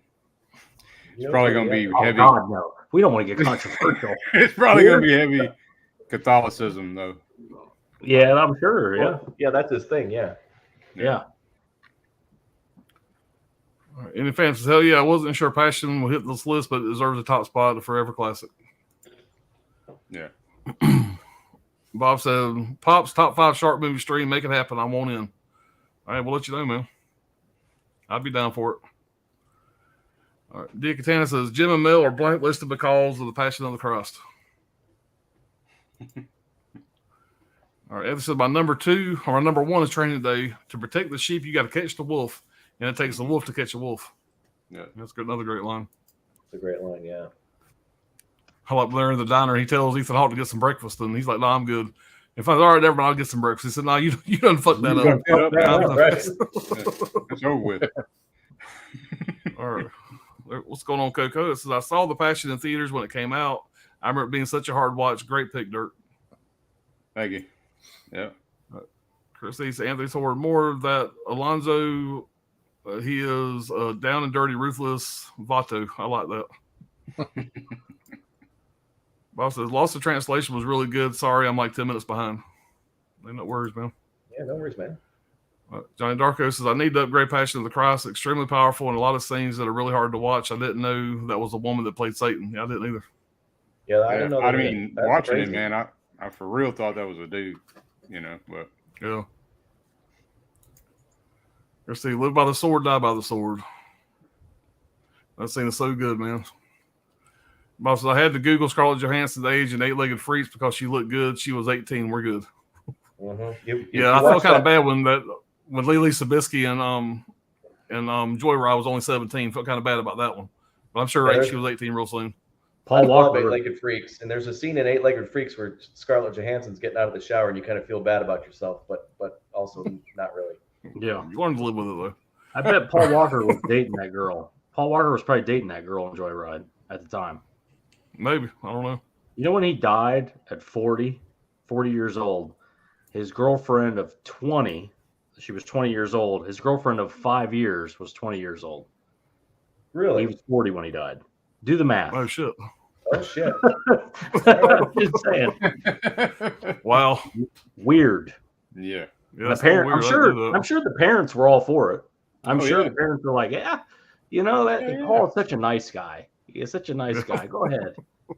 No, We saw him in Meet the Deedles, and we just love him. yeah, just love him, man. Like all the shit that's been all over the Tammy the T-Rex, yeah. about Leonardo DiCaprio dumping his girlfriend because she hit 25 again. Yeah. Yep. I'll be right back, y'all. All right, man. Holland says Bob loves his raunchy comedies. All right, shit. William Dafoe played Christ in The Last Temptation of Christ. Yep. I said, yes, I do. Nothing tops the 80s. I agree. Favorite decade. Magic Hands says Mel Gibson is an excellent director. He really is. Got some good ones. Bob said, Brad, I know you hate me now, but we'll always share our hatred for Paranormal Activity. I don't hate anybody. If I hated you, you'd be dead. Okay. Duly noted. FYI, if there's any contractors that are missing in the greater Midwest area, Off the screen. Yeah. Pull the fucking cords and shit out of the wall. Chris, he says, Robert Anderson, you see VHS 2, best cult part ever, and found footage, not kidding, it's money. It is good. It's very good. Yeah. The Thai Death Cult. mm-hmm. All right, Bob says, Ellie Ace Jabber, Pop's favorite film of all time. Yeah, okay. Yeah. I got through it. Oof, it was tough. So Jeff Goldblum, that's one big pile of shit. Yeah, it is. That is one big pile of shit. Yeah. Bob said, I've seen all the VHS movies. The original VHS is my best friend's favorite film of all times. Yeah, they're fun. They're surprisingly good. Yeah, they are. John said, oh, yeah, that scene holding the baby gives me chills every time I saw it. Talking about the Passion of the Christ there. Bob says, love High Tension, incredible. Alexander Aja is excellent. Crawl was killer too. I need him to direct a film every year. Yeah. I'll be behind that. Yeah, it's tough when they kind of go away like that. Yeah. Cindy Eubank says, Passion of the Christ is a very good movie, but you have to be in a certain mood to watch it. Yes, I haven't rewatched it since I've seen it in theaters. Never bought it, but it was a tough watch. Be suicidal. India Phantom. Right. Unlike Jesus Christ Superstar, which you can watch anytime. Yeah. India Phantom says, honorable mentions, you're a sick bitch. Or India Phantom says, honorable mentions for me are Hostel, Bully, Code Unknown, and Sleepless. My top 5 are 5 Devil's Rejects, 4 Ken Park, Mulholland Drive, The Rules of Attraction, The Passion of the Cross. Yeah, man. Devil's Rejects came painfully close to making my list. I don't know, man. I mine too. rewatched them both recently, and I liked House of 1,000 more than Devil's Rejects this time. Did you? Yeah. You know, that's funny. They go back and forth every time I watch them. Yeah, probably maybe the next time be the reverse again. Yeah. Yeah. Yeah. All right, India Phantom, I do admire High Tension for sure. Crazy stuff happening in horror in this early part of the decade. Yeah. Yeah. It sets Anthony's itself horror apart more. from a lot Yeah, of it the does. It does. Mm-hmm. Yep. Top 5 comedies of 2001 to 2005 are American Pie 2, Waiting. Yeah, Waiting just about made my list as well. I love that movie. Old School, Euro Trip, and Wedding Crashers. Yeah, that list, Waiting is going to be number 1 for me. Yeah. Euro Trip's got some pretty damn funny moments. Oh, in it, yeah. too, though. Yeah. Yeah. The whole scene when she gives him the safety word when he's in the German like sex dungeon. Yeah. He can't pronounce it. 15 syllables. Right. It's- Skirkeflargegargen.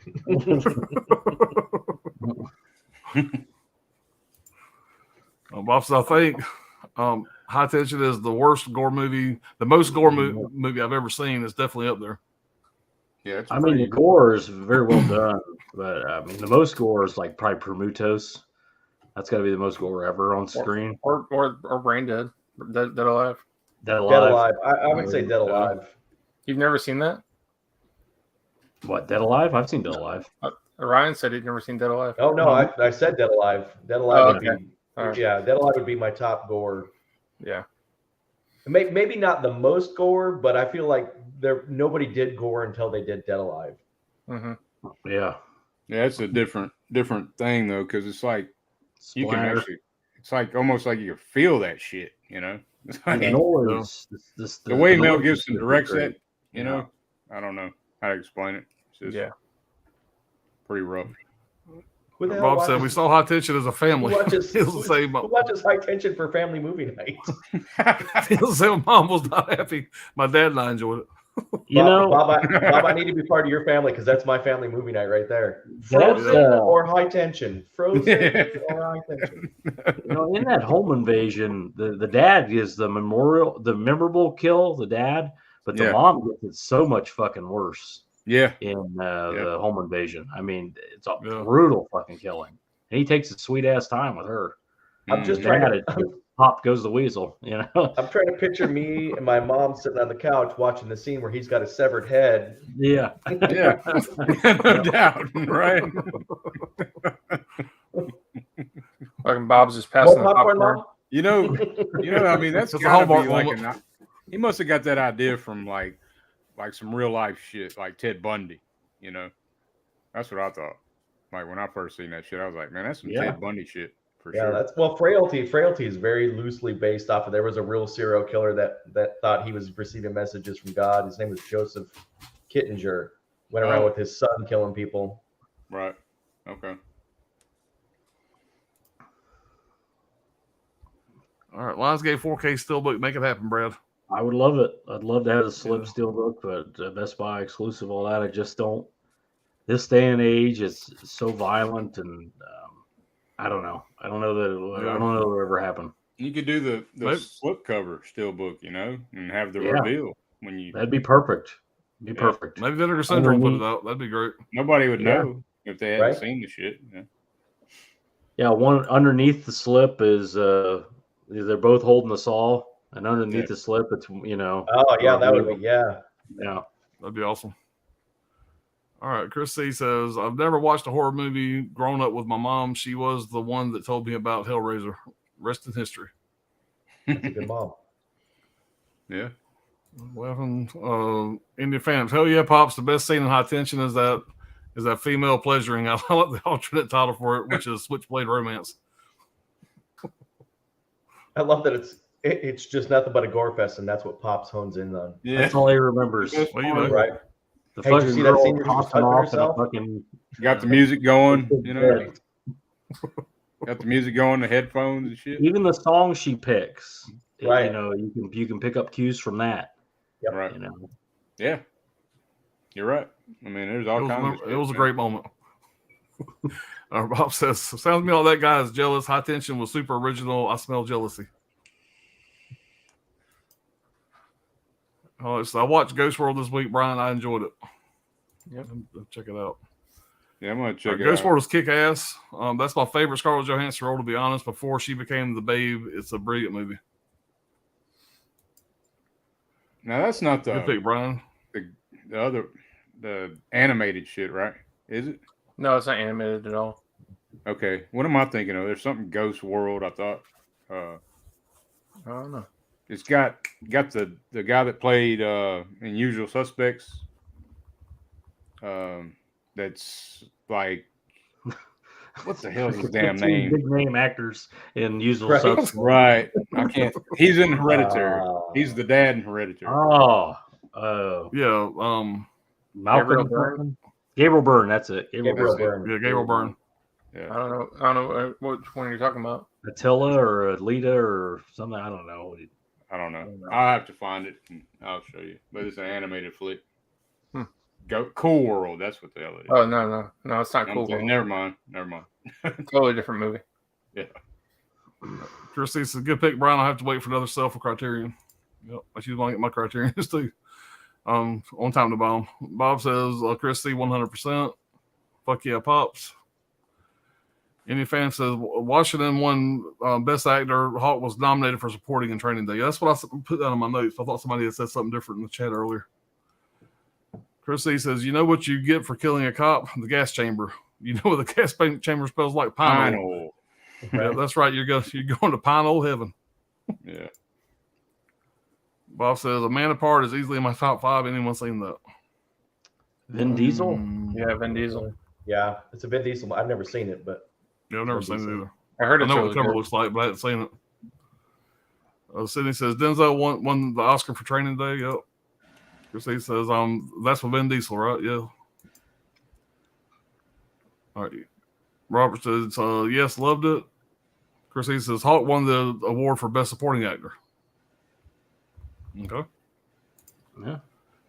Holland says, number 1 for me is Infernal Affairs. The movie The Departed is based off of great cast, just like Departed, but a much better and more complete movie in my opinion. Had to throw a few extra A's in there for the second time around. Make it fun. That was last India Phantom. Yeah. Jim Broadbent won supporting for something called Iris that year over Ethan Hawke. I feel pretty confident he was just nominated. I don't think he won. But The more pretentious pick. yeah. Magic Hand says, Pops, love that Clint Eastwood set. And is that Blu-ray also? Is that out of print? If not, where can I get it? I got that from Zavi, and I don't think it's out of print, but you have to look and see. But I think it has jumped up in price. I think I got that set for, I don't know, maybe high 200s, low 300s, and I seen it going for like $425 the other day. But I want to say, damn. I want to say Zavi still has it. But I would start at Zavi and see if they still got it over there. But it's what I said. It's all Blu-rays. There's like 3 movies that are DVD because they never got a Blu-ray, but all the rest of the movies in there are Blu-ray. just look up Cunt box set. Yeah. Cunt Eastwood. Y'all stop fucking with my Clint Eastwood set, goddammit. But I have to admit, every time I look at it, that's all I see now. I just hear Coco laughing her ass off right now. Yeah, it's all her damn fault. Oh, Coco will never know how much she's made my day forever with that. Oh, she knows. She hears you right now. Hall says, I Ed Hill, built I that hope shelf. little Nicky is Satan.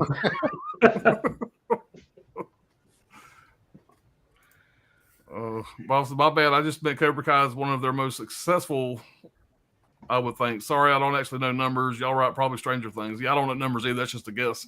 Both of them have got to be the top 1 and 2. Yeah, I would. Yeah, Right. Holland says, do the math, Brad. Okay, 40 minus 5 equals 35. Paul was 35. There you go. right? What's the problem? Dude, I see. Yeah, I didn't have man. What's No the issue. problem? I was about to break out my calculator. I appreciate you doing that for me. Or Forrest Redmond, any of y'all football fans? Any of y'all football fans? And so, who do you got, Vikings or Packers? Oh, Packers all day long. Hold on a minute. Let's see what Dr. Ordinary's choice is here. Take a look at that football. Let's see, there's that. And let me show you that. Yeah. I think you have your answer there. By the way, check out the Maverick thing he has hanging on the wall there. It's pretty badass. Oh, yeah. I'm moving my mouse so you can see my fucking mouse. But what a dumbass. But that's one of the, what's it called, Ryan? It's like made out of metal. Display, the metal displays. The metal. Yeah, it looks badass. Yeah. That's pretty cool. Yeah, it looks pretty badass. All right. Wild Wrangler, Clint Eastwood, first film, Revenge of the Creature, 1955. He was a lab assistant, mouse in the pocket. Yeah. I haven't watched the movie, but I have YouTube that scene just so I can see it, whatever, and very early. Chris said, by the way, you saw Barbarian today. There you go, Brian. I know you want to talk to Barbarian about somebody. My horror of the year, it's a great year for horror so far. Just as long as damn awesome in this, you will hate him. Trust me. Yeah, that's high on my list to watch, man. I've heard nothing but good things about it. Yeah, I mean, I'm hearing good things. Don't look up any shit. Just I go heard see it. it's Justin Long's best movie since Tusk. So I mean, if it's anywhere near the level of Tusk, that's got to be great. So is it knocking? You think it knocks X out? No, He just carries that around for whenever anybody brings it up. no, but for me, it's right behind X for me. Okay. Better than Black Phone then? I liked it more than Black Phone. Okay. Did you really? Yeah, Because I thought Black Phone was fantastic. Oh, now I I like really Black need Phone to check too. it out. I like Black Phone, but I don't think I'll go back and rewatch it. That's the thing. You know, it was good for what it was. I Well, don't know. that's a good point because I've only seen it the once, but I was impressed, man. I thought it was like well written. I enjoyed the hell out of Black Phone. I was a fan of it. I'll But rewatch the now shit I out really of want to X, see though, Barbarian. you know? I'll rewatch the shit out of this movie. No, I'm gonna check it out for sure then. I grabbed this. By the way, it's a German Oh, yeah. 4K steel book, or I mean media book. So this is a very nice looking release. That's a pretty Gonna have sweet that. release. Yeah, you're the first one to get the 4K. Damn it. That is 4K? You know the 4K is coming out next week. Now that I got that, Yeah, I probably. hope so. I mean, that would suck, Alan. Yeah. I'd buy the bitch again, man. I love that damn movie. Bob says we saw Hot Titches as a family in theaters, but mom got messed up. The blood just splattered in the closet. Oh yeah, you may not have seen the unrated. I don't know if you saw the full cut. From what I understand, it was available or some places, but it was most people saw the NC-17. But there's a lot more. Yeah. There's extended stuff with that where he cuts her fucking hand off. I mean, it's Yeah. nuts what he does. Yeah. He really mutilates that mom in that. Mhm. Oh, yeah. But Yeah. the throat slash is great when she's like trying to gasp, and Yeah. it just keeps opening further and Oh further. yeah, yeah. That's hell of a special effects, man. Like, Yeah, right. Coagulate. How do you say that shit? Coagulated blood. Coagulating. Coagulate. Coagulated. Black looking shit coming out of her What's neck. going on, folks? By the way, from somebody that's worked with a lot of blood, they did an amazing job with that scene there. Yeah. With the way blood looks like when it actually starts to coagulate. It gets Right. jelly-like. Hell yeah. Yeah, Hope said we're saying Cool World, but earlier. Yeah. Indian Phantoms and Cool World. Chris C says Cool World. Yep, laugh out loud. I'm not paying $28 for a Blu-ray. Yeah, well, I did. Bob says I'll be getting Cool World, but not for $28. Need it for the Shout Select line. Yeah, it's got a number on the fucking spine. Y'all got to take that into fucking account. It's Goddamn got it. a number on the spine. You guys don't know. You don't understand. It's numbered. The spine is numbered. Shit's over. I got 143 of them motherfuckers, but I'm not going to get that one. Come on. It's just Yeah. funny the mentality. They're like, I won't spend $28 on a Blu-ray, but then they'll spend like $40 on a fucking box set of Tenebrae or 45. You know, like it's all subjective. Yeah. Yeah, Yeah. it definitely is. All right. Chris A says Robert Anderson says, yep, I got to save for RL stuff. No Blu-ray is worth $28. I don't know about that. There's some Blu-rays. Chris A says, I love X. So this is a hard choice, but horror this year has been so damn good. It's been a good year for horror. It really has. It really, Better than Better. some. I guess. getting better. Getting Bob there. says, Better than Chris worse. also wants 28 days, but why is it $25? You know, but it's 2022. Average price for most Blu-rays that are not going to be bargain dumpers, whatever, are going to be about that price. It's probably This is just getting rare, low print numbers or something. I'd love to see Second Sight take that one and do something with it, clean it up, Yeah. you know, make it less dark. I think Bob's talking about the Sandra Bullock movie, 28 Days. 28 days? Oh, Yeah. no, there you There's a go. joke about that in the Oh, office where yeah. where Pam goes Yeah, to I don't know. see, she wants to see 28 days and she ends up seeing 28 days later. Yeah. Yeah, big difference. Because that's coming out on Blu-ray like this week or something. Yeah, Sandra Bullock gets eaten by a zombie?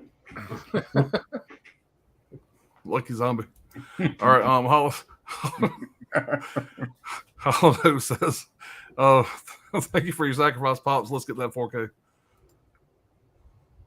Chris says, I will double dip and buy X on 4K. It's that and Fresh and Barbarian for horror of the year. Fresh. I'm not familiar with that one. That was a Netflix movie, I think. Yeah, I didn't watch Yeah, that. was it? I heard a lot about it. Yeah, I haven't seen it either, but it was on Netflix. I don't think I have either. Chris says, you're right, Brian. I will pay up for the box set plus shipping. Yeah.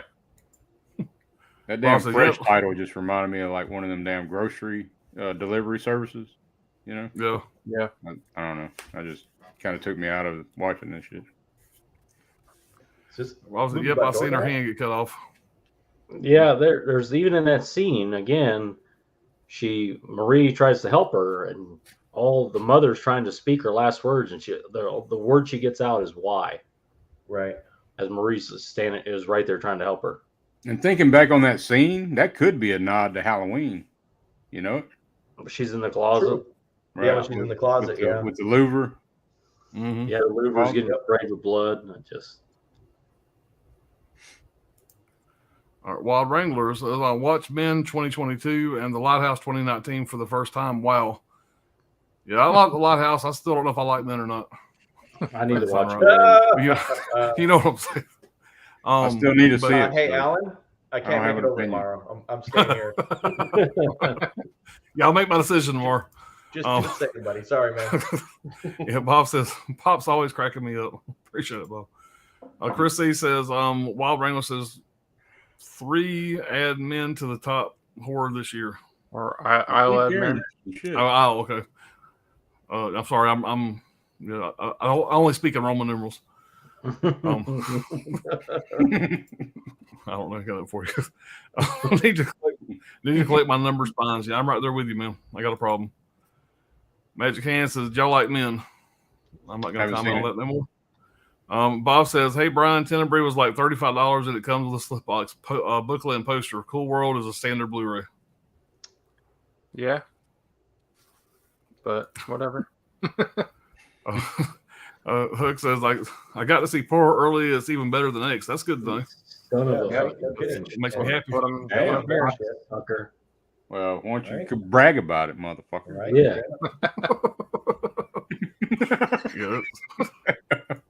No, I'm glad though. Hell yeah. Right. I'm glad. I can't wait to check it out. Lucky, man. That's awesome. Yeah, well, yeah, it's good to hear, man. Wild Wranglers is 50-50. Is that the movie with Seth Rogen in it? Yeah. And what's his name? Joseph Gordon-Levitt. Yeah. Boss, yes, Brian, the Sandra Bullock 28 Days, that should be $25. It's a bare bone Blu-ray. Yeah, that's pretty high for that movie. That should definitely be That's one of those bargain movie. Sony made on demand, man. All the Sony made on demand discs are like 20 plus. Yeah. Christy Lighthouse is very Lovecraftian. Yeah. Lovecraftian. Fresh was Hulu. Okay. Oh, okay. Yeah. I never know. Oh, that's the Old Nasty Pearl necklace on the big screen. Damn. Forrest Redmond says, Pops, have you seen the Clint Eastwood movie Kogan's Bluff? I did. I just watched it. I've seen it before. I just watched it again, I don't know, maybe 8 or 9 months ago. Indian Fan says, I might be alone, but I can only watch horror movies between now and Halloween. I'm a fucking geek. Yeah, you're alone. I can always watch a horror movie, man. I can watch this shit every day. Year round, man. I watch them year round. Yeah. Yep. Yeah, me too, man. I can watch that shit in church. Not a real horror fan unless you watch them year round. Yeah. I prefer to watch them in the summer. I mean, that's my favorite time to watch them. It's so fucking hot out and miserable. Are you going to watch Jaws in October? Come on now. Yeah, I'm looking forward to the fall, so I want to watch, horror. Yeah, get you ready for it, man. Yeah. Like movies like The Thing, though, I could watch that shit in dead of summer. Oh, yeah. Yeah. Well, guys, we have come to the part of the night we're going to do our honorable mentions. Everybody should have 2. And we're going to start off with Dr. Ordinary to see what you guys get. Right. I'm kind of excited to show my 2 here. Yeah, I am too. So the first honorable mention's an easy because it's another dupe, but there's Donnie Darko. Uh-oh. Yeah. I totally agree with Dirk. Can't say enough about this movie. It's kind of the only thing else I have to add is this movie really did not get any of the advertising that it should have, and the whole reason was it was right after 9/11, and of course it's got a scene with an airplane engine going through it. Right. Yeah. And so the studio really was super gun shy about promoting this movie, so it really didn't get the press that it should have. But it's a great movie. It's a great psychological thriller. Like I said earlier, every single time I watch this movie, there's something new I pick up out of it. I guess the best thing I like about this movie is it starts off being a movie that I think that personally, typically, I thought I wasn't going to like because it felt very emo-ish and it felt very emo angsty. Like I'm like, all right, here we go. But it ends up not being that at all. And it's a great movie. My second honorable mention is a movie I bet nobody would have ever expected out of me, including Pops, and that's Spirited Away. I doubt anybody on here even knows what that movie is. Oh shit! Nope. I have no idea. So Studio Ghibli is a Japanese company that produces animated films. They're not anime, but they're animated movies.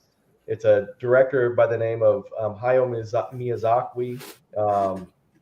It's a great story. This is a movie that you start watching it and you know that it's an animated movie, and minutes into it, you completely forget that. I'm not a huge. It's a weird movie for me to even have in my list because I'm not an animated movie animation fan at all, and yet I love this movie. The story is you're just glued to the story. It's got a lot of themes to it about like just sort of commercialism and Japanese culture and Westernism and but it's very subtle and it's not, your face isn't rubbed in it, but it's just a great story about this girl. It's about a girl, they're moving to a new house with her parents. They take a little detour and her parents find a little restaurant where there's nobody manning it and they're super hungry. So they start pigging out and they literally get turned into pigs. And then it just kind of goes from there. So there's a lot of Japanese culture to it. But it's 2001. It's an animated fantasy. It's widely regarded as one of the greatest animated films of all time, which is crazy to say.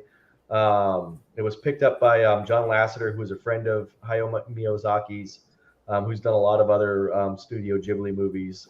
That's who did the North American distribution, was John Lasseter. It won the Academy Award for Best Animated Feature, and to date, it's still the only hand-drawn Academy Award nominated and won animated series.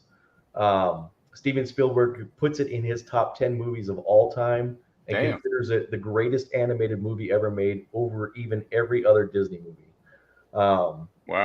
It's a great story. The animation really is great. I mean, I don't want to take away from the animation because there's a lot of people that watch this just for the art and the animation, and it really is.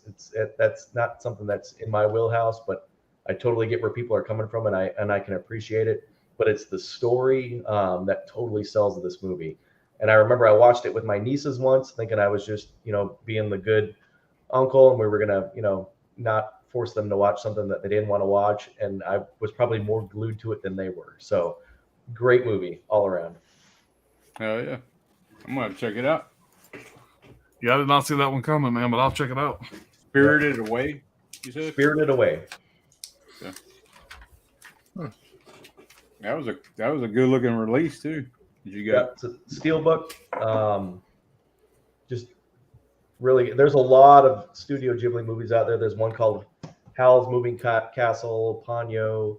They're all Japanese. This is the highest grossing movie ever in Japan, which is crazy to think. Yeah, my daughter lived in Thailand for a year, and she's got a really cool tattoo on her leg, whatever, of the castle from my house. Howl's Moving Castle, whatever. Yeah.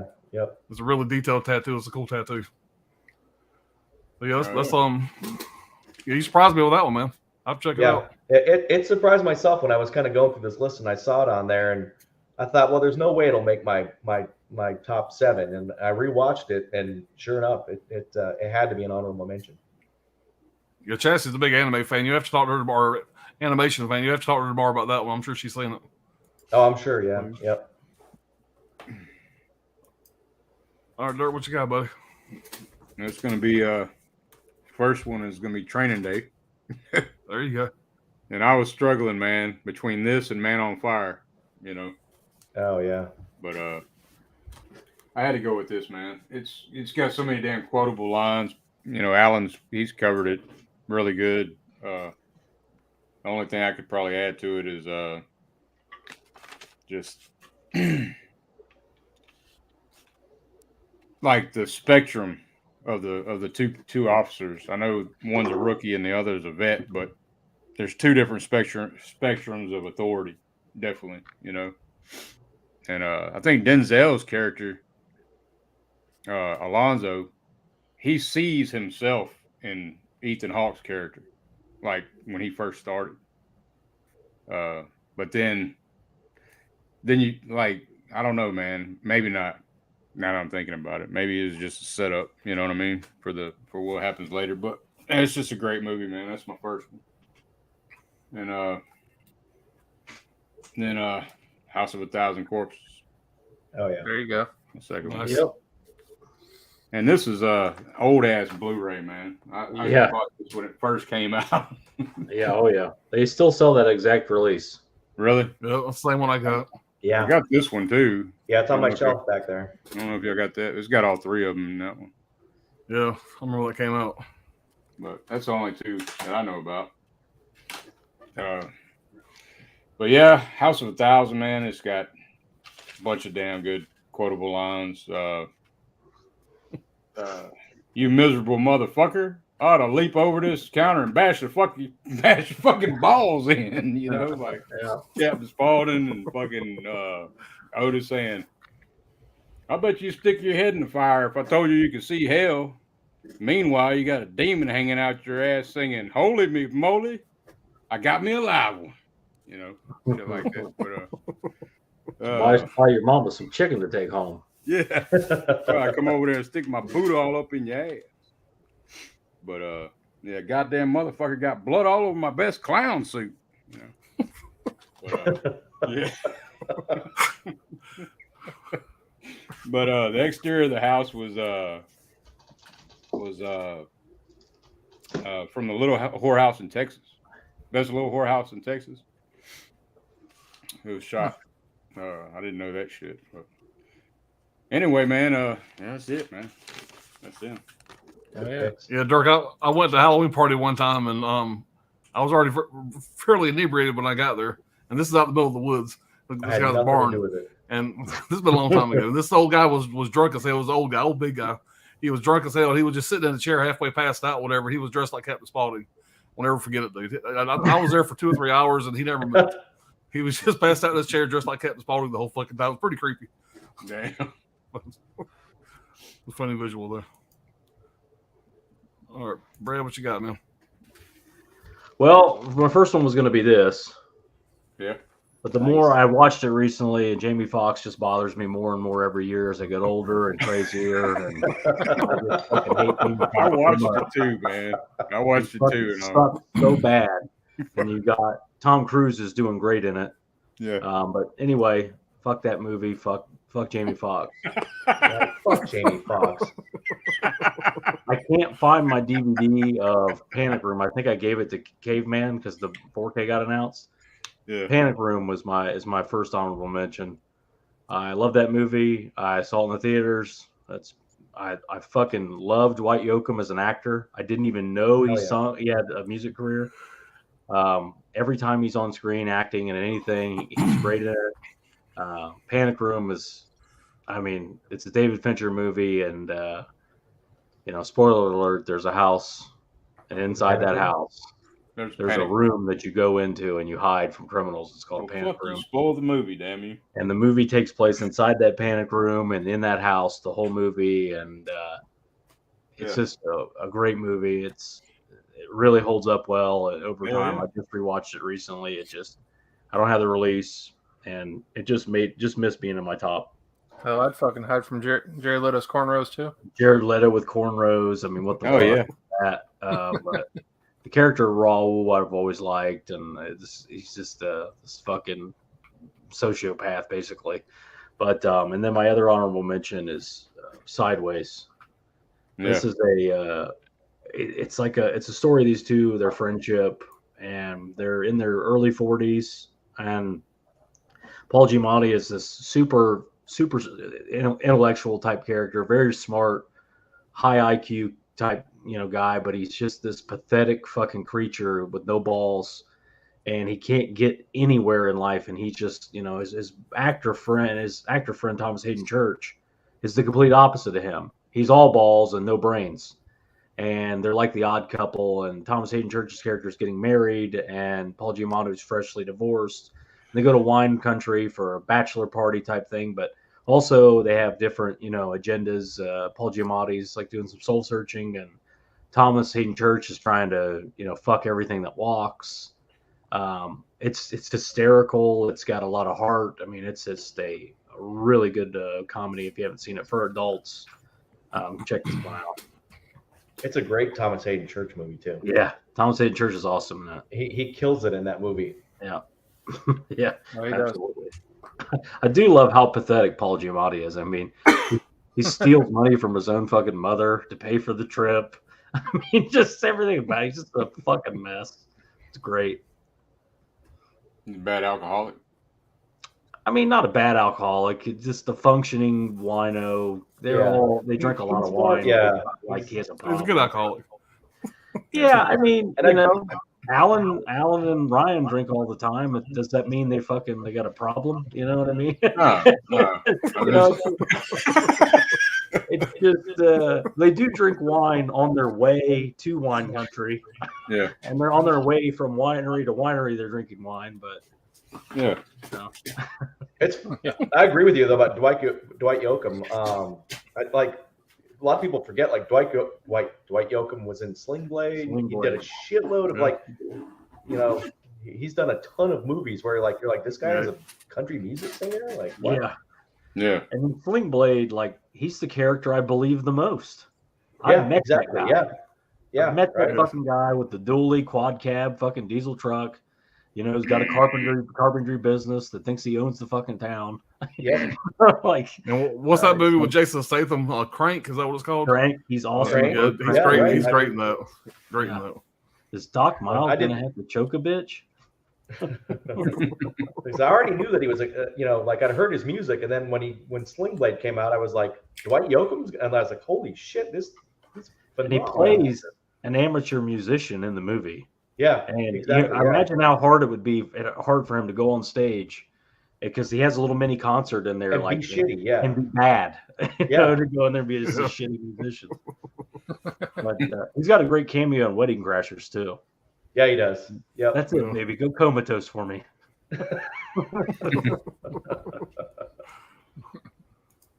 All right, Brian, what you got, buddy? All right, for my first honorable mention, I have The Girl Next Door.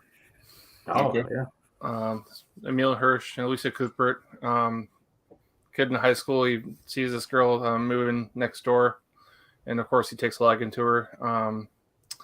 End up hanging out, and he finds out later on that she's a runaway porn star, basically, and her people are kind of like looking for her and stuff like that, and this becomes this whole thing. It's just I don't know. It's kind of a crazy, I guess, another coming of age. I guess I like those type of movies. But Paul Dano's in here. Timothy Oliphant does a great role. James Remar from The Warriors is in here. Just really solid. 2004. Yeah, 2004 drama comedy movie. Always enjoyed this one. Kind of put Emil Hirsch on the map as an actor back then too. So, and I think this was like one of Paul Dano's first roles too. So, Yeah. yeah. I saw that in the theater. I haven't seen it since then, but I loved it when I saw it in the theater. yeah, it's a good movie. Solid. And then second honorable mention is one that I never hear anybody talk about this movie. I don't even know if anybody else here knows about this movie at all, but it's only on DVD. It's called The Dangerous Lives of Altar Boys. That's it. Yep. Yeah, and it's got Kieran Culkin, Jenna Malone, Emil Hirsch is in this one as well, Jodie Foster, and Vincent D'Onofrio.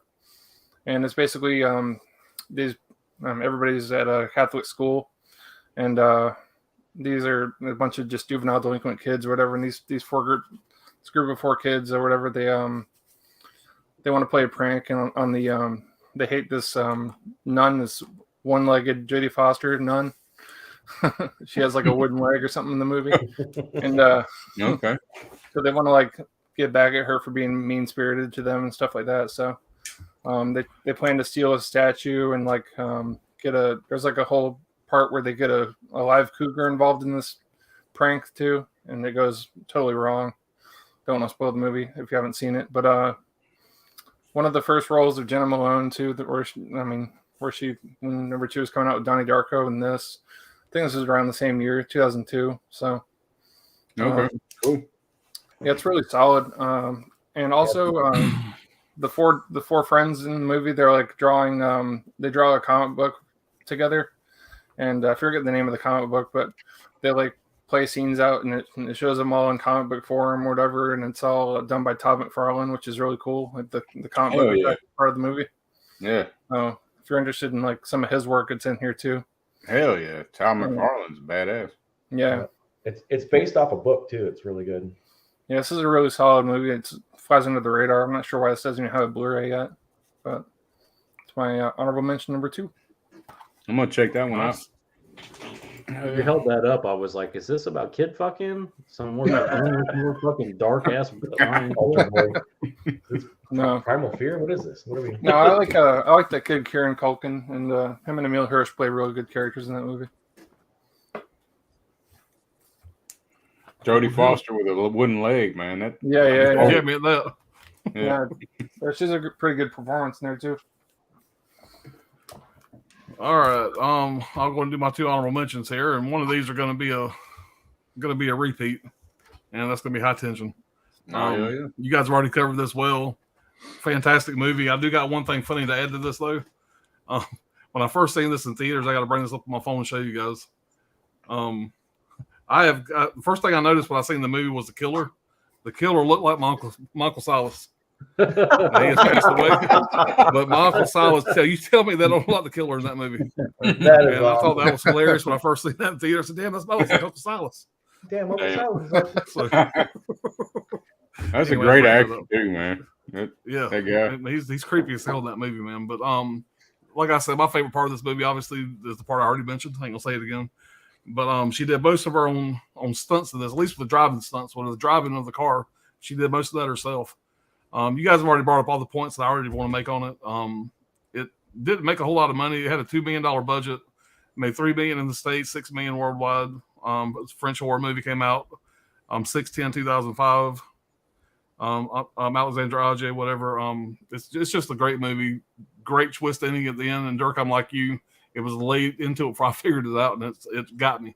I said, it's a fantastic movie. I mean, like I said, it's already been spoken of, but if you hadn't seen this, come on, man, go see it. My other honorable mention is we talked about this franchise briefly earlier, but it's going to be the first Saw. Absolutely adore this movie. It's just a fantastic one. This first one is it's a classic, whether you like the sequels or not.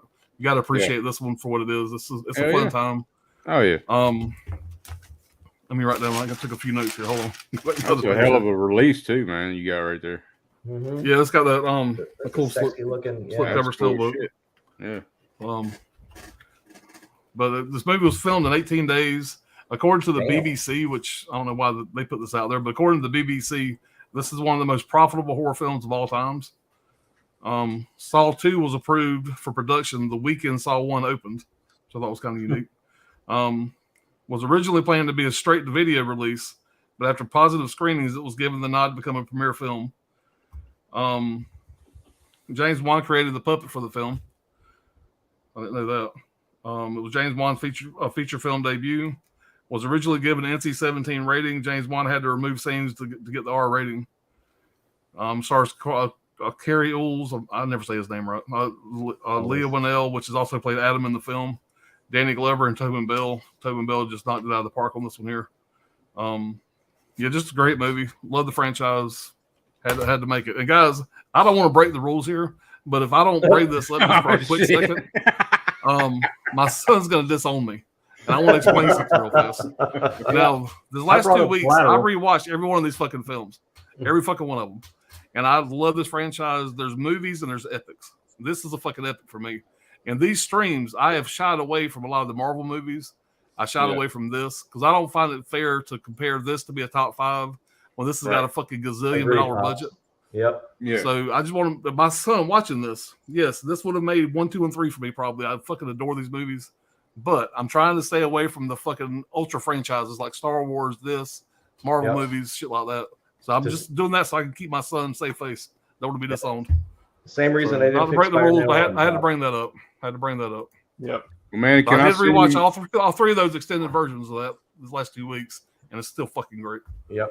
So- Pops, I can't agree with you more, man, because I have it right here, and I struggled with it because it's Yeah. number one Sam Raimi movie, one of my all-time favorite directors. I honestly believe, and people could argue with me and all day long, but I don't think he would have had them. There was plenty of comic book movies before the first Spider-Man, but I truly believe it was Sam Raimi that allowed for the whole MCU and even any comic book movie to kind of like be rebooted after that. But at the same time, it couldn't make my top 10 just because, like all the other, like the whole reason I didn't put Avengers Endgame in there. You know, if you've got a $400 million budget, you better give me a $300 or $400 million movie. Yeah. So, you know, movies in my top 5 are like Frailty, you know, like show me the shit that, you know, somebody did, you know, with much less. So, Right. but now, I did pull, you know, for in the entertainment last stream, value, it's hard not to put him in there. yeah. And the last stream I did pull Iron Man as one of my top 5, or maybe it was an honorable mention. I don't remember. But Iron Man kind of started the whole Marvel thing. I decided to put that one in there. But other than that, I've shied away from all that because every stream for me, I'm a big Marvel guy. I could have 1 or 2 Marvel movies in every fucking one. And I didn't want to do that. Same with Star Wars. I'm a big Star Wars nut. I'm of the mind if you got 5 Marvel movies for your top 5, if I can put 5 in there. It's your personal top 5. I don't care. I wouldn't get. I mean, that's my thinking. Well, I agree with that, but in my mind, I just kind of said, okay, if these movies are going to be fucking, like I said, this has got a fucking gazillion-dollar budget, whatever. I just don't think it's fair to compare that to these other movies that I rewatch all the fucking time. I was just trying to keep that frame of mind. So, well, you know, really, you get past this set of years, though, it's not really going to be a factor anymore. There's not really any movies, you know, earlier than this that's going to really fall in that category for me. Well, like, I see your point, but if you give what's his fucking name? He just did a Star Wars movie. He did some Star Trek movies. What's his name with the glasses? J.J. Abrams. J.J. Abrams. You give him $300 million, he can't do this. Right. He couldn't make this. That's what I mean. Yeah. So it doesn't really matter to me the budget either. Like, you know, and it's like something like Lord of the Rings. I thought you were going to bring the Lord of the Rings up. Like, I thought you might have hold it up and go, "This is my number 1." It's all 3 movies because the fucking they bookend. You know what I mean? It's not like it's all one big movie, even though it's 3 parts. So, you know, I thought that might. And it would be Fellowship of the Ring if I was going to pick one. It would be Fellowship of the Ring. Most people are going to say Return of the King, but I like Fellowship of the Ring the best. The second one with all the action. But yeah, that's the first one. Towers. That's the first one. Two Towers has all the action. Oh, okay. Yeah. But anyway, that was just kind of my thinking. Whatever, you know, I don't know. All the heavy action. I almost had these comedies on my honorable mentions, but I know I don't pick this one already. But Anchorman is one of my all-time. Anchorman made my short list also. I could quote Anchorman from start to finish. Yeah. 3,000 Miles to Graceland almost made my.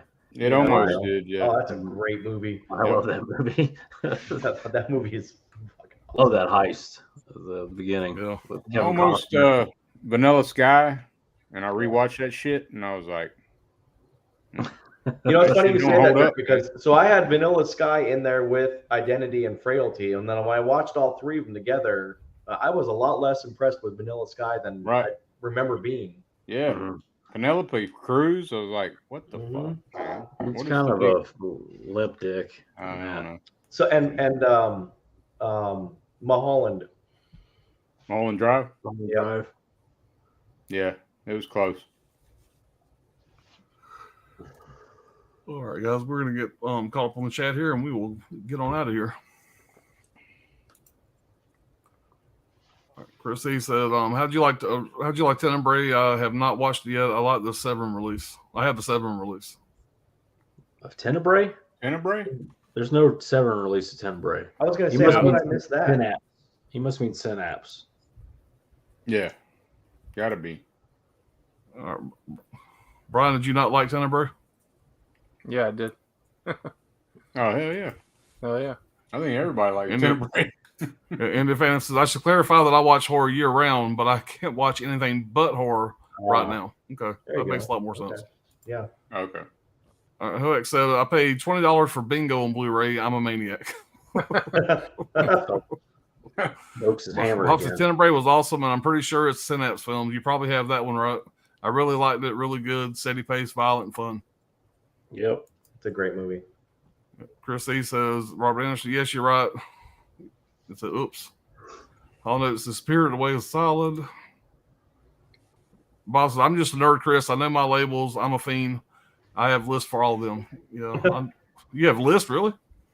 Yeah, I would never do anything like that. No, what? An Excel spreadsheet? No way. Nothing more satisfying than color coding that bitch and just marking it green that you got it. Oh, so it's sexual. There's nothing more satisfying.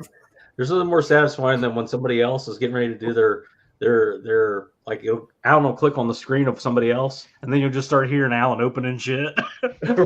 he thinks when he's not on screen, nobody can hear him, but I know it's fucking Alan over there opening movies, rustling papers. That's why I was laughing through Ryan's honorable mentions. I was like, "You're fucking out over there putting his papers together." And whatnot. The only reason is because I heard it too, and I was like, "Fuck, that's Alan." You got a fucking desk right in front of him, sorting shit out. Oh fuck. Old School Pete says, my honorable mentions will have to be Death Wish 3 and Porky's 2. Those movies really spoke to me as a kid. We'll get there soon. We'll talk about those. Chris, he says, I have it, Doc. Huge anime fan. You have the Steelbook, The Perfect Blue. If not, I would recommend it for that decade. Yep. Chris, he says, Masaki is a legend in anime. Yep. Chris, he said, but that's not my favorite anime. Bob says, all right, just remember, y'all better see The Faculty on everyone's top 5 in 2 weeks. I'm sure it'll probably pop up. Maybe. Robert Rodriguez. This is going to be a bad one next week or the next 2 weeks. Yeah. Is that Robert Rodriguez? Yeah. Yep. Shit, I didn't realize that. Yeah. Damn Dirty Ape. Spirited Away is Nick Cage's favorite movie. Oh damn, that's Said cool. Russell. Rusty, some all-time anime is Ninja Scroll. Trust me, watch it. From Studio Madhouse, Beautiful Violence. I've heard of it. Yeah. And he says, honorable mentions, Four Brothers, Spider-Man, Blade 2, and Mindhunter starring Christian Slater and Val Kilmer. It's a mystery slasher movie. You only get 2. Yeah, because I could go deep. I got about 5 or 6 I could throw out there. My There was an 35 argument to go honorable from, one. It was going to be one honorable mention, and Alan's just going, now 5. I need 5 at least. Right. No. How about 2? So we settled on 2. I guess I'll live with fucking We'd 2. be here till Wednesday. Forrest Raven says, laugh out loud, The Faculty. They are definitely 5 better movies from 2000 to 95. 96 to 2000. Yeah, 96 to 2000. Yep. Christy says, oh, Man on Fire, Dirk. I love that movie too. It's brutal. Bob says, those are fighting words, Forrest. Maybe, but definitely top 5 horror. Our House of Thousand Corpses, I love it. Make me want to watch it again right now. Yeah, I love the opening scene. Him and that guy back and forth in the store. Fried There's chicken. so much. Oh, it's classic. So many quotable lines to that movie. Oh, yeah. Like, the whole fucking John Wayne shit. And Yeah, I love when Yeah, the that girl guy's- sleeps and climbs out of the dirt, Right. just It's funny because that guy in that scene is the creepy camp counselor from Sleepaway Camp 3. yeah. Yeah. If y'all notice on the intro, I had Captain Spaulding in that one little scene. It was fun Yeah. last night watching that scene again before I took the sound out. Right. Because don't you like clowns? Don't you think they're fucking funny? Yeah. we make you Aren't laugh. they fucking funny? They're fucking funny. Best Little Whorehouse should be required viewing for those who don't like musicals. Keep it in mind in the 80s. Oh, I've seen that movie many times. I definitely don't like musicals, but that is a fun one.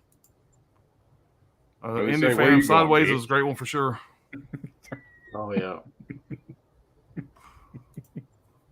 Indie Fans is Functioning Wino is Keith Richards. Yeah, I keep telling myself, as long as Keith Richards is still alive, I'm doing okay. Yeah, I'm doing all right. Yeah. Oh. Yeah. Any fans says functioning. I've already read that one. Bob says Dirk does a pretty good. Dirk does a pretty good Captain Spaulding. I can hear him in Dirk. I don't know if that's a compliment or a fucking insult. I think that's a Hey, I'm just thinking the same thing. compliment. Bob says, still waiting on an official announcement for Panic Room. Damn alive, when are we getting that? You never know It says anymore. two mentions. Blow from 2001, biographical crime film about coke. I watched that this year for the first time. Troy, based on Homer's Iliad. Ain't that the one where Brad Pitt says, cost me a sack of wine? Yeah. Troy's pretty Sack good. of wine? Yep. Troy's Troy. not Troy. y'all know the true There's a story rock- on that shit, right? About Troy. About No. Brad Pitt's character. Achilles or whatever. Yeah. But never mind. Let's move on. Yeah, please. Chris, he says, Brian, I have that on DVD. Awesome film. Timothy Oliphant is in it, right? Yeah, Girl Next Door. Yep. All right, Brad, I was expecting a 4K steelbook of High Tension and 4K of Panic Room now. Send this stream to the studios. Yeah. 4K steelbook of High Tension would be badass. Yeah. Nick Katana says, still patiently waiting for the beautiful love story Brokeback Mountain on 4K. Keep waiting. Not to be confused. No, I ain't gonna say my joke. Well, I got a joke for that, but I'm gonna leave that alone. Or not, I'll tell y'all remind me after the stream. Not to be confused with The Girl Next Door 2007, which is really dark as hell flick that I recommend too. Yeah, I know about that one. Talking about the catch 'em. Yeah, I think so. Mhm. It's a horror film. Yeah, it's Catch 'em. Yeah. Catch 'em. Yeah, Catch That's 'em. a true story, though, right? Based on a true story. Mm. Some shit. Supposedly Could be. loosely. Yeah, that's some but- fucked up shit. All right, Bob says, look, in all seriousness, if Lionsgate can do Cabin in the Woods, they can do High Tension. I agree. That's true. High Tension, Inside. I mean, Lionsgate owns them, but does that mean that people, freaks like us will buy them, but they want to try to Yeah, sell them? but who else will? Yeah. Yeah. Grandma ain't buying that shit. Yeah. Hollow Note says, I'm all wet. Can I come in? Damn. Girl Next Door. Bob says, hell yeah, Brian, I love The Girl Next Door. Alicia Cuthbert was the moment I knew I'd always be straight. I was foaming at the mouth as a kid over her, sexiest woman alive in that movie. Chrissy says, yep, first saw I love it, Pops. Bob said, Brian, learn to like it. I can quote the whole movie Girl Next Door. All right, Bob. You like that movie a little too much there, buddy. Almost I saw on my list, I saw the Midnight Madness premiere of that film in Toronto before anyone knew a thing about it. It was the uncut version packed out. I was shaken by the end of it. Cool. Yeah. It's another one of those movies like High Tension where everybody got by it. You know, those people that say, like, I'm a big High Tension mark. I saw it in the theater. I had no fucking idea that the twist that was going to happen. Yeah. Yeah. And you got these assholes that'll be like, oh, I figured it out. I figured it out. I knew it. Yeah, It's like in High Tension, it's like, well, it's kind of hinted at that she's a lesbian, but even that, like, well, we kind of get that she's a lesbian. We didn't get, obviously, nobody saw the whole Other Right. shit. Yeah. Yeah. Right. The whole lesbian thing I thought was like obvious. That Yeah, I mean, like, you know, she's into her. She's in the Right, friend I zone. mean, yeah. That's what I've told women before. I was like, this is what happens when the friend zone goes wrong. Right. You know, getting ready to watch the movie. You know. All right, back to what I meant to say. Chrissy says, yes, Spider-Man, aka our Spider-Man. It's the Spider-Man, in my opinion. That's my generation Yep. Spider-Man. That's the only Spider-Man. Yeah. Y'all don't remember that 1970s one where he's fucking crawling on the floor? No. That's your Spider-Man. No. Yeah. I'm going to show you how fucking old I am. Y'all remember a show called The Electric Company? I do. Electric Company and Morgan Freeman plays Spider-Man. Yep. So, yeah, anyway, that was the first Spider-Man I was ever introduced to. The City Eubank says, my two honorable mentions are Mystic River, 2003, Sean Penn, Kevin Bacon, directed by Clint Eastwood. That's a great movie. The Recruit, 2003, Al Pacino, Colin Farrell, director Roger Donaldson. Yeah, Mystic River's really good. Mr. Yeah, it River's is. a great Sure. movie. I thought about that one. I did I too. watched it for the stream. I did too. Yeah. Yeah. All right, Chris E says, to City Eubanks, Mr. River was very good. Any Phantom says, to be honest, none of the Marvel movies will make a top 10 list for me. I haven't seen all of them, but I just find them hard to sit through. DC animated and Batman is another story. Yeah. I'm more of a Marvel guy. I like a lot of the DC stuff, but I'm more of a Marvel guy.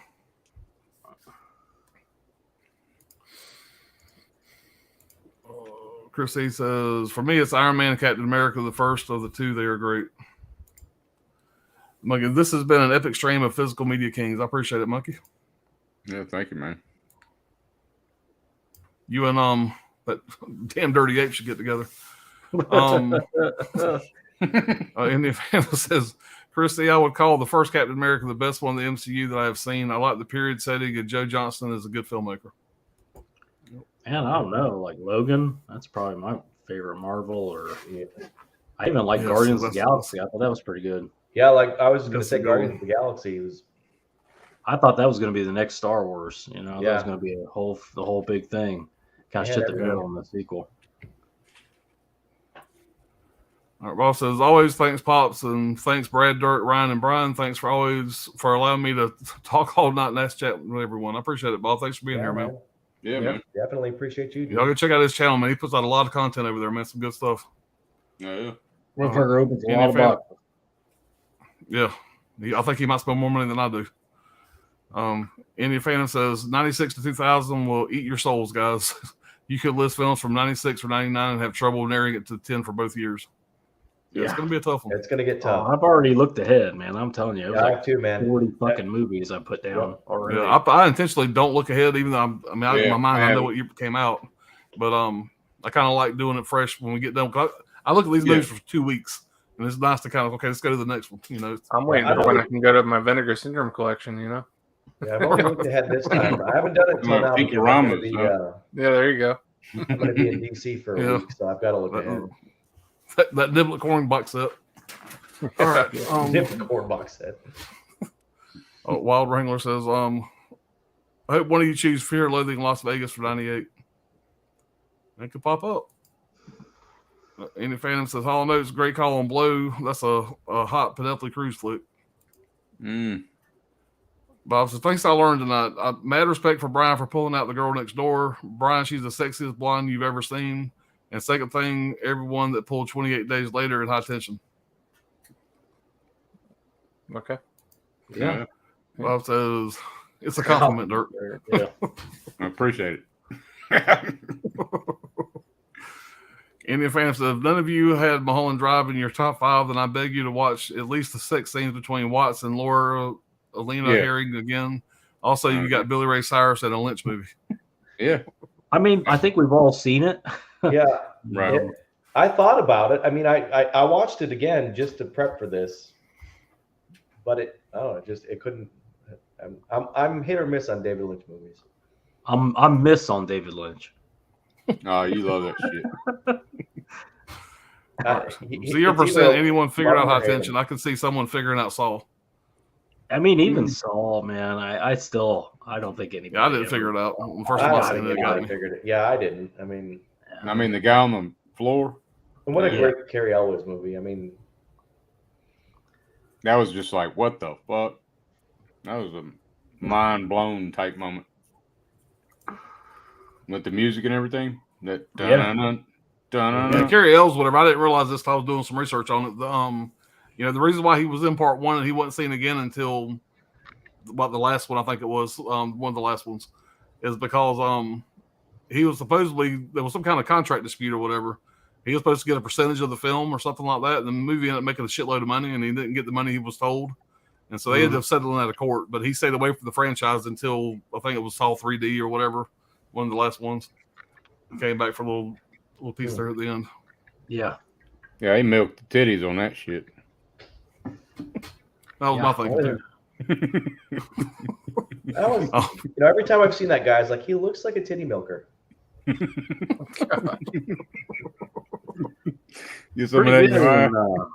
good in Kiss the Girl.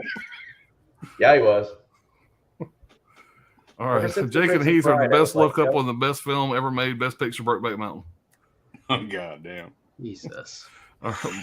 Bob said, I definitely did not see the twist coming in High Tension. No, I didn't either.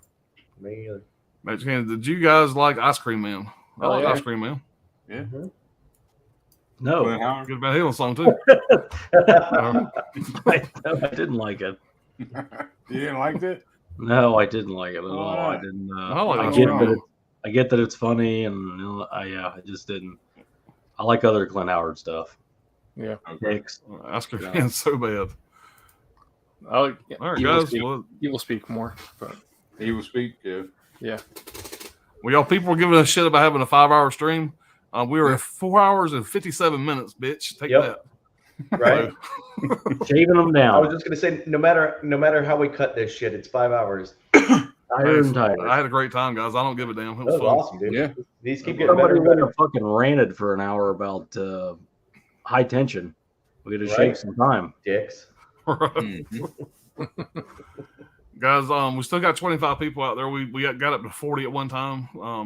So we're having a great time doing these. Hope you guys Thanks are to still everybody for enjoying them. hanging in though. The last 25, that's Oh awesome. yeah, no doubt. We'll be back in 2 weeks for our next one, which will be 96 to 2000, right? 96 to 2000. It's gonna be We're tough. making progress. We're getting there, man. Getting down to the fun stuff Yeah. now. But This is the pivot point here. are you talking about the graphic novel? Then no, Yeah, that's definitely not a graphic novel. Yeah. Can't wait for the next one. Ebola. Everyone hit the like button. Appreciate it. Love the stream, gents. I appreciate it, guys. Thank y'all for hanging out. Appreciate it, man. Well, guys, Yeah. we're gonna get on out here. Y'all got anything y'all want to say before we jump off? Nope. Gets better and better, man. I always look forward to it. I look forward to everybody's picks. Yeah, man. Yeah, every time. Stay man. tuned for the next one. Yeah, it's time to get Yeah. to work on the next ones. But guys, we'll see y'all soon. Be back in a couple of weeks. We'll probably have some other stuff in between, but Oh yeah. see y'all next time. Bye, Later, guys. everybody. Later, y'all.